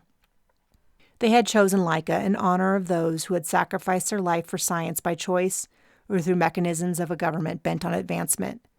Their trip had been doomed from the beginning as an experiment, their new names etched on their tombstones and their parents given money in compensation for their inevitable deaths. It was a surprise to everyone when they not only lived, but were able to return to Earth, changed in a way no one understood. They never felt comfortable on Earth again, just like every generation after them all the way to me. I was the last living member to hold the name Laika. Planet life made me twitchy. The time I spent on Earth for training was something to be endured, and though I was happy to vacation on other planets, the stars were always calling. My parents had described it as an invisible cord that was always drawing them back. Back then, it made no sense to me because I lived on a spaceship, and it was like trying to describe water to a fish. It was only when I left that I understood. I used to sneak out at night to sit under the stars, gasping for air like a fish on the beach. When I had finally gotten off planet and back into space after my training, when the war was over, I had cried for hours. The relief was immeasurable, but so was the grief. I was an orphan by that point, and I would never navigate the stars with my parents again. I hadn't really felt their loss until we had slipped into interspace, and for the first time in my life, my parents hadn't been at the helm. Whatever easy out Persephone was offering me wasn't something I would consider, no matter how prettily she painted my future life. I grabbed my Bible off the counter where I had left it next to the gulper tooth and tucked it and the tooth away in my dress. My gown was beautiful and had deep pockets, all I could ask for in formal wear. "Well?" she shouted through the crack in the door. I stepped out. "Yes?" "Did you hear anything I just said?" She reached up and adjusted the strap the smallest bit. "Persephone, I really appreciate all the advice, but..." I hesitated, trying to figure out how to state that I had no intention of staying on Aquaria before she started planning business meetings. I decided to go for something that was still true, even if it wasn't my prime motivation. I could never start a business because of my past. You probably don't know this, but I was on trial for... No one cares about that. Not only were you found innocent, but, she leaned in, next time you will be more careful. I contained my gasp and stuffed down my protest that I hadn't done a thing. It was not the time to get on a moral high horse. Of course, I should have known you would want to know all about me once your daughter was assigned to my ship. It was more than that. Her father had you investigated before we had Chloe assigned to your ship. A cold, prickly sensation went down my neck. No one knows who they will be assigned to beforehand. Pox, perhaps sensing my emotion, tucked his head under my skirt and pressed against my ankles as if hugging me. She fluffed my skirt one last time and stepped back. You know that things are different when you have money. We wanted Chloe to enjoy her time away, but not too much, so she would be back home within a few years. Her father pulled some strings to get her assigned to the most boring ship we could find. We investigated you to make sure that you wouldn't get her into trouble. That didn't work as we hoped, obviously, but the experiment is over. Chloe will come home now and live out her life just as I planned. Chapter 27. The next few hours were a blur as I heard that phrase over and over again in my head. Live out her life just as I planned. My stomach twisted and turned, and a clammy sweat broke out on my upper lip that had nothing to do with the oppressive heat outside. I knew I was barely present through the job of greeting and thanking our host and loading up the vehicle, but no one really noticed.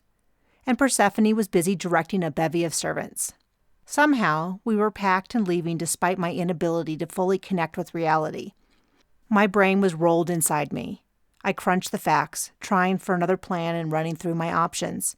We were all safe for the moment. No creatures were trying to kill us. Not fire, not guns.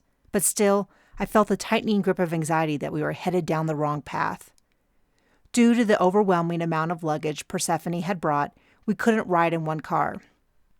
Instead, Persephone, Chloe, Horton, and Eugene rode in one of our hostess's large vehicles, while Raph and I were squeezed into a smaller one, along with the rest of the luggage.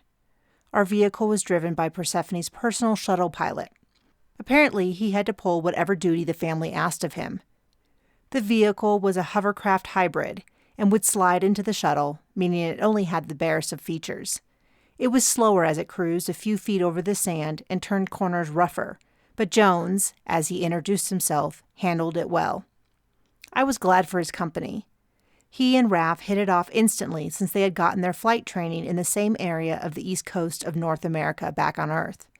They started discussing the town, then transitioned to what life was like on Aquaria and all the best places to eat. Raph sat in a chair next to Jones, but after a handful of glances back at me, he excused himself from the conversation and unlocked the chair to spin around and face me. I was still mostly lost in my thoughts, staring out the window and stroking Pox, who had easily settled into life as a lap pet. "Cap, you okay?" I can't shake the uneasy feeling that we're on the wrong path. Then let's change the plan, he said. I tore my eyes away from the landscape, which was red on top of more red. Don't you want to know why? Tell me that I'm overreacting? Ask at least one question before we throw a workable plan out the window? I couldn't hide the stress in my voice, though perhaps letting it show was something I did on purpose. It had been a long week, and I needed to have an honest opinion. Raph studied my face. Do you know why I'm so quick to agree that we change the plan? I thought it was a hypothetical question, but when he waited for my reply, I let out a sigh. No, I really don't. Let me take a different angle. Do you know why we came to rescue you, even though those officers said that you hadn't been kidnapped, but had escaped on your own? Wait, they said that? Focus. We came after you because we trusted you wouldn't have left without letting us know. We knew you were innocent and didn't need to escape. Because we're a team, and we take care of our team, the way we saved Horton from the fire and... He looked away and seemed to be debating with himself whether he wanted to finish a sentence or not. Saving Horton was a bit different. He was going to die. And you would have without our help. I opened my mouth, then shut it, only to nod in agreement.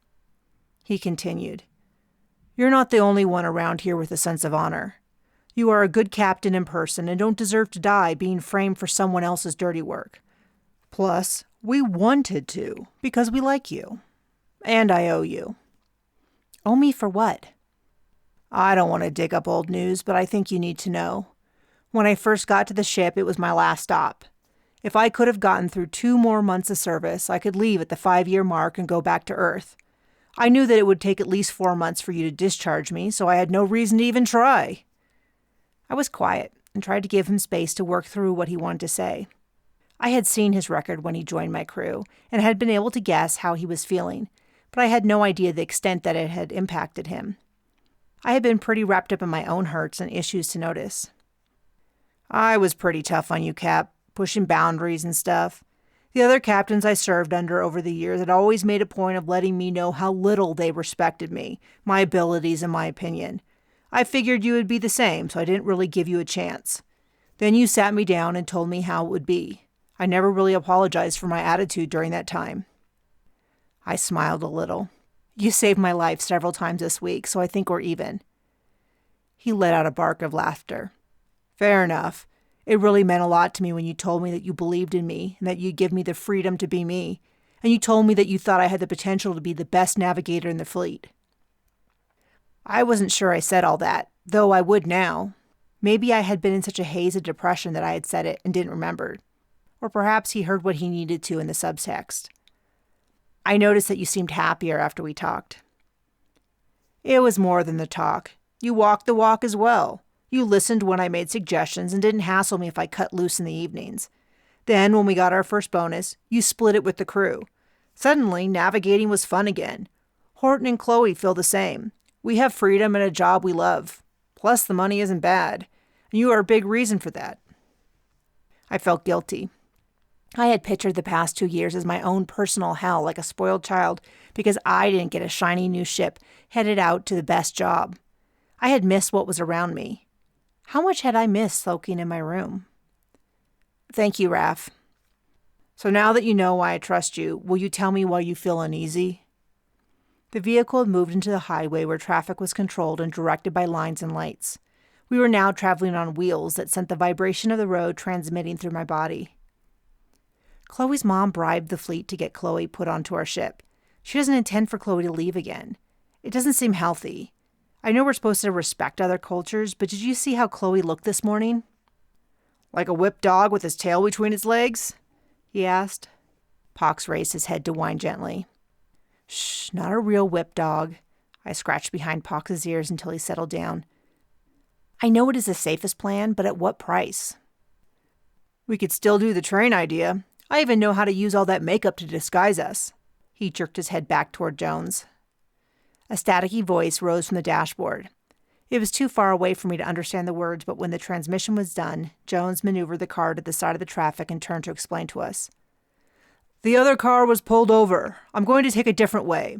He slowed to a stop and pulled up a map on his console. There was a hiss of a door opening, and my safety restraints unlatched automatically. A hand reached in and pulled me out of the vehicle. Chapter 28. I had let my guard down, and that was a big mistake. I was on the ground and away from the vehicle before I could even start fighting. Officer Girlfriend had the advantage, and she dragged me to her car. She was hitting me with something that made all my muscles contract, then give out. It was like all my limbs were trying to head in different directions of their own volition. Whatever she was hitting with made it so I couldn't get in a clean hit, though I did manage to do something to her knee before she shoved me into the back seat. Snot was running down my face, and one eye kept twitching. But with my good eye, I was able to spot Raph and Pox running toward us as we pulled away. I thought to try to open the door, but the handle was gone. It hadn't been removed in the smooth way of a law enforcement vehicle. This handle had been ripped out, leaving behind a bevy of loose wires that gave me a shock when I touched them. There was a clear divider between the driver's seat and the rest of the automobile, and the faded signs in the back indicated that it was meant to be some kind of vehicle for hire for tourists coming in on commercial shuttles. My vision was clearing as much as it could, given that I was sliding around on the plastic seat as Heather took each corner on 2 wheels. Because it was an old-fashioned car without hover capabilities, she was forced to stay on the streets. The way she was moving set off alarm bells, though they had already been ringing from the fact that she zapped me half to death and kidnapped me. I had been kidnapped twice in 2 days. I wondered if that was a record. There was a variety of vehicles on the road, from cars like we were in to hover cars and cycles. But she was treating the others like bumper pods from a traveling carnival, clipping them as she aggressively passed. "What are you doing?" I asked when I had control of my voice again. Gathering information was vital to my survival. "Oh, wouldn't you like to know?" She spit back at me. Her voice had an edge of hysteria and bitterness that indicated she was on the verge of losing it. "Where's your boyfriend?" She slammed her hand on the steering wheel so hard I wasn't surprised when it cracked. She roared, "I'm saving him by getting rid of you. You have ruined his life, his career. We can't be out in public together, and we're so much in love. He can't have the job he should because of you." Having found the sore spot, I poked a little more. "Won't put a ring on it, eh? Maybe you just aren't his type." She roared again and completely twisted around to face me, pulling on the steering wheel in the process. "You've been a strain on our life together, but no more. You're going to get what you deserve. Those Ceruleans swore they would take care of you, but I should have taken care of you myself, just like they asked me to at headquarters." We ran roughly into the side of another vehicle, and she turned back to handling the driving. I swallowed hard. Who? Who set me up?" "Shut up. We had a whole plan, and this murder worked into it perfectly. Those 2 Ceruleans were more than happy to trade dirty work. Take care of 2 asteroids with 1 rocket, so to speak. But then your crew wouldn't listen to me." She slammed her hand on the broken steering wheel, and when she pulled it back, blood was rolling down her wrist. If she got me into the desert, who knew what she'd do to me? I looked around the vehicle, hoping that maybe I could signal for help. Most of the other vehicles had pulled away, weary of an old-fashioned car careening and banging into everything that moved or stood still. But there was one I recognized, as a small creature leaped from dashboard to driver to passenger, then back again. I blinked back tears, relieved that Raph and Jones were coming for me, even as I wasn't surprised. Raph had said we were a team, and I believed him. I slid back into my seat and buckled up with a thin strap across my waist, hardly advanced safety features. I wasn't sure what might happen next, so I kept my hand hovering over the release latch. "Getting rid of me won't fix everything," I said. Heather growled and turned to face me.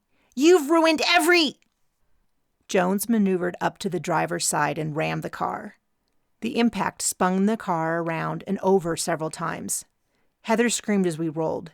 Airbags were exploding, and all I could see were flashes of sky, then pavement. When we finally stopped moving, I was hanging upside down.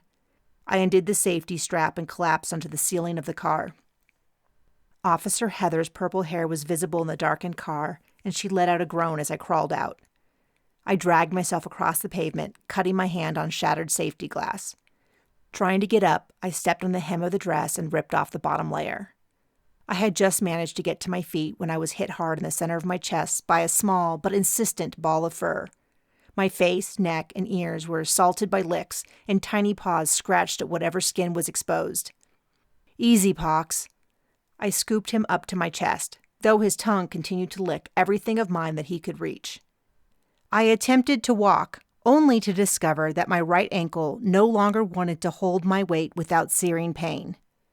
I sat back down on the ground just as Raph reached me. He took my elbow and pulled me up. "My ankle!" I yelped, hopping and stumbling along next to him. "Sorry, Cap," he shouted. He picked me up and flung me over his shoulder. His clavicle bit into my stomach and Pox banged against his back. I grunted, and Pox barked in time with each jog step. Raph threw me in through an open doorway and the world spun around me as Pox continued his job of licking every square inch of my face. My ankle yelped in pain, while a growing ache moved across my hip and up to the shoulder I had landed on, which had also taken a majority of the impact from the airbag. My brain felt like scrambled eggs and my right eyelid twitched, but it could have been a lot worse. Raph got into his seat as I pushed up to a kneeling position. Jones was at the steering wheel staring at the car I had been in. It was flipped on its roof and leaking fluids. His eyes were unnaturally wide and his skin was ashen. He muttered, "She can't just take you. That's not right. You don't just grab people like that." He turned to me, and when he gestured, his hand shook uncontrollably. "I said I would take care of you." "And you did, Jones. You saved my life." I grabbed his hand and found it cold as death. I pulled him back beside me. "Raph, you need to drive." There was an unnatural metal-on-pavement screeching, and the car listed like a wounded animal. Raph shifted to hover mode and backed up. The front fender fell off with a crash. Jones caught my hand. "Go to the train station like you said earlier. I know someone who can get you a ticket." I nodded, and from the corner of my eye I saw Heather crawling from the wreckage, her eyes wild and crazy. She raised something from her hip, a black square, and pointed it at the car. "Go!" I shouted, thumping on the back of Raph's chair. Chapter 29. I swayed back and forth with the rhythm of the train and inspected my image in the mirror of the private bathroom at the rear of the last car. I tried to imagine seeing myself with fresh eyes. Would I be recognizable? "Can't we just hide in the bathroom until we arrive?" I asked Raph. In answer to my question, there was a furtive knock on the door. "Let me in." Raph unlocked the door and opened it. A train employee stuck his head through the doorway. "You have 5 minutes more max. They are about done checking all the tickets, and then everyone will be able to move around. They were fully sold out, so I couldn't get you a seat." I gritted my teeth. "I thought anyone could ride the train." "Yes, it's free, but people still reserve tickets because seating is limited. I got you on board, but that's all I can do. I need to unlock this bathroom or my boss will ask questions." He started to squeeze back out of the door, then paused. "You aren't going to cause any trouble, are you?" I shook my head. "No, we just want to lie low and get to the king for a fair hearing." The blue skin between his eyebrows scrunched up. "You don't need to hide to do that. You would have immunity." "The fleet doesn't think so." He grumbled a string of syllables that didn't recognize beyond having the cantonance of a traditional curse. "The fleet is nothing but a bunch of sanctimonious busybodies." "Wait, if we don't have a seat, then where can we go?" I asked. "There are 2 cars in the middle of the train where people can mingle. One is a bar. Everything but alcohol is free. The other is an observation car. You can hang out in one of those until we get to the station at the castle in a few hours. I have to go, but you better be gone when I get back in." He checked his watch. 3.5 minutes. He slammed the door behind him. I sighed and looked at my reflection again. I guess this is a good enough disguise if we don't run into anyone. Raph tutted. "Are you questioning my abilities? You look nothing like yourself. I use contouring to hide your features and a bright eyeshadow to change the shape of your eyes. Combined with the outfit, no one should know you." I looked down at the gorgeous dress that he had shredded with a small pair of scissors he found in Persephone's makeup bag, which he had borrowed when we left the car, promising Jones that we would be careful. The skirt was short and stuck out in every direction, but more noticeable were the strips of fabric he had used to wrap my injured ankle, then twisted around each calf. He called the wraps leg warmers, as if I needed to stay warm, given the temperature outside and inside the train. Pox was fast asleep at my feet. I hadn't even given him a thought since we were halfway to the train and he was still bounding alongside me. I worried he would draw attention until I noticed a few others with the same creature in tow. I turned to Raph, flinching when I caught sight of his face, which had matching pink and yellow glittery eyeshadow, making his eyes look as though they were framed by two flowers. Geez, that catches me off guard every time I look at you. Exactly. But isn't the point to blend in? Everyone is going to be staring at us. He pulled his head back. Did you notice the people on the platform? There were tons of people done up like this.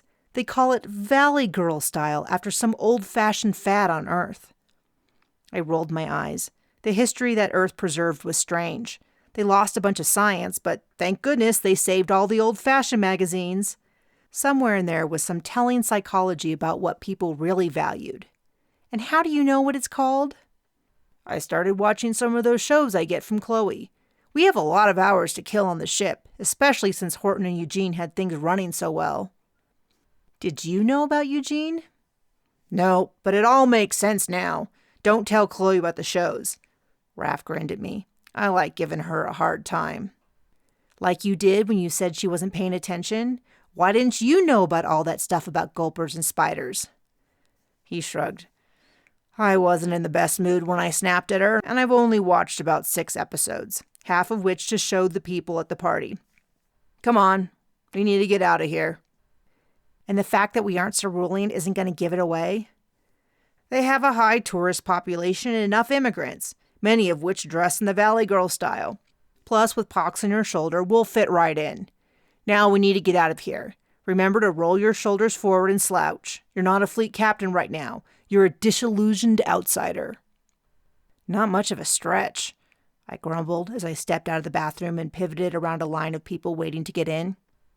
As I made my way to the cars the employee had mentioned, I had to admit that the disguise seemed to work. The population on the train was half Cerulean, but the other half was a mix of off-world visitors, and sure enough, a good portion were dressed like us and with similar makeup. As we passed, we got suspicious looks and clutched belongings from the Ceruleans, and casual nods of approval from the other Valley girls, whether male or female. No one seemed to recognize us or call for fleet backup. I kept my head ducked, as the other biggest risk was running into the particular Ceruleans who had been on our ship and must have had a hand in the murder, something I intended to prove to the king and clear my own name. When we finally got to the drink car, we grabbed 2 beverages and moved to a small 2-person table in the corner.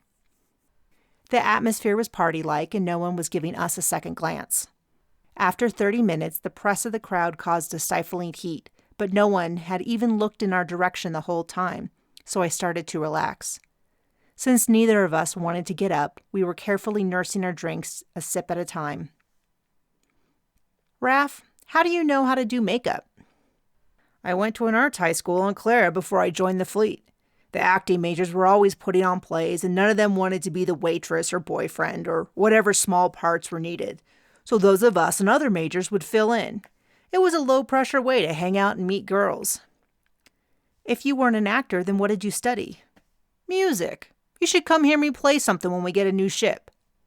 Totally, I said as I gazed out the window. There might not ever be another ship. Why did you join the fleet? Music is a tough career, and I thought I wanted something predictable. I love navigating, but the environment doesn't really match my personality. Until I worked with you. You get my artist ways. I nodded. I can see you being a musician. I looked away from the window as 2 Cerulean men squeezed in at a table directly behind Raph.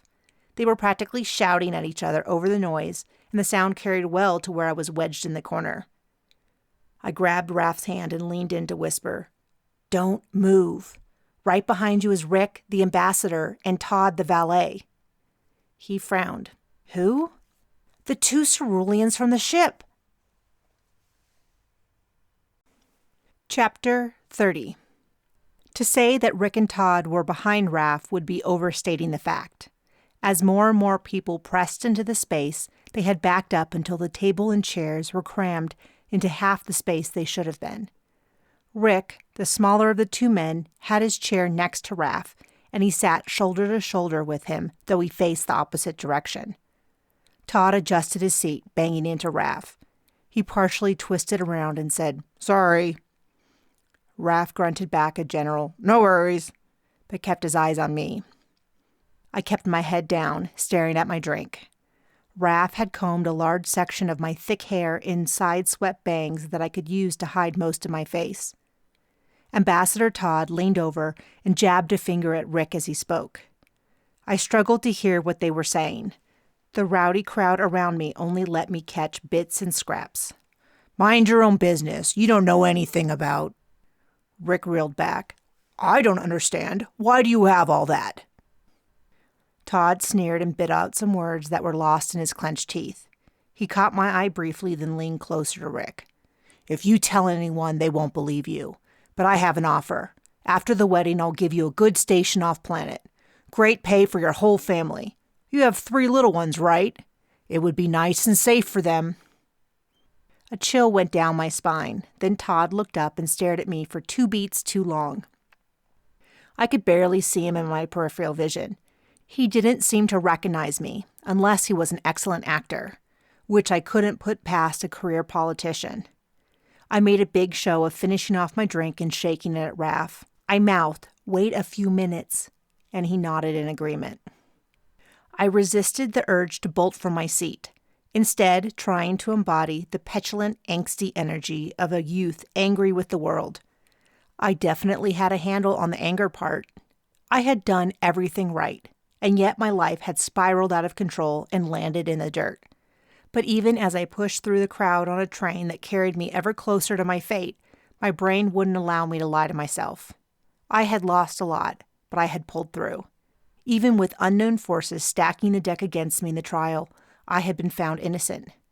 And my reward? On one hand, I could say it was the worst job in the fleet, and I had been saying just that since I got the posting. But was it fair? I had been able to sock away money every trip to get me back to financial solvency, something I had lost during the trial. Day by day, I had found people that respected me as a captain. That wasn't a given for any captain, let alone one with a checkered past like mine. And it was more than chance. Chloe's family had bribed someone to place her with me. Raph was being punished. Horton had sneaked aboard using his brother's name. None of us should have been together, but we were and had saved each other's lives. It was almost like someone had a greater plan. I paused briefly to say a prayer of thanks and pat the Bible still tucked in my pocket with the gulper tooth. I had gotten this far, and in that moment, I believed with my very soul that I was going to survive. But how? "Is that your boyfriend?" a voice purred into my ear. It took me a second to register that the young Cerulean with bright teal eyeshadow that extended across 50% of her face was addressing me. I twisted around to point at Raph. "Him? No, just a friend."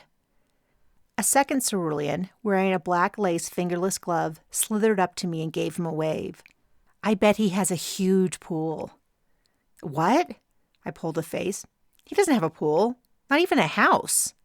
They both gasped and stepped back. The first one shook her head.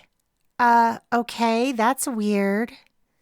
Raph came up to join me as they disappeared into the crowd. "What was that all about? They looked interested." "That's what I thought. Then they asked if you had a pool and left when I said no." I tried to push through the crowd and head toward the other car. I wanted to get as far from Rick and Todd as I could. Raph hissed in my ear. "You told them that I didn't have a pool? Do you know what that means?" I was trained in diplomacy and should have known better than to answer a strange question without double-checking local terminology, but I had a good excuse for being off my game. I shoved my way between 2 large groups and found a bit of open space on the other side to step next to Raph. They weren't literally talking about a pool, were they? "It's a slang term for manliness, like being strong and a protector and such. I don't know all the implications, but saying I didn't have a pool was like saying I'm a bad man or unmanly. Basically, it's an insult." He scrunched his eyebrows together at the reflection on his reputation. "Got it. Say no more. Let's go." I stopped and grabbed Raph's arm to spin him around. I had gotten a good look into the observation car, and I saw Officer Heather entering. I checked the entrance of the bar, and my heart sank to my feet when I spotted James at the door. He was moving in our direction. We were surrounded. Chapter 31. I backed away and wedged myself between two Ceruleans at the bar. I pulled Raph in close so our faces were inches apart, our frantic energy bouncing off each other. Both cars were very crowded, and it would be difficult to move through the people, but that would only buy us a handful of minutes. I cast my eyes to every corner of the train. Maybe once James moved past us, we could double back and exit the car. But stationed at the entrance was a new threat, an officer in fleet uniform. Their backup had arrived. Our game of cat and mouse was no longer so simple. Raph followed my sightline and nodded, instantly taking in the information. Perhaps we could. My attention was dragged off of him when a very drunk Cerulean next to me grabbed my arm and shouted into my ear, "Do you think people can change?" I spun around and shouted at her face, "Seriously?" I was about to be squashed like a bug, and someone wanted to have a heart-to-heart chat. "My sister's getting married to the man I love, and she's a terrible person. She once tried to poison me because I spilled ink on her favorite dress. I think she's done worse." The woman squinted at me. "Do I know you?" "You've got to be kidding me," I mumbled. Officer Girlfriend was halfway through the car. James was making slower but steady progress through the car. "You have to help me," she shook my arm. "I don't know what to do." I am the last person to ask. I stared deeply into her eyes, searching for any clue to my own survival. "You have to tell someone. Everyone. Lives depend on it." I twisted out of her grip, and without consulting Raph, I shoved Pox into his arms. They were both safer without me, especially where I was heading. I pressed through the crowd, aiming for the space between the cars. When we moved through the train earlier, I had noted the space between the train cars was open to the air. I had seen enough classic movies to know I could climb onto the roof of the train, though most of those movies ended badly. But my feet were moving on instinct, fear, and adrenaline, taking over my higher brain functions. I was out the door of the beverage car and halfway up the ladder attached to the side of the car before I even realized what I was doing. Sheer momentum carried me up to the top. I started crawling across the roof. The train was barreling toward the castle. It was exactly like the few remaining stone structures back on Earth, even down to the moat around the outside. The track was headed straight toward the large structure, then it curved to the right to go around the moat, where a station was visible a few kilometers past the castle. The train was moving at a fast enough speed that the wind was roaring in my ears. When the engine shifted and the brakes squealed, I gripped a ridge so hard that my knuckles turned white. I was out of my depth. If I slipped over the side, I would hopefully die quickly from the impact or from being dragged under and cut in half by the steel behemoth. I should have surrendered. I should have taken my chances that they wouldn't shoot me on sight on a crowded train. This was not how everything was supposed to end. Maybe it was the wind or how close I was to the end of my life and my hope, but tears streaked down my face and I didn't even attempt to wipe them away.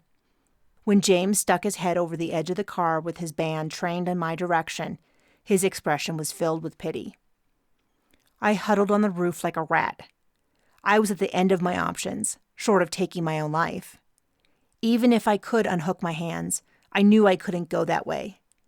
Generations of Laikas had headed into certain death and survived. I would fight until the choice was taken from me. "Liz!" "No!" I screamed back. His face tight as he inched closer. "Why are you doing this?" He bit off as he closed the gap. "I know you are innocent." I gasped and my fingers slightly loosened. I adjusted my grip on the ridge. It was a trick. He was trying to get me to lower my guard. I doubled my resolve to escape when Heather slithered up behind him. The train was slowing down. She rose into the balls of her feet and started inching toward me. She had dried blood on her face, and her makeup was smeared, giving her a wild, frightening appearance that matched the craziness in her expression.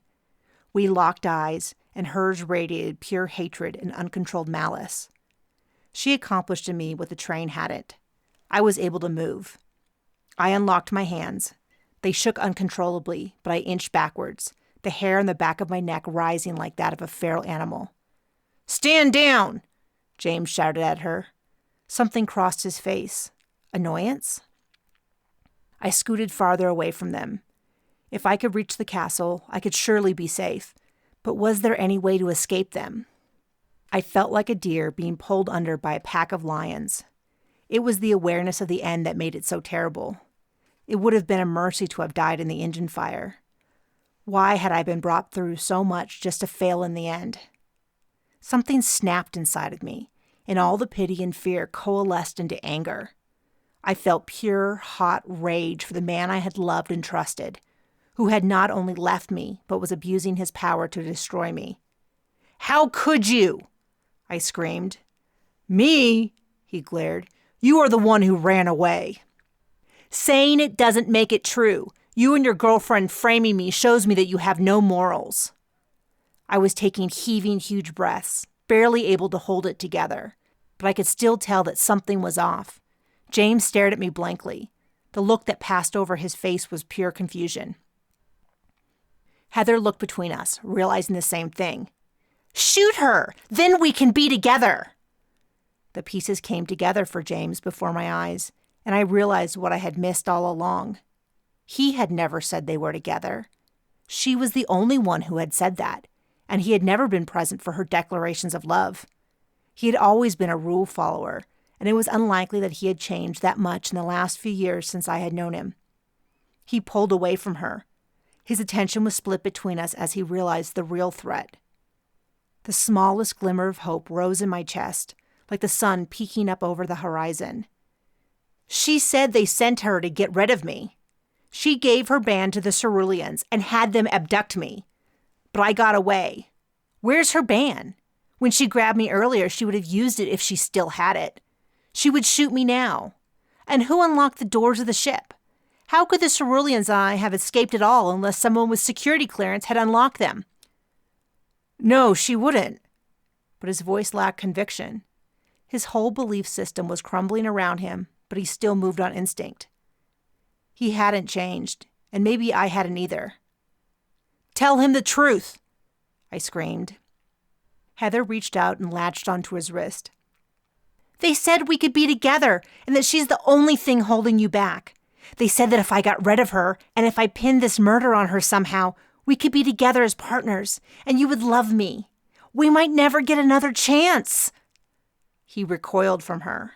It was clear what he thought of that proposition. She saw it as well. Whatever she believed, perhaps what they had convinced her of, all crumbled around her. Maybe it was the fact that she had too many witnesses to get away with it, or the fact that he would never love her that broke her, but we would never know. She stood up, and the wind caught her body. In slow motion, she was swept off the train, which was on the long bend just before the moat. She never reacted. She appeared as calm as if she were falling into a pool of warm water. Her body disappeared on the inside bend of the curve. The tears I had been holding back poured out. I couldn't even process the meaning of everything that had come out, but my body reacted instantly to the emptiness in her eyes as she disappeared from sight. It would haunt me forever. I would have stayed there in shock, even as the train whistle pierced the air and the brakes locked in response to the accident, but James crossed the distance between us. He grabbed my shoulders and shook me hard. I realized that he had been shouting at me. "You have to go. I don't know who I can trust. Go!" He gestured toward the castle. I pushed away from him. Before I could second-guess him, I took 2 quick steps and launched myself off the moving train, heading toward the opaque water of the moat. I hit the surface like a ton of bricks and everything went black. Chapter 32. I walked into the castle yard, sopping wet and missing one shoe. Rather than ditching the single kitten heel, I walked with an uneven gait. I appreciated even the minimal protection from the rough gravel. Stomp, squelch. Stomp, squelch. I crossed the empty yard and entered the enormous door to the castle. Inside were dozens of people lined up around the perimeter of the main room. They sat in mismatched chairs, from rough wooden benches to ornate embroidered armchairs. Heads all around the room looked up to watch me wobble across the floor. I stopped and pulled off my heel. I then left wet footprints the rest of the way. I approached a female cerulean sitting at a large table. She was filing her pale blue, white-tipped fingernails. She didn't bother to look up as she slid a clipboard toward me. "Fill out this form. We should be able to fit you in tomorrow. What crime are you here for?" I grabbed the clipboard and a pen. "Murder." She dropped the nail file. "What?" "I didn't kill anyone, but I'm being framed for murder," I clarified. She narrowed her eyes. "There hasn't been an unsolved murder on Cerulean for decades and decades." "Technically, it happened in space. I'm a fleet officer and there was a murder on my ship. One of the officers..." "Oh my gosh! I know just what you're talking about. The king will be so excited." A dark blue tint rose in her face even as her feet danced beneath the desk. "I mean, this is all terribly sad, but please take a seat and I will get to you in a minute. You don't need to fill that out." She snatched the clipboard from my hand and disappeared through the door. As the door closed, her voice carried out and echoed in the large chamber. Janie, we have a hot case." Everyone watched me with unconcealed interest, except the cerulean I sat next to, who promptly vacated her seat to race across the room and point over her shoulder at me. This was it. After everything I had gone through, it came down to trial by bureaucracy. Fitting and yet sad. I dripped water onto the floor, running over my defense in my head. By the time they called my name, I would surely have the most perfect defense in the galaxy. But instead, my name was called within a few minutes. The secretary was back and didn't even bother to close the door behind her, instead calling out to me, "Hey, murderer, you're up." I stood up hesitantly. "Can you not call me that?" "Of course. What name would you prefer?" "Elizabeth Laika. Thank you." I followed her down a hallway, my bare feet slapping on the stone and water still dripping down my legs. "Can I change, or at least clean up a little?" "Sorry, you should have done that while you waited. Here, sign this." She paused in front of a door and shoved a clipboard at me. "It says that you accept the king's ruling, which will be given at the end of your presentation." I signed my name. "Then what?" "If you are found innocent, then you can go free with a small reward for your inconvenience. If you are found guilty, then your punishment starts immediately, which for murder of a government employee is..." She flipped through a booklet, then ran a finger down a page in the middle. "Death by beheading. Not too bad." "Sure, totally." Before I could say more, I was shoved out the door and into one of the largest rooms I'd ever been in. Hundreds of ceruleans sat in chairs, dozens of rows deep, and every one of their eyes was on me as I crossed the open space to stand behind a podium that stood in front of a large chair. In the chair was a male cerulean dressed in ornate clothing. Even without knowing the local standards of beauty, I could guess that he was extremely attractive. It was partially the extreme confidence with which he moved. But the biggest giveaway came from the several female ceruleans in the front row holding signs with variations of "I love you, king," printed on them. I put my hands in my pocket and pulled out my damp Bible and the gulper tooth. I placed both on the podium. A soft murmur spread through the crowd at the sight of the broken tooth. I shifted my feet. It was a terrible time to give in to the fear of public speaking. I needed to focus on something else, like giving a presentation that didn't end up with my head on a platter. I closed my eyes and sent up a quick prayer. Everything I had encountered would also be my salvation. I opened my eyes as the king started to speak. "Elizabeth Laika, you have been accused of..." He paused to look over the paper someone handed to him. He made a small noise of interest, and when he looked at me again, it was with considerably more attention. "I was told this situation had already been handled." I gave a little nod. It was time to pull out all of my experience in diplomacy and acting. "Yes, they have been attempting to handle me for several days, but I have survived. I knew that my only chance of a truly fair trial was with you." "Why not your fleet?" I let out a long sigh. Unfortunately, there are those in the fleet, much like your court, who can't be trusted. Why is that? Jealousy. He nodded with understanding, then took a tablet from an assistant. He held up a finger, indicating I should wait while he reviewed the information. After a few minutes, he handed the tablet back to his assistant and shooed him away. Captain Laika, a few years ago you were on trial for financial impropriety. Is that correct? Yes, but the charges were dropped due to lack of evidence.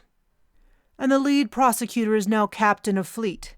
I can see why you have concerns about fleet integrity. I debated adding more information, wanting to focus on the facts, but a quick look around the audience showed them to be hanging on every word of our conversation. The people of a planet whose economy relied heavily on dramatic, reality-based entertainment probably appreciated hearing all the details. Many were even pulling out an air-roasted grain to eat while listening to the case. The fleet sent 2 officers to investigate. One was my ex-fiancé, and the other was in love with him. She told me that once she got rid of me, they would be together. The king leaned forward. Really?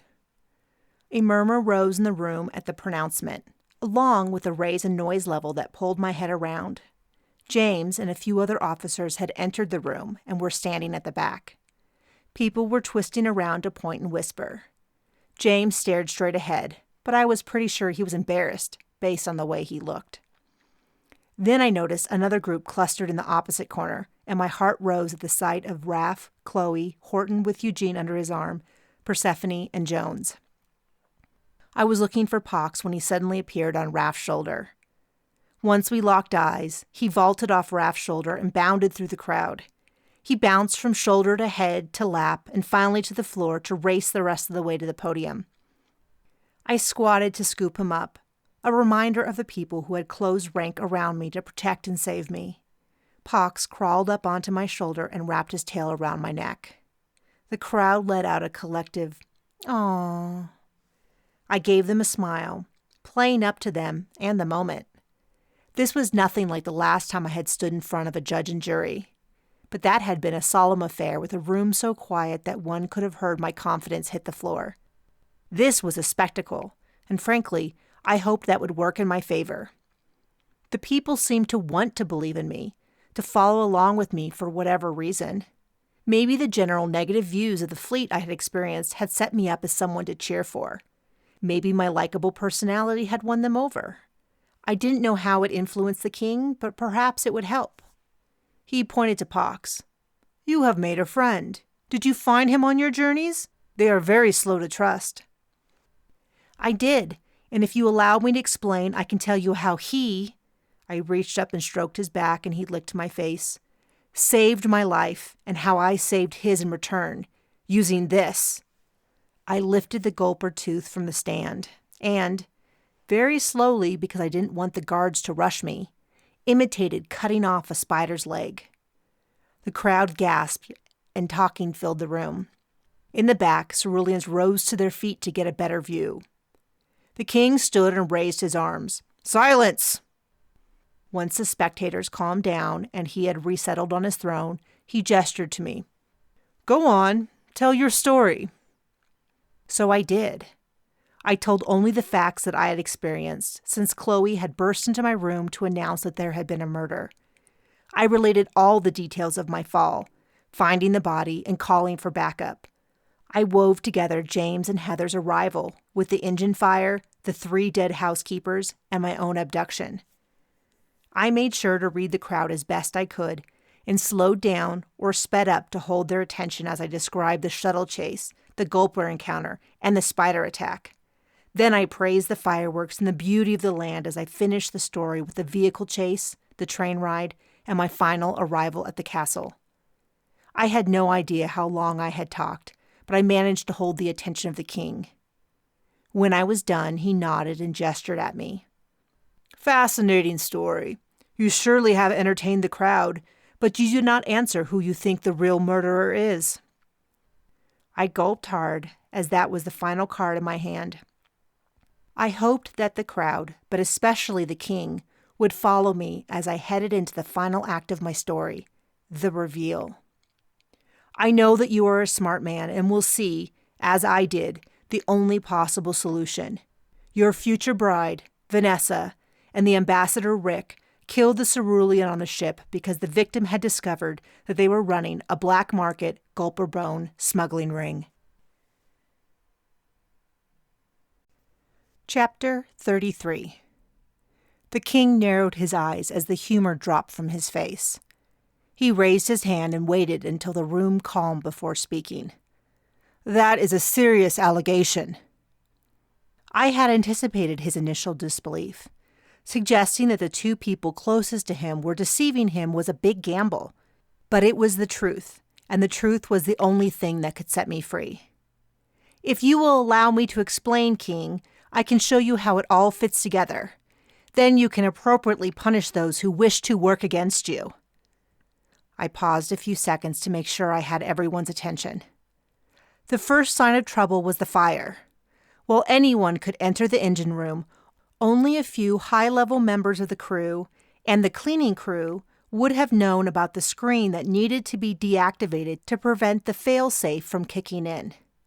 The fire had been caused by a handful of tools being shoved through the grate. It could have killed everyone on the ship and was dangerous to the perpetrator. But even more so, it pointed to someone that didn't have the clearance or knowledge of the engine. That leaves just our cleaning crew as possible perpetrators. They were the only ones who knew enough, yet not enough, to be so dangerous. Were they the type to do that? I don't know much about them. Cleaning crew jobs are not well-paid positions, and they tend to cycle in and out. But an even bigger indicator of their guilt is the fact that they were found dead shortly after the fire. The killer must have paid them to disable the ship right next to Cerulean, but the killer didn't want any witnesses left behind. Someone mentioned that the cleaning crew had been given tea. I was also offered tea, but I dumped mine into a plant. When I was abducted, I may not have seen the person, but I did see that the plant was dead from the poison in the tea. I'm guessing the poison was also meant for me. He nodded and spun his hand in a go on gesture. I tried to speak faster, fearing that I was losing his attention. Then came the abduction. Officer Heather Houston told me that she had been instructed to get rid of me. When the Cerulean vessel docked, she must have helped them to do it in exchange for taking me and disposing of me. I was told that you must have stowed away. When they saw you running, the ambassador said that you were a criminal and my officers were sent to capture you. He said it without inflection, though I hoped that on the inside he was reevaluating the information he had been given. I was knocked out and woke up locked up in a bathroom where the interior handle was removed. Did you send the shuttle? My fiancé said that she was scared and didn't trust the fleet. Did you instruct the officers to chase us toward the ocean? No. Hold on. He gestured for the assistant to bring back the tablet, then spent the next few minutes reviewing information before passing it back. The chase protocol did not follow the rules, and I do not know the reason for that. Go on. When I was trapped in the ship, I overheard a conversation between Vanessa and her sister. Vanessa said, "It will be like Jonah." I opened the Bible. There was a reference in the Old Testament story of Jonah, who was swallowed by a whale. She knew what was going to happen. My guess is they left me on the ship alone, hoping I would steal it. But when I left on another shuttle, they shifted gears. I moved on, wanting to stick to the important details. The gulper tooth also gave me the idea for the weapon that was used for the murder on our ship. Our security scan can miss organic materials, such as bone or wood. A gulper tooth would have been missed by our ship's weapon scan and could have been easily used to murder the victim. But since all gulper bone is processed on Cerulean, the only way that a weapon from that material could have been on our ship is if one or more of the passengers were smuggling it. The crowd's response buoyanted me. They seemed to be connecting the dots I was laying out and finding the story interesting. I pushed on.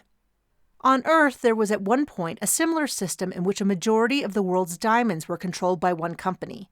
It kept profits up through the monopoly, but people went to terrible lengths to get their own supply because the price was so high. An ambassador who travels frequently would be an ideal candidate, and a future princess would be the perfect partner. A small amount of power is dangerous in those that are corrupt. The king seemed to struggle with his emotions, and I gave him a moment to let the facts sink in. These were Ceruleans he had trusted. Many people would fight back, unwilling to admit their assessment was incorrect even in the light of facts. My hope was that he had already seen enough. When he seemed ready, I continued. She tried to poison people before, which brings me to her title of bearer of the venom.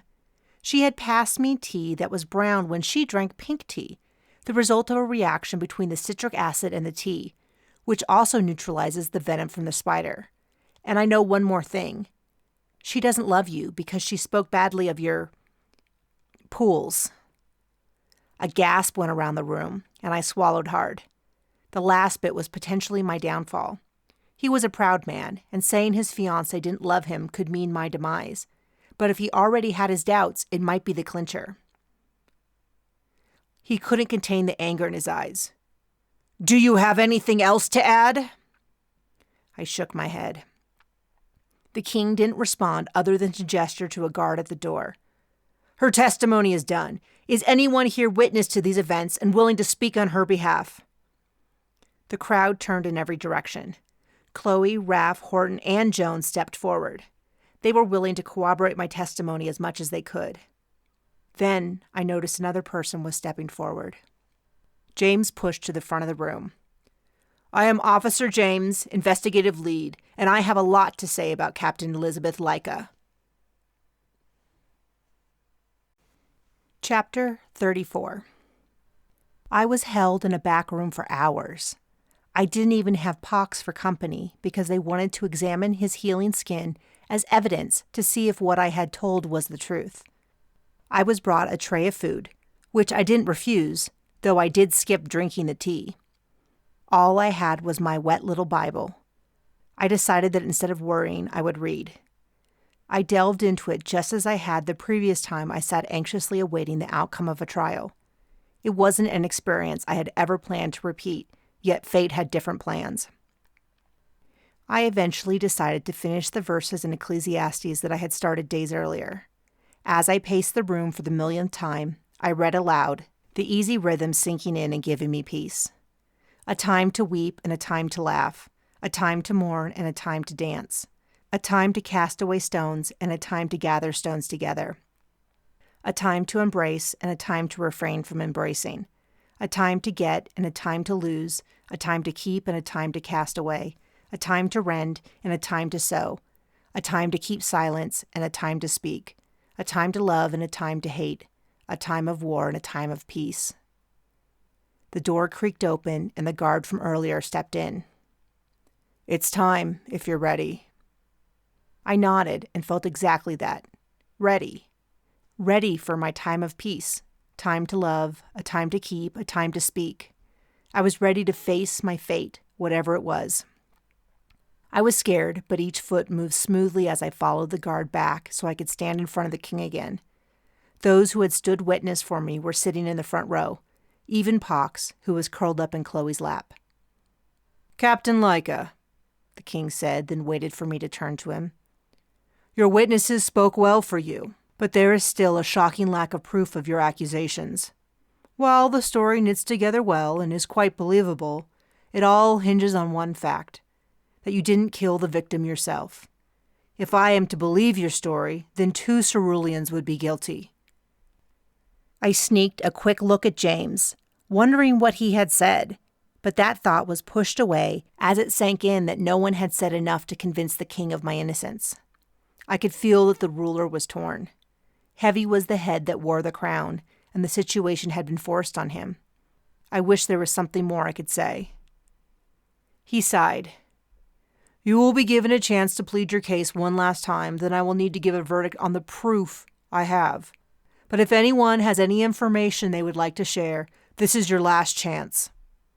He seemed almost hopeful as he looked around. "Wait!" a thin mechanical voice rang out. I turned to Eugene, who was sitting on Horton's lap. His red light flashed. The king gestured to Horton. "Did you have more to add to your testimony?" Horton stood and approached a table beside the podium. He put Eugene on top of it, then turned him so the light faced the king. Not me. Eugene does. Eugene is a... The entire crowd leaned forward in their seats. The little red light flashed, illuminating most of the table. I'm an artificial intelligence program. I have been gathering data since I left the ship. I have information related to the case. I'm sorry, but computer programs cannot testify. I cannot take the information into account. Actually, King, anyone can testify in your court as long as they are recognized as a registered sentient being by any established government in any universe. And you, as King of Cerulean, have the right to bestow citizenship, which I humbly ask you grant me. I have information that will help you, and I wish to serve. If Eugene could have bowed, he probably would have.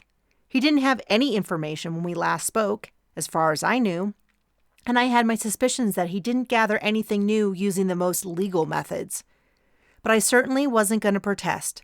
His existence was in jeopardy as much as mine.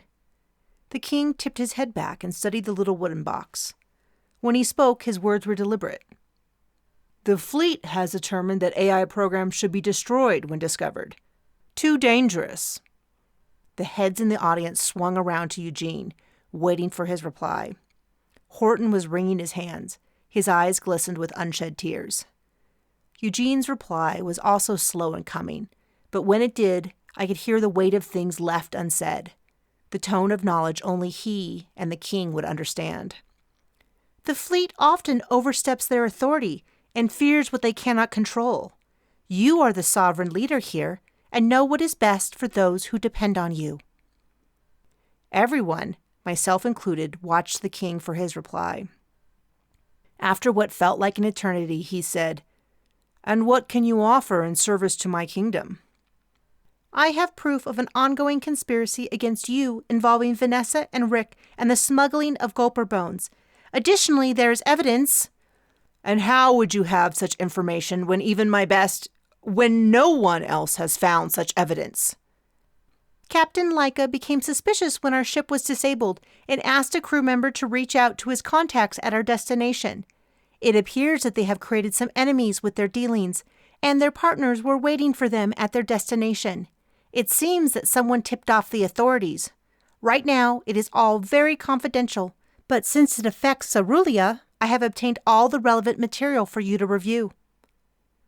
The king stood up and gestured to a guard. Bring the box to my office. We need a conference immediately. Chapter 35. Raph, Horton, Chloe, Pox, and I huddled in a small room. Whatever information Eugene had given the king in their private meeting meant that I was no longer locked up alone, but the company only slightly lessened my anxiety. I was optimistic, yet scared to get my hopes up. Persephone had left with Jones to rest after her eventful morning, while James had disappeared. I imagined he had a lot to report in addition to handling the death of Officer Heather Halston. A shiver went down my back. I hadn't really had time to process her accident. She had carried her secrets to her death. Someone in the fleet was still determined to kill me. Though I had a good guess at who it might be, I still didn't understand why. I wasn't a danger to anyone, and I hadn't stirred up any trouble beyond accidentally being accused of murder. In fact, Cerulean might do the dirty work for them, though my fear was receding. I believed in my crew, Eugene included. Whatever he had been able to dig up could be all we needed. I was quite sure that the how behind how he got his information involved breaking several security features and laws, but he had risked his own existence, and the fact that he might be saved through citizenship didn't negate the risk he was taking for me. The door creaked open, and the guard gestured for us to follow him. I grabbed one more of the chocolate caramel treats and stuffed it in my mouth as I walked out behind the others. If I was about to die, I wouldn't need to worry about working off the weight. Small bonus. When I returned to the court, there was a lot of surprises. James came to stand next to me. He gave me a tight smile. The crowd burst into cheers. But the biggest surprise was a 6-foot screen that showed the Fleet Leadership Council watching us. The king stood to address the entire room. After speaking to the Cerulean citizen, Eugene Basaltic, I am ready to give my verdict. Horton gasped. "Eugene took my name." I hushed him and waited to hear my fate. The king was a true showman, dragging out the moment until I was leaning so far forward that I risked tipping over. "I have found that Captain Elizabeth Laika is innocent of all charges. Further investigation will be conducted until we have rooted out all those who are guilty." He turned to the screen. "I assume the fleet will agree that this is the final ruling on the matter?" I could see the muscles of the fleet president's jaw flexing and the slight narrowing of his eyes. But when he eventually spoke, it was with the same restraint and monotone he always used at official events. "Of course. And we will also search for how Officer Heather Houston was able to avoid psychological evaluations and pull off such a plan all on her own." Always the politician, he had deftly divorced the fleet from Heather's action, but there was no one to prove otherwise. Except, I turned to look at James. Though unsure of what I expected, I was surprised to see the anger etched into his eyes. He had heard her confession and knew that the fleet would not be investigating. It was the reality of the situation, though I found it unsettling that he was upset by the fact while I had so readily accepted the reality of it. Perhaps James still held his noble belief that truth would win out, while I had been discovering that life wasn't fair. But life did reward those who fought, and I was a fighter. Maybe there was still hope for the future I had once believed was mine. I took a look around at my loyal crew and knew that what I had was better than what I had lost. The king addressed the fleet members on the screen. "I know you have more to say to the captain, but I must finish my presentation." He turned back to me. "Captain, your work on behalf of the kingdom will be rewarded. Your entire crew will receive monetary gifts, but you will receive the greatest gift. You will be my bride." Chapter 36. My heart leaped into my throat, and my legs almost gave out beneath me. James managed to grab my elbow before I face-planted. There was a low buzz of interest from the court attendees. Turning down a suitor of his power in front of such an audience could be just as dangerous a situation as trying to beat a murder charge. I stepped forward and did my best impersonation of a ladylike curtsy. I scrambled for what to say that would address the situation adequately. "I'm honored beyond words." "It is our custom that you take the place of the fiancé you removed. Unless you have reason to believe you are unworthy, then you can recommend another." He walked toward me. Up close, I could read his face better. Even the highest station was held to the rules and traditions of their role. I believed that was the case in the current circumstance, because his eyes seemed to beg me to take the out he was offering. I gave him a slight nod that only he would notice, and his face relaxed. I turned to the audience. "I would be honored to be your wife, but I fear that I am inferior to the task. My heart belongs to the stars, to space. I would be unworthy and incapable of serving Cerulean in the way the station requires. But I do know someone who not only loves Cerulean, but adores you in the way required. Wileen, Vanessa's younger sister, spoke of her great admiration of the king and his—" I swallowed hard before I basically fawned about his appearance and manliness. "His large palace and pools. I do not believe that she had any part in the deception that took place, though your investigation will better answer that question." The crowd oohed at the news. The king raised an eyebrow in appreciation. "I do believe that will be acceptable." He started to turn away to walk back to his throne. "But I would ask that I could take my Kaleen Pox with me when I leave. He will be a beautiful reminder of the planet that has stolen my heart and saved my life." I lowered my head in a sign of submission. "Of course," he gave a little chuckle. "There is little I could do anyway, as a Kaline bonds for life.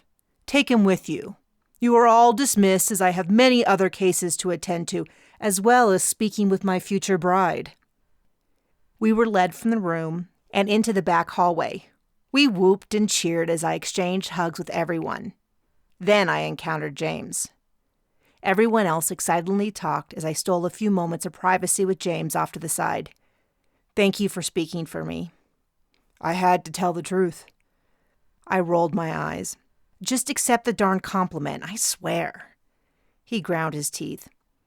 I thought something was off when you referred to Heather as my girlfriend. It wasn't in character for you, and I almost asked why you did, but I assumed you were just being jealous. Jealous? No, she had said she was your girlfriend, and she looked just like I did when we dated. He frowned. She did? How did you not notice? Purple hair is not that common. It is in the fleet. Have you not noticed? I don't get out much. I turned to leave. I needed to focus. For the moment, my life was safe, but my career was up in the air. I should be okay, but I wouldn't put it past the fleet to try something underhanded. Wait, I need to apologize. I turned back around to face him. I said you hadn't changed, and I was right. I thought you were going to apologize. I will if you just stop talking. Geez, you'd never let me get a word in. I mimed locking my lips and tossing the key, then crossed my arms. He sighed. I said you hadn't changed, and I meant that as an insult because I was mad. But it is true because you are a really good captain. A lot of people would have never recovered from the trial, but you did. Your parents would be really proud. Thanks. We need to go talk to the fleet and get that over with. I discreetly wiped at my tears and cursed James under my breath. He knew my biggest fear was not living up to my parents' expectations. He had no right to use that information against me, even in the form of a compliment. The sooner I could get away from him, the better. I made a beeline for the far end of the hallway, where a guard was gesturing for us to follow him. Once I had gathered my crew around, James initiated the connection to Fleet. The rest of Fleet panel was grim-faced as the president talked. He spoke as though the words were hot coals that burned his mouth. Captain Elizabeth Laika, in light of the unfortunate turn of events, we will need you to sign paperwork stating that in exchange for none of this going on your record and interfering with your future service, no future action can be taken against the fleet or spoken of publicly. Cutting right to the chase, I see. The words were out of my mouth before I even realized I was saying them out loud. The president's mouth tightened. I briefly considered apologizing, but decided against it. He had witnesses, and I needed to make a stand that I was willing to play the game, but not be pushed around in the process. My crew must have the same deal, no negative marks on their records, and I want our previous mission marked as successfully completed. You blew up a ship full of cargo, he barked. I stared at the screen with my heart in my throat. We didn't, and if you really want to go into it, I will gladly go to Fleet Court and plead my case publicly. All of it. Fine, agreed. Officer James Markswell, have them mark the agreement, and we will have it recorded as such. James passed around a pad for us to sign and mark with a fingerprint. The president continued. In accordance, we are willing to offer you, Captain Laika, a station on the new Explorer vessel in the Night Horse Galaxy to commence 3 days hence. If there was any shock left in me, I would have fallen over at the offer. My dream assignment was being handed to me on a silver platter. I nodded as though I had expected it all along and was glad I had my chance to play my card. Then, since my last mission was marked successful, as captain, I invoke my right to Article 104B, otherwise known as Laika's Legacy. The president's face slowly turned red and the microphones were muted. I could tell because an excited conversation broke out at his table, but no sound was transmitted. Behind me, Chloe asked, "What is Laika's legacy?" Raph answered, "Cap's parents had a rule passed after a successful mission. A captain, or senior team member, could request to keep his or her crew together. Up until then, they were at risk of being broken up after each mission." I nodded in agreement, though I kept my face pointed toward the screen. My parents had considered it their greatest achievement, something they could do to protect what they felt was their family. The same sense of preservation for those that served under their command was what led them to leave their ship and sacrifice themselves. Their actions had won the war. I shoved that away, focusing on taking deep, slow breaths. I would show no weakness, not in this battle of wills. The sound came back, and the president had mostly retained his color. The position you are being offered is for an existing ship where the captain had to step down. It is set to start exploration on a new planet immediately, but only that one position is available. We will make sure that your crew members are given equally generous offers at whatever place or type of assignment that most interests them. Or, he adjusted in his seat before continuing, you can evoke Article 104B, but we will need to find an open ship, and we cannot guarantee that it will be a step up from your previous job. And obviously, your crew members will be welcome to find new positions if they want. In fact, we have found dozens of open jobs that I am sure they will jump at. But it is your decision, and you must make it now. I took a slow breath and announced my decision. I hoped I wouldn't regret it. Chapter 37. I sat by the pool in the shade, perusing the news on my tablet. I had mostly adjusted to the heat on Cerulean and had to admit that it was growing on me, especially when I had traded running for my life for sitting by a pool, drinking and relaxing.